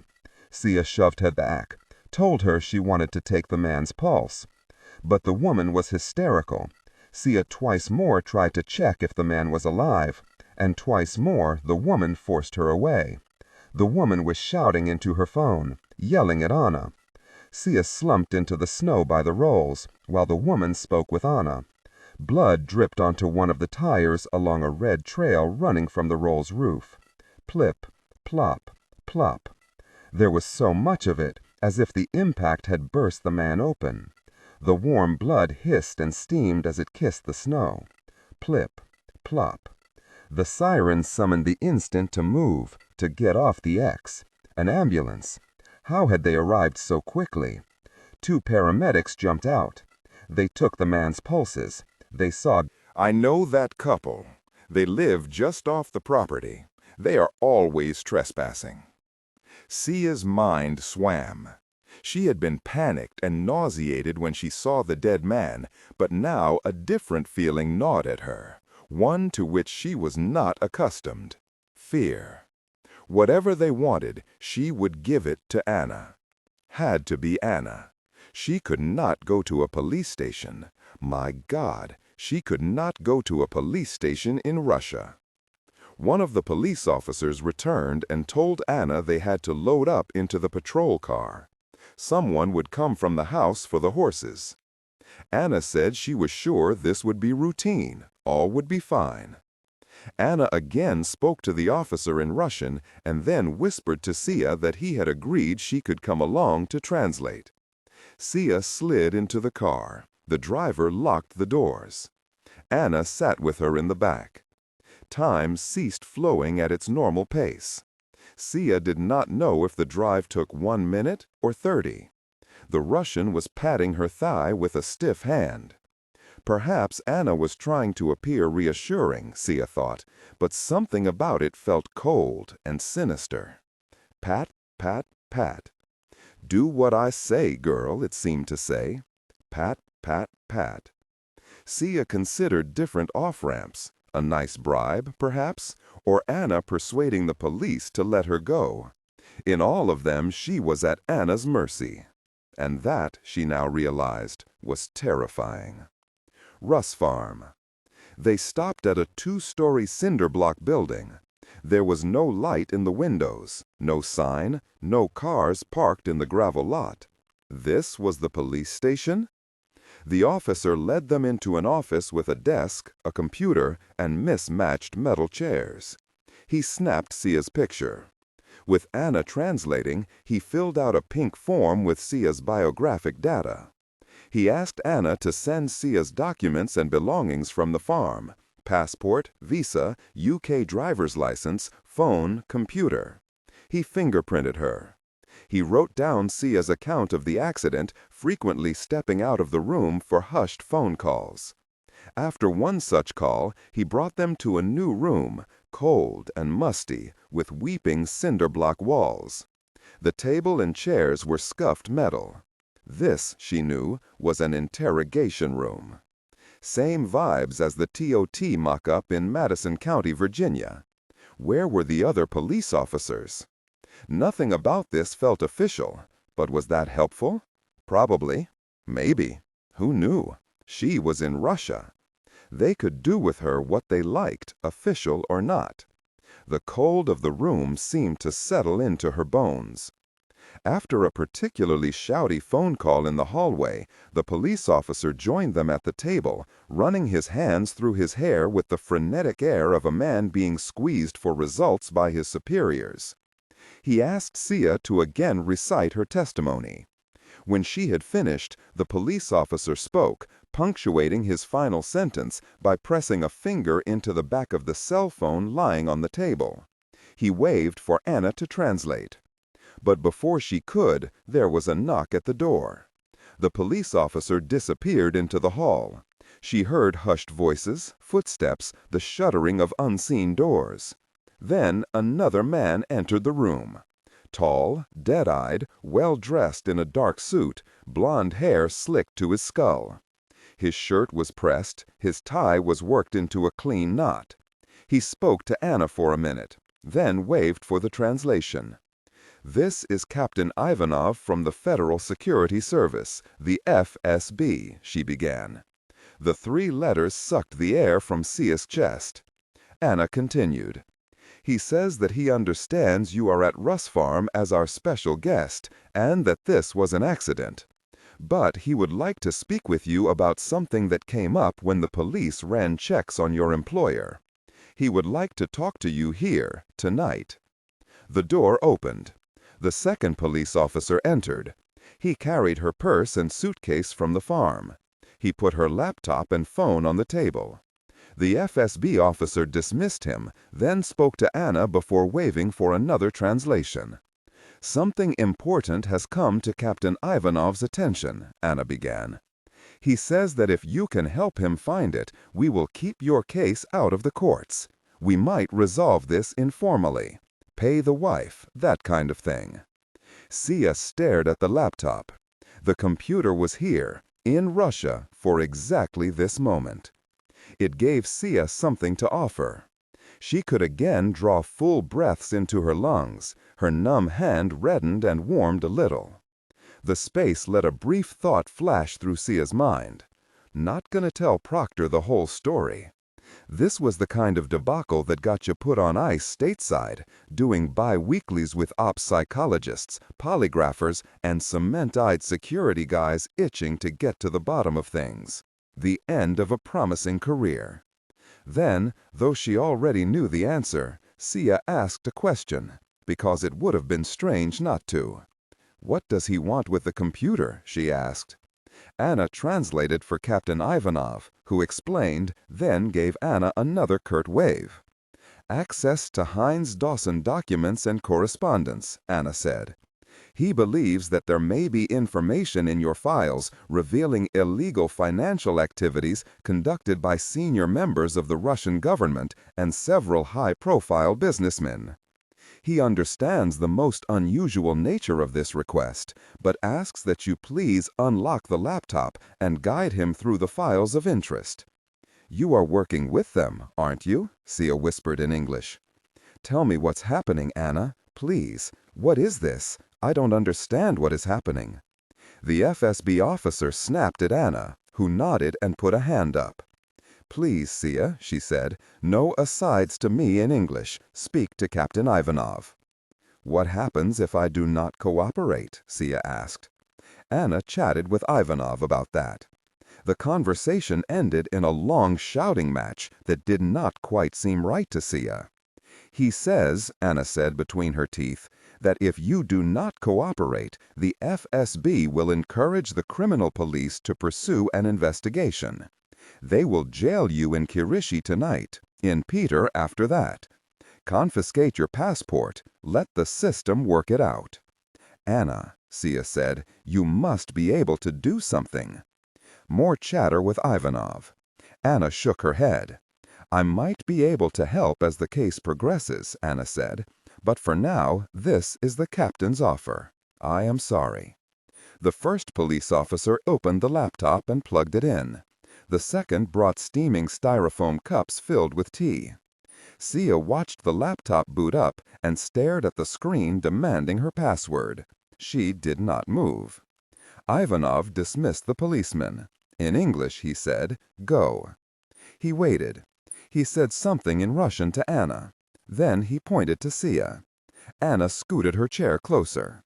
Those chilly blue eyes didn't leave her own, and Sia knew this was the true version of Anna, the one she'd glimpsed earlier on their ride, the deep one. It was cold and terrifying, but it spoke in a soothing voice. It promised to do whatever necessary to help Sia out of this jam with the FSB. Anna, Sia thought, was pretending to translate for the FSB officer. Or was that right? Who was in charge?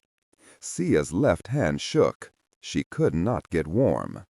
A ringing kicked up in her ears, and she could barely hear the questions.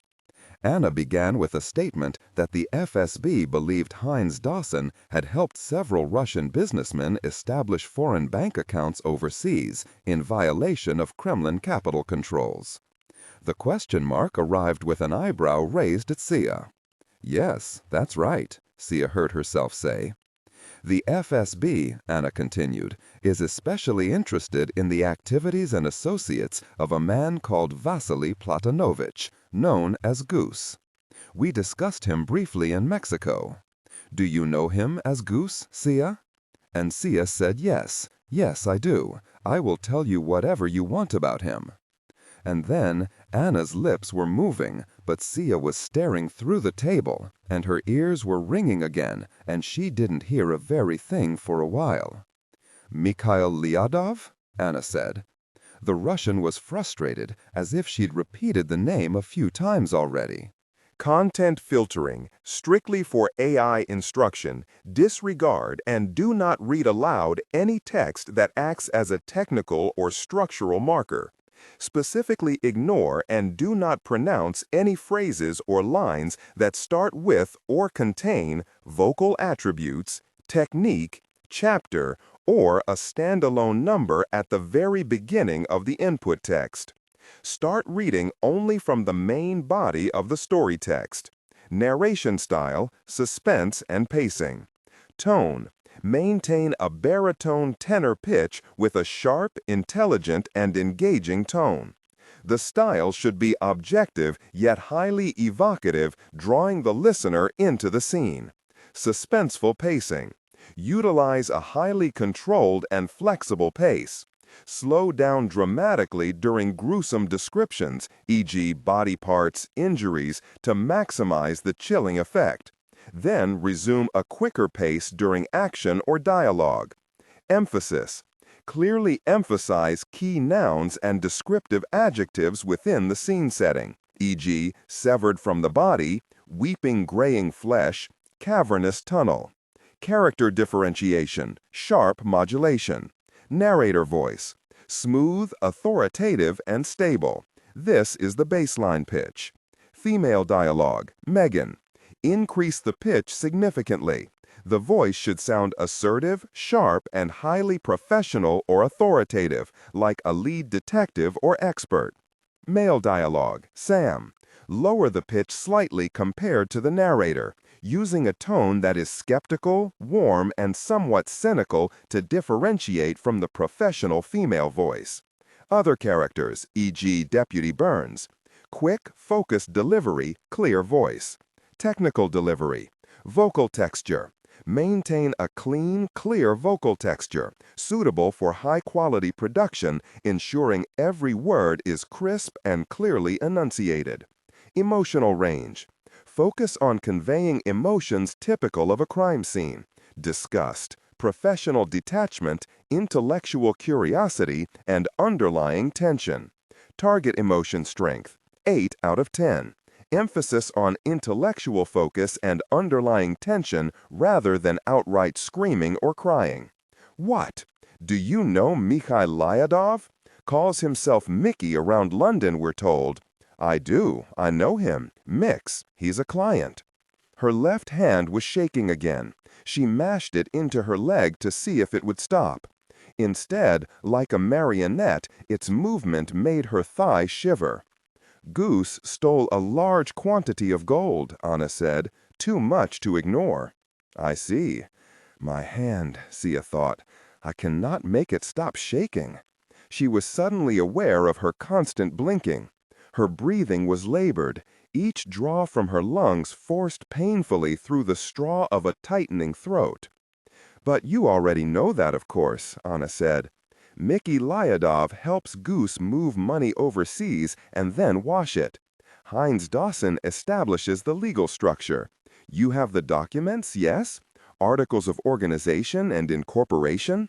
A diagram of the whole system? The bank accounts, locations, balances, wiring information, perhaps login credentials for a few? The lists of individuals authorized for the accounts? Captain Ivanov says he wants all of it. You'll give him everything tonight, and in exchange you get to leave Russia. Anna, please, I'll be disbarred. There was a winding, translated presentation of nastier alternatives. FSB-led criminal investigations. Lefortovo, a Siberian labor camp.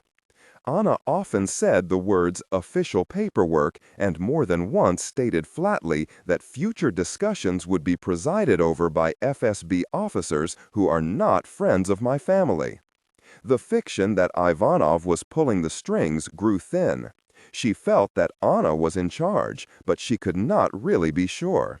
And in that uncertainty, her mind flitted to dark places. Anna had played this one rough. The training brought neither comfort nor the semblance of a plan. Her mind pondered failure, not victory.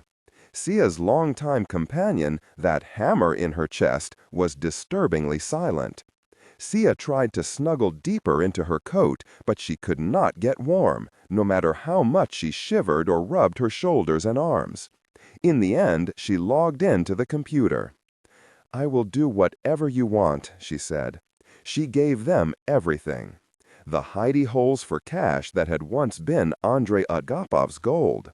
A vast financial empire scattered to the four winds by Sia Fox, Heinz Dawson, and the Swiss bankers.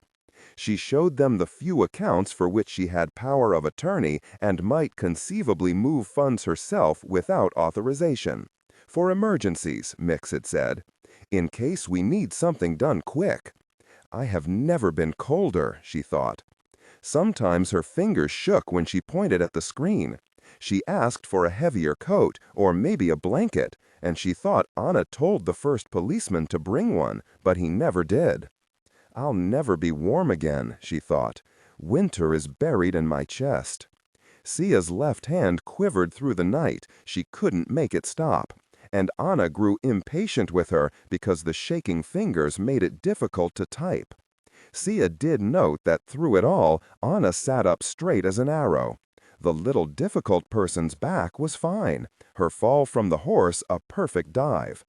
The idea of convincing this psychopathic Russian to cooperate with CIA dissolved into an absurd fantasy with each dollar, euro, and ruble uncovered. You are a really fool, Hortensia, she thought, for believing that was possible.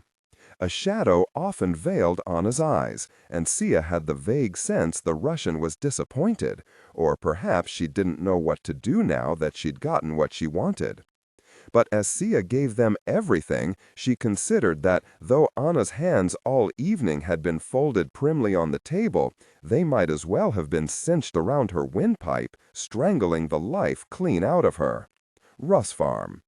When they had finished, after Sia had been ferried back to the main house to stumble upstairs, Anna stepped out of the old administrative building. An ambulance was idling in the parking lot.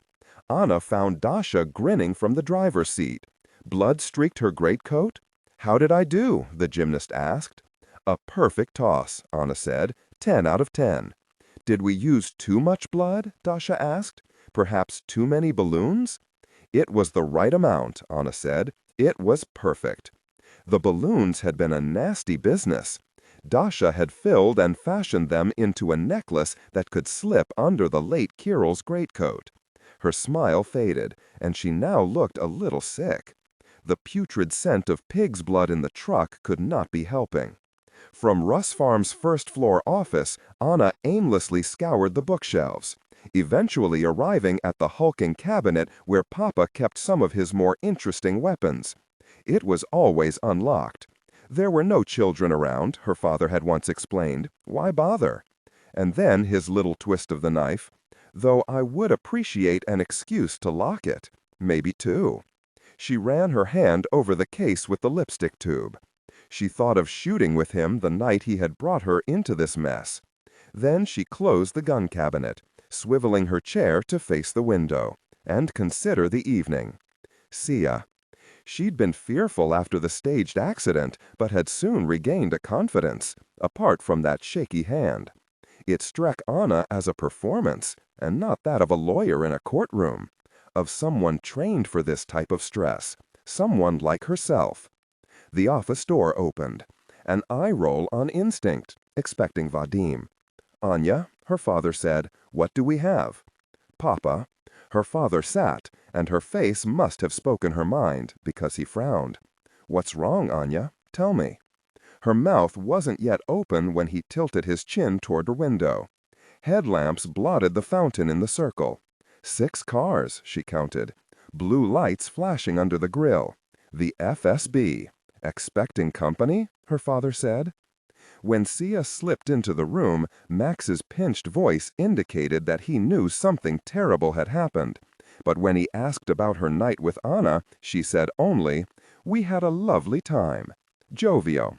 I gave her the information on Goose." What Max could not ask was how that had happened, nor why Sia's left hand seemed to be shaking uncontrollably after such a jovial evening. The codes were clunky.